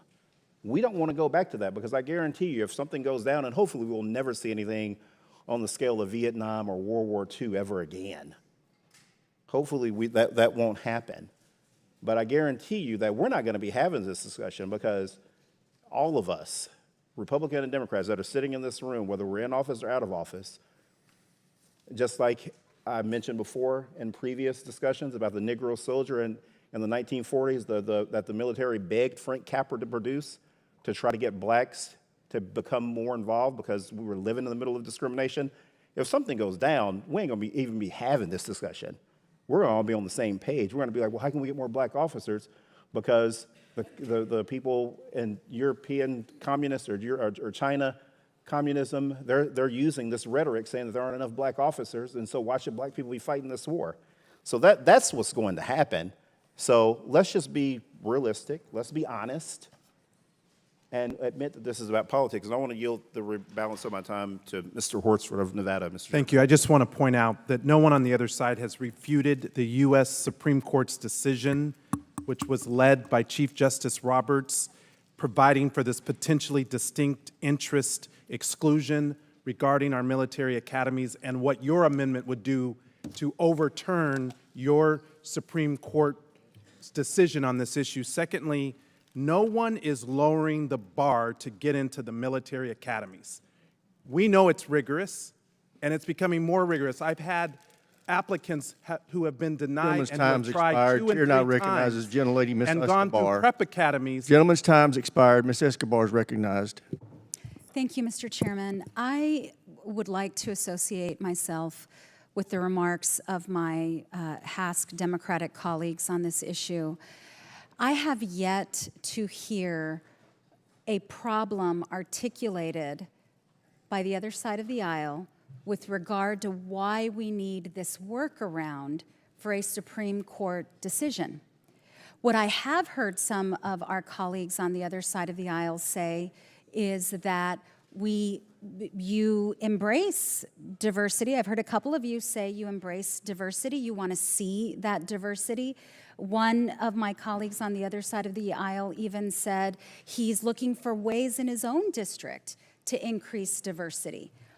This would have the opposite effect. This would not address those challenges articulated by those colleagues on the other side of the aisle. This would only make that challenge far greater. I think it is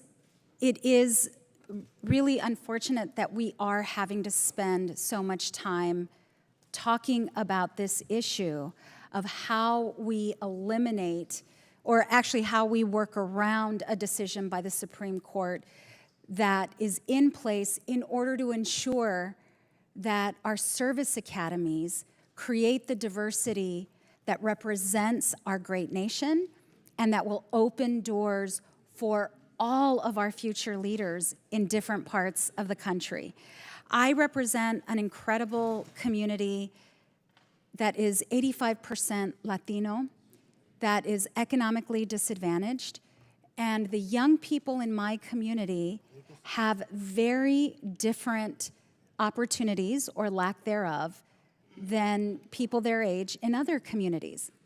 We have to recognize the inherent inequity that exists in our country, and instead of trying to move the clock backward, we should be leaning in and seeking avenues and ways to ensure that every great young woman and man in our country has the opportunities that some of you have articulated you'd like to see expanded. I'd like to yield the remainder of my time to my colleague, Stephen Horsford. Thank you to my colleague from Texas.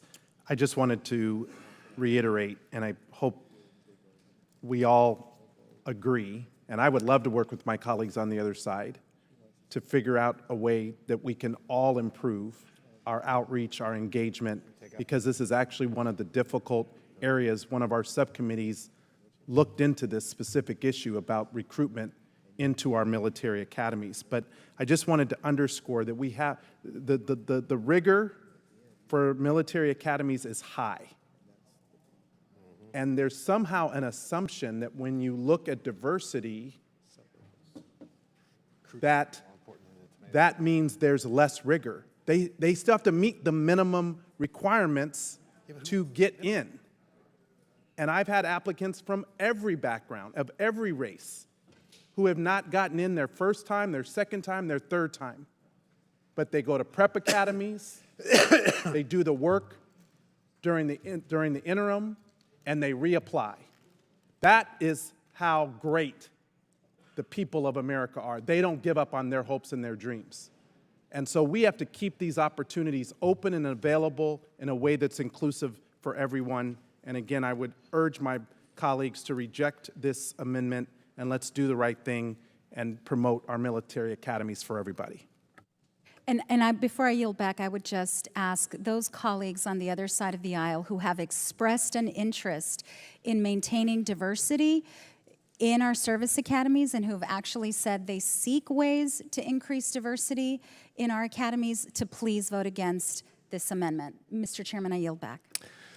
There's no further debate. The question occurs on the amendment offered by Mr. Banks. Those in favor of the amendment will say aye. Aye. Those opposed, no. No. Opinion of the chair, the ayes have it.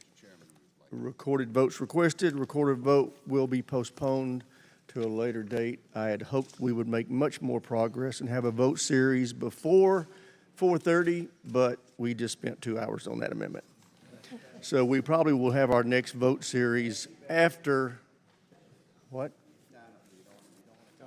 Okay, Mr. McCormick now has the next amendment, log number 3836R3. For what purpose does the gentleman seek recognition? Thank you, Mr. Chair, for yielding. My amendment expands on the provision. May I make my statement now? You have an amendment at the desk? Yes, sir. Clerk will distribute the amendment. Without objection, the reading of the amendment is dispensed with. The chair recognizes the gentleman for the purpose of explaining his amendment. Thank you, Mr. Chair.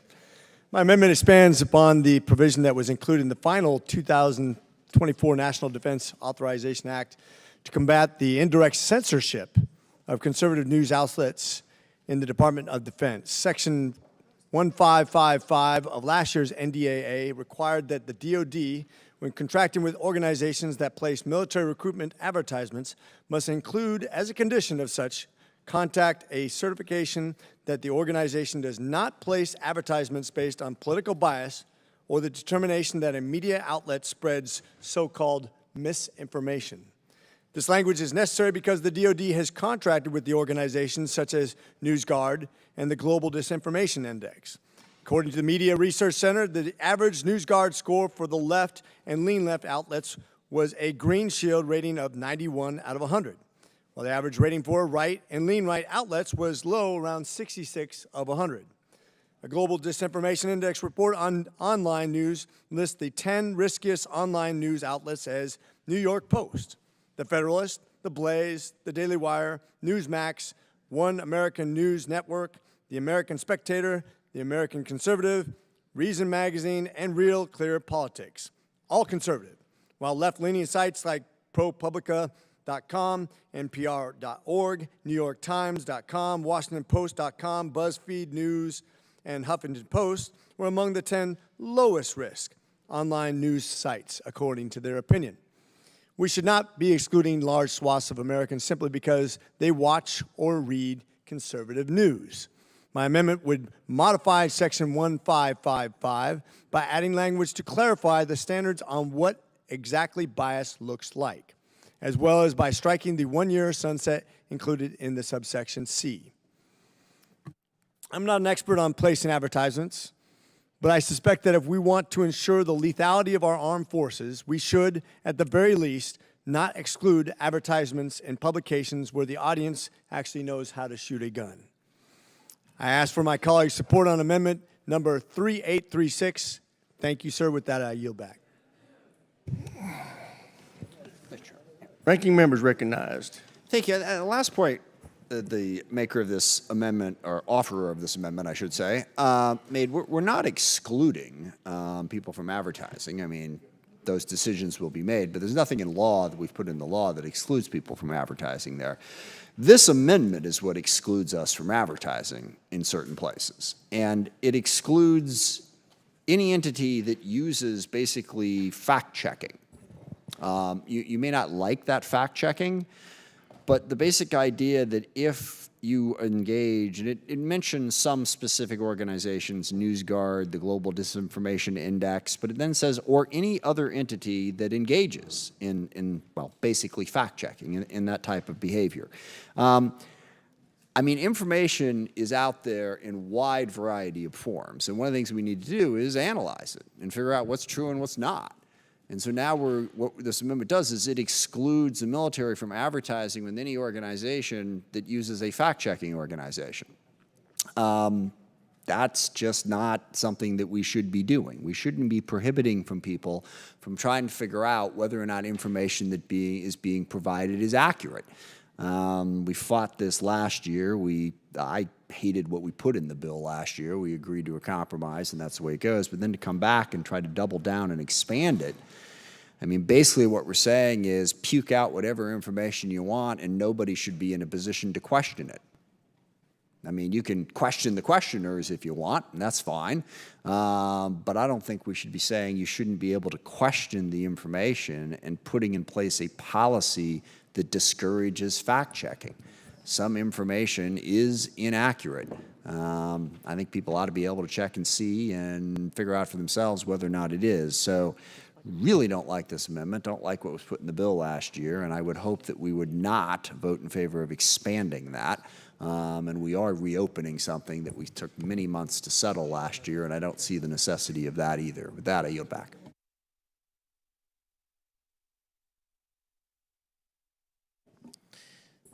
Just two quick points on this. I mean, first of all, we've talked all year about the recruiting challenges that we have in our military.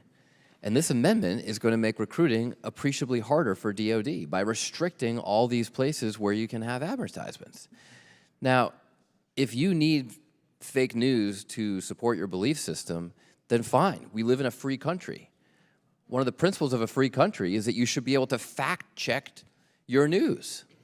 That is not a crazy idea. That's a very American idea. And I want young men and women to serve in our military who aren't afraid of the facts. I yield back. Mr. Fallon's recognized. Thank you, Mr. Chair. I yield my time to Dr. McCormick. Thank you. This amendment only says one thing, that NewsGuard and the Global Disinformation Index are absolutely biased.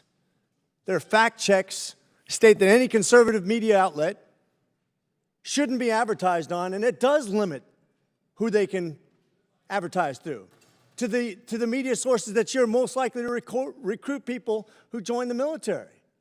So it's bad advertising. I may have my MBA with an emphasis in marketing. I may know a little bit about this. I may even know a little bit about recruiting in the military. Do your homework on that.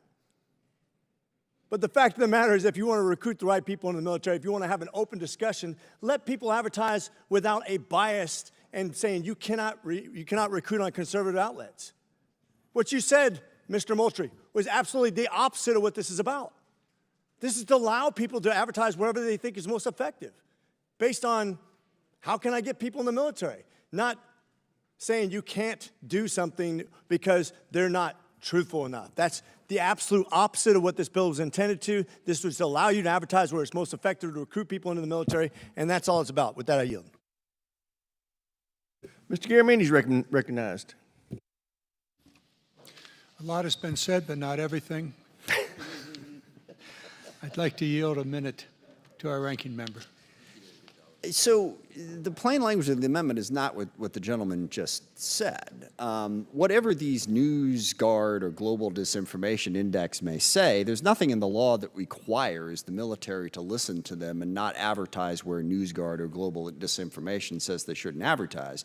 But what this amendment does is it says, if you use NewsGuard or the Global Disinformation Index, or anybody else who provides ratings or opinions on news or information.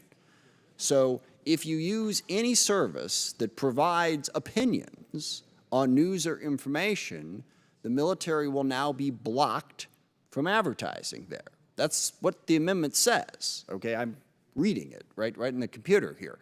So you're not restricted under current law, you are restricted under this amendment. I don't think we should be restricting in the first place, but we certainly shouldn't be restricting based on whether or not an organization provides ratings or opinions on news or information. Thank you, Mr. Garamendi. I yield back. With my remaining time, I'd like to yield to... Oh, go ahead. Reclaiming my time. Okay. Thank you. I would like to yield to Mr. Moulton.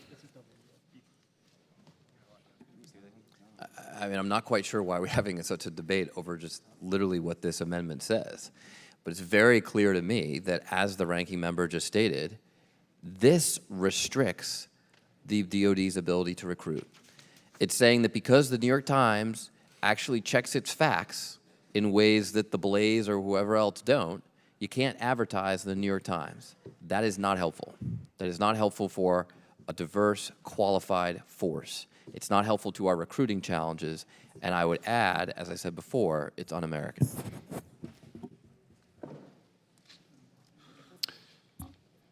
Mr. Chairman, I yield back. Gentleman yields back. Chair recognizes Mr. Jimenez. Thank you, Mr. Chairman. I yield my time to Dr. McCormick. I want to make this very clear, because I wrote the bill, and the amendment, I know exactly what it says. It doesn't restrict you from advertising in New York. Any paper whatsoever. What it does is say you can't use these biased news quote-unquote fact checkers to determine who you're going to advertise with, because it is absolutely slanted against conservative media. You can advertise anywhere you want to. It doesn't restrict that at all, not one bit. It doesn't say anything in this amendment that I wrote that says you can't advertise where you want to. What it says, you can't use these biased raters that say you shouldn't advertise on conservative media, because that's what it does. Would the gentleman yield to a question? Yes. What happens if you do use those sites? No, it just says you can't. Okay, but it says you can't go 100 miles an hour on the freeway, but if no one's there to enforce the law, it doesn't really matter. So that means that you're not following... If they use that site, if any organization uses that site, what does the bill say has to happen at that point? That's like saying the Congress tells you to do something and you don't do it. Well, we've seen that over and over again. So you're saying there's no enforcement mechanism in this bill? Again, if they use that site, if they do what you said they can't do, it is our interpretation that what last year's law and this year says is you then can't advertise on those sites that you... No, it doesn't say that. Okay, it says so you can't use these people to guide you on where you're going to advertise because they're biased. If you do use those, and a number of agencies will, a number of publications out there will use them, if you do use them, It's not saying it's saying the military can't use these guys to jade where they're going to advertise. That's all it says. It's not saying that you can advertise anywhere you want to. It's just saying don't use these biased people to choose where you're going to advertise. Use it where it's best used. I'm a marketer. There's plenty of marketing places out there that can say where you're going to recruit your military people. Just don't bias yourself against conservative outlets on where you're going to recruit from. That's all I'm saying. Pretty simple. I still think you're restricting what they can do based on if they do. Not at all. But not at all. I yield back. Just get your good advice. That's all. Mr. DeLuzio. Thank you, Mr. Chairman. And I'll be brief and echo much of what the ranking member said. My colleague from Georgia, I look at this, it seems to me, if it's not just the few organizations you're worried about, it seems to me any organization that might be ranking or assessing the factual veracity from whatever point of view, right or left, would then disqualify whatever outlet you might be able to advertise there. It seems to do exactly that. Will the gentleman yield? Please, go ahead. So not at all. It's so you don't take advice from the wrong people. You can advertise anywhere you want to. Go to the commercial people that actually make your commercials. Like I said, if you're gonna advertise, you have a business. You want to advertise somewhere. Make sure you go to an advertising agency who knows how you're going to sell the product, to the people who are going to consume it, to the most likely people who are going to come into your organization. If you're going to recruit people, we talked about minorities a second ago. Go into the communities that you need to recruit to get the minorities into the military. This is merely saying don't go to people who are literally biased against conservative outlets and say you shouldn't advertise there because they're conservative. They're not fact-checking. It's just a matter of where you get your advice from. Respectfully, the way I see you have this drafted, it's anyone that rates or ranks news or information sources for factual accuracy from whatever point of view. I don't think it's drafted to limit it the way you want. I think you could draft it more specifically if you have that goal. I don't think that's what this is. Mr. Chairman, I'll yield back. Any more discussion? Ms. Strickland. So I too am a marketer with an MBA. So I just have a very basic question. Who is a target audience for this, and what problem are we trying to solve? Will the gentlelady yield? Yes, okay. sir. So the target audience is whatever the military wants to recruit from. And I say anybody, that's fine. What I don't want to have is a market here, in other words, saying going to an obviously biased source that says don't advertise on these people because they're going to limit our ability to actually advertise to people we need to recruit. That's all I'm saying. You don't need to go to biased. Right now there's a NewsGuard Global Disinformation Act that basically saying you should not, because these people are these conservative outlets, which all of them are conservative, that they're biased against, saying you cannot advertise on these people because they're not factual. We're trying to eliminate that bias against advertisement in the most effective markets. That's all. So the implication is fact-checking equals a bias against conservatives. Fact-checking with biased fact-checkers, yes. I yield back, Mr. Chair. Chair recognizes Ms. McClellan. Thank you, Mr. Chair. So I'm a lawyer. I'm not a marketer. I don't play one on TV. But I do spend my time trying to implement the laws that Congress passed before I became a member. And reading this, it prohibits the use of any entity that ranks or rakes news information sources for factual accuracy of their content, period. Because you have an or. If they do that, if they rate or rank news or information sources for their factual accuracy, because there's not an and in two, it's an or. You're saying no one that fact checks can be used to contract with the Department of Defense to place ads. That's extraordinarily dangerous right now, because we know that our foreign adversaries are spreading misinformation in the United States. We know that. Everybody on this dais knows that. We know that there are people in the United States spreading misinformation. What you may not know, according to an expert at a conference I attended 5 years ago, we are very concerned that the ability of AI to create misinformation is on track to outpace the ability to detect it. So we might want to get ahead of the fact that there are websites that are spouting misinformation, and we might not want the Department of Defense to advertise on those websites. And this amendment would prohibit the Department of Defense from doing anything to fact check the sources that they advertise on, whether they're biased or not, whether they currently exist or not. If I tomorrow created a company that solely said 90% of the information on this website is not true, the Department of Defense couldn't contract with me to place advertisements, and that is extraordinarily dangerous. I suggest you have this redrafted if you have a different intent, because the way it is drafted, that's how it's going to be implemented. Gentlelady yields back. Any further discussion on the amendment? Seeing none, so many as in favor of the amendment will say aye. Aye. Those opposed, no. No. Opinion of the chair, the ayes have it.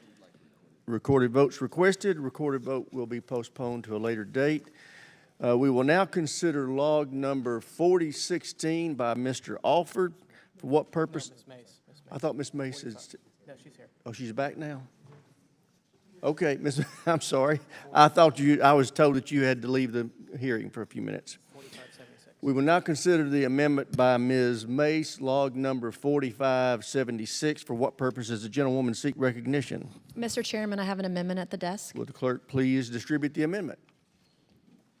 Without objection, the reading of the amendments dispensed with. The chair now recognizes the gentlewoman for the purpose of explaining her amendment. Thank you, Mr. Chairman, and I've never left you today. I've been here the whole time watching you work. So there you you've go. done a great Good job. I apologize. No, that's okay. Under the Department of Defense's disgraceful COVID-19 vaccine mandate on service members, approximately 8,400 soldiers, sailors, and airmen and women were made veterans overnight. These service members served our country honorably and were discarded due to an unscientific edict by Secretary Austin.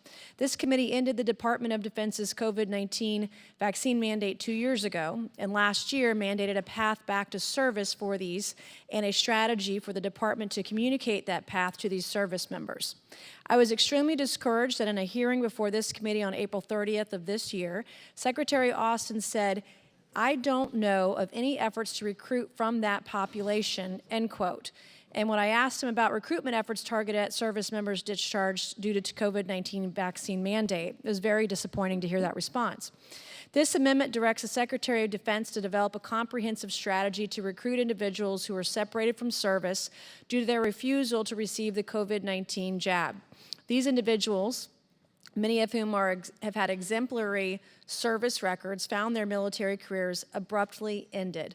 The department has so far failed to recruit a significant number of service members separated under the COVID mandate. This is unacceptable. This committee must address the failure of the department and mandate the implementation of a robust and effective strategy to recruit this population back into our armed forces. This amendment seeks to address the loss of skilled, experienced personnel who are willing and able to serve their country and overcome the resistance of the department in recruiting from this population. The services collectively missed their recruiting goals by 41,000 individuals in fiscal year 23. These individuals are low-hanging fruit that we could recruit from. These individuals possess valuable skills, and many already have training that our military desperately needs. By directing the Secretary of Defense to devise a strategy to recruit these former service members, we're not only rectifying a situation that saw the departure of dedicated and trained personnel, but also strengthening our military readiness. By adopting this amendment, we're making a clear statement. We value the service and sacrifice of every member of our armed services. We're committed to ensuring that those who are ready and willing to serve have the opportunity to do so, regardless of past policies that led to their separation. I urge my colleagues to support this amendment. It is another step forward towards reconciling past decisions with our present needs and a step towards a stronger, more capable military. Thank you, Mr. Chairman. I yield back. Gentlelady yields back. Chair recognizes Mr. Carbajal. Thank you, Mr. Chair. I would like to remind this committee of the mandatory vaccinations that are currently required for all service members upon entering initial basic training. The adenovirus, the meningococcal, hepatitis A, hepatitis B, poliovirus, influenza, tetanus, diphtheria, measles, mumps, rubella, varicella. When deployed to to specific geographic regions. The following vaccinations are also required: anthrax, Haemophilus, influenza type B, Japanese encephalitis, pneumococcal, rabies, smallpox, typhoid fever, yellow fever, on and on and on. Vaccines save lives. I received these vaccines, like many of you, my fellow veterans, when I served in the military. I must say it's bewildering how the COVID vaccine has become the boogeyman issue. But in reality, it is a readiness issue. We currently vaccinate our forces to protect them and to protect their fellow troops. When service members get sick, it undermines the effectiveness of our entire force. It's as simple as that. The nature of the military and the service academies, individuals serve in close contact and live in close quarters. If we are serious about the health care and well-being of our troops, then we must ensure our forces are not compromised by some contagion that they can easily be immunized from. Human diseases are like the Trojan horse, and we must take every step to ensure we don't allow them to insidiously infiltrate our ranks. In combat, when the military looks at risk management, one of its tenets is know thy enemy. With COVID-19, we know the enemy, and we have the weapon to defeat it. Can we please stop this circus of insanity and focus on our national security? One of the proudest things of my service here in Congress has always been to serve on this committee.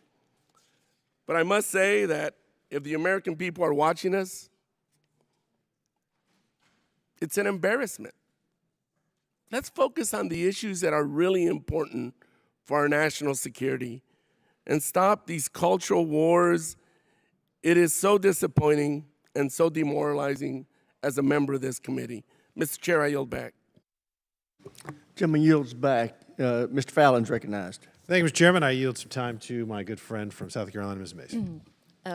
Thank you so much. I can't think of anything more demoralizing than kicking out 8,400 of our service members over a vaccine jab that did not prevent the spread of COVID-19 as was promised. And in fact, studies show that the booster mandates that have been required on many of our young adults are expected to cause a net harm. When we talk about a circus, we hear my colleagues on the left saying, quote, follow the science. Well, the science says we shouldn't be mandating, requiring people to take a jab that may not work, may not be effective, may be a net harm.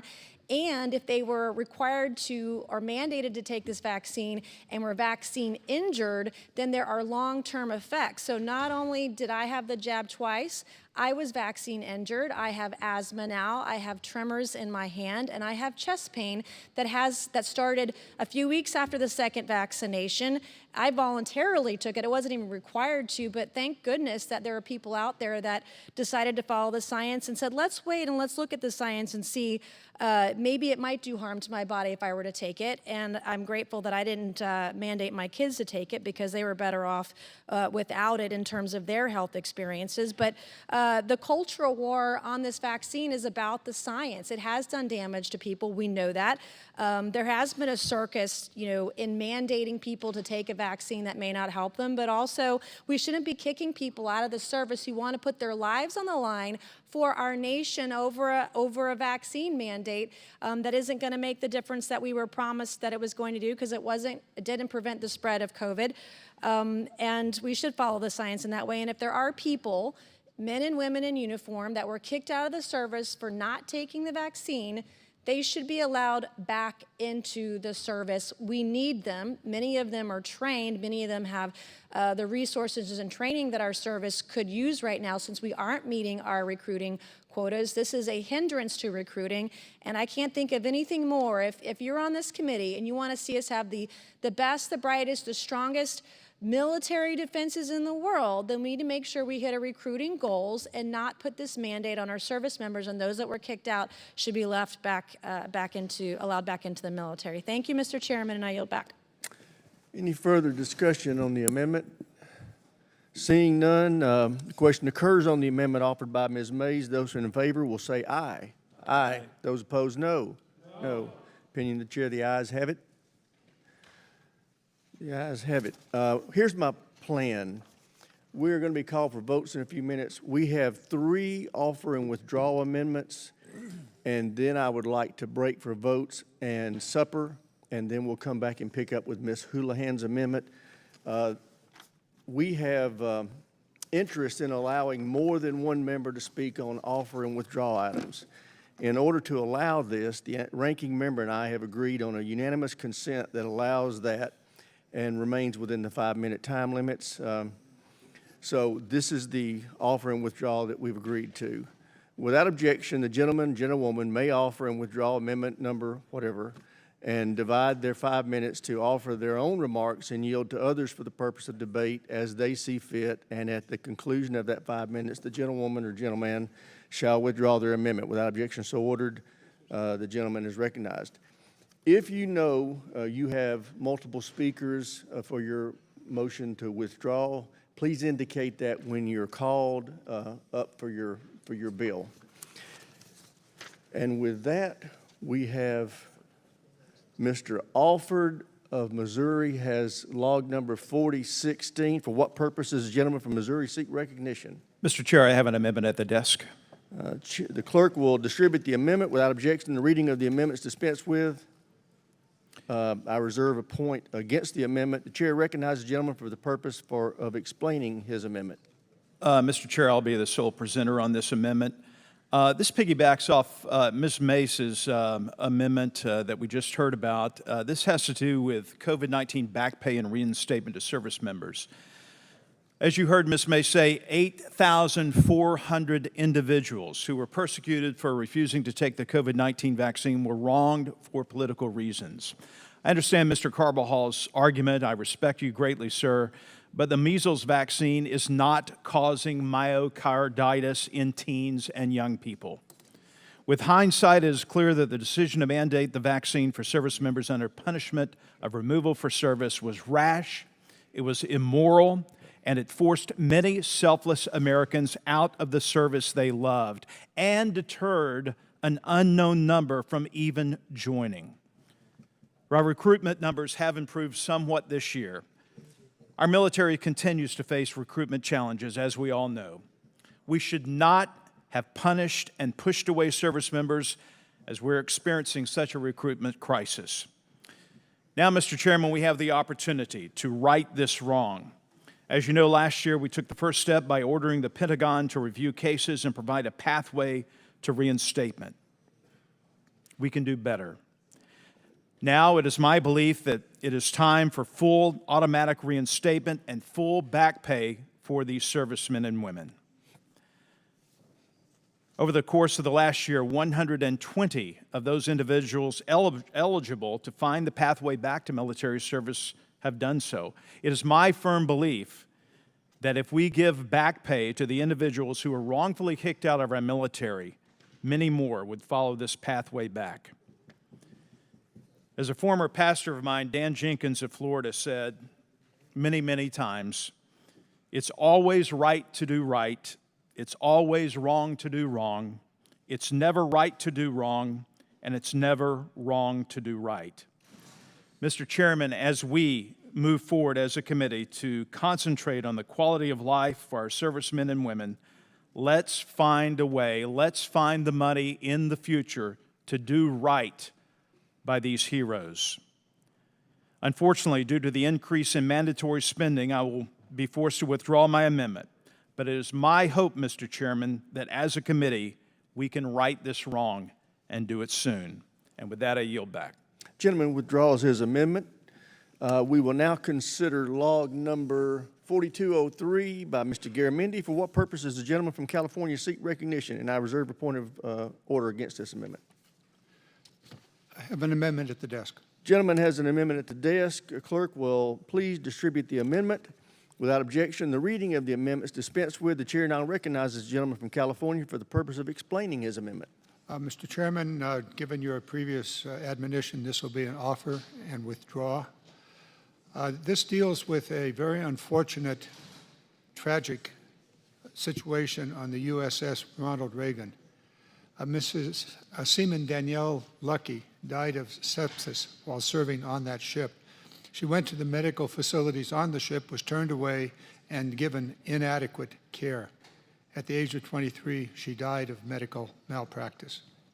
The way in which the medical malpractice laws apply in the military, they do not apply to certain places, for example, ships, nor do they apply to other specific facilities around within the military.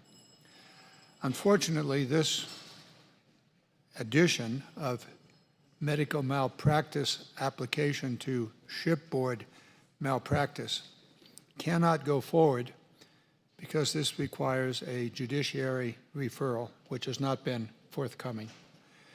We're going to continue to work on this, and hopefully in the days ahead, perhaps before the floor or next year, we'll come back and try to apply the medical malpractice laws, which are limited within the military, to shipboard malpractice. With that, I withdraw the amendment. Gentleman withdraws his amendment. We will now consider log number 4436R1 by Ms. Kiggins. For what purpose does the gentlewoman seek recognition? Mr. Chair, I have an amendment at the desk. Clerk will please distribute the amendment.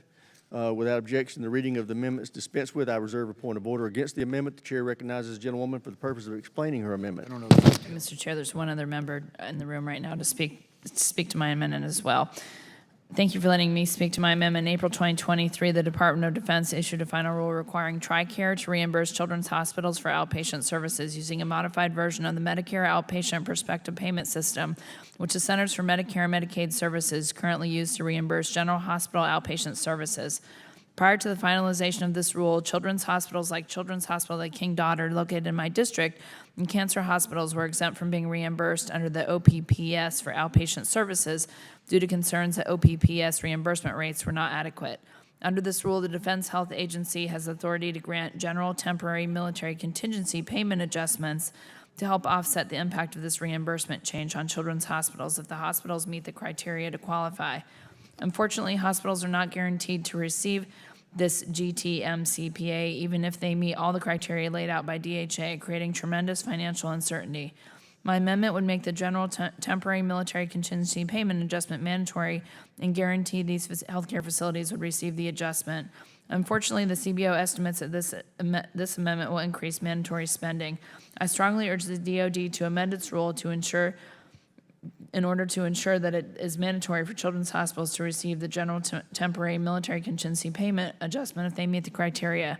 I urge DoD to implement these policy changes in order to protect TRICARE payments at children's hospitals like CHKD who provide services to a disproportionate share of active duty dependents. I yield the remainder of my time to the gentleman from Virginia, Mr. Whitman. I thank the gentlelady from Virginia. Mr. Chairman, I too want to join her in my support of this amendment. I want to thank the Quality of Life panel for what they've done. They pointed out the things we need to do to recruit and retain. It's mindless to me the DoD says the way we address the recruiting and retention challenges is to actually cut TRICARE reimbursements to Children's Hospital. Why in the world would anybody want to work for an organization that won't provide adequate medical care to its members' children? This is an uninformed decision that takes out of account what happens at these hospitals. These pediatric children's hospitals are the backbone for this specialized care for these military families. And just to say, hey, we're just going to in a non-thoughtful way cut these reimbursements is mindless to me. There are over 2 million children of active, Guard, Reserve, and retired and fallen service members that rely on TRICARE. So what we're saying is we don't care about the 2 million members' children. This just doesn't make sense to me. If you look in a state of Virginia, we have some top 5 tier hospitals that are involved in TRICARE enrollment. To me, you ought to be looking at ways to expand this, not to reduce it. I hope the DoD relooks at this. I'm in adamant disagreement with the Congressional Budget Office's outlook on the cost of this. But the cost is even their assessment, which I think is incorrect. The cost is bigger. The cost is about whether or not we are going to show that we are going to support families. Mr. Chairman, your effort in this year is about quality of life. This runs contradictory to your effort in this bill's mark that this is about quality of life. This is mindless that the DoD is doing this. We as a committee ought to stand in favor of this. I understand the jurisdictional issues here, but if we don't stand in this position to say we are going to make sure that the children of our service members have access to these facilities that provide pediatric children's care, then what are we doing? This just doesn't make sense to me. So anyway, with that, Mr. Chairman, I will yield to the gentleman from Colorado, Mr. Lamborn. Sorry. Does she agree? Ms. Keegan? Yes, I yield to Mr. Lamborn. Yeah, and I want to thank both of you. You're really taking up an important issue. And I, too, have a children's hospital in the Colorado Springs area where we have 5 major military installations. And this children's hospital sees 16,000 military kid visits each year. And yet they're having the rug yanked out from under them by TRICARE. So I think we really need to work on this problem. The Defense Health Agency is dropping the ball on this. They're saying that, oh yeah, we'll do a report later on. They should have done a report before they took this drastic step. So I really associate myself with what Representative Kiggins and Whitman are doing here, and we need to solve this problem, and maybe we can have some kind of resolution before we get to the floor, but this is really hurting the readiness and the morale of our military active folks who have dependent children. And with that, I yield back to the lady. Mr. Chair, I move to withdraw my amendment. Gentlelady withdraws her amendment. But just want to let you know that we have been called for votes, and we are going to recess for votes and for supper. For those individuals who are interested, supper will be made available in room 2212, compliments of the chairman. If you're interested, if you don't want to, you don't have to. We will reconvene at 6 o'clock, ready for business. We are now in recess.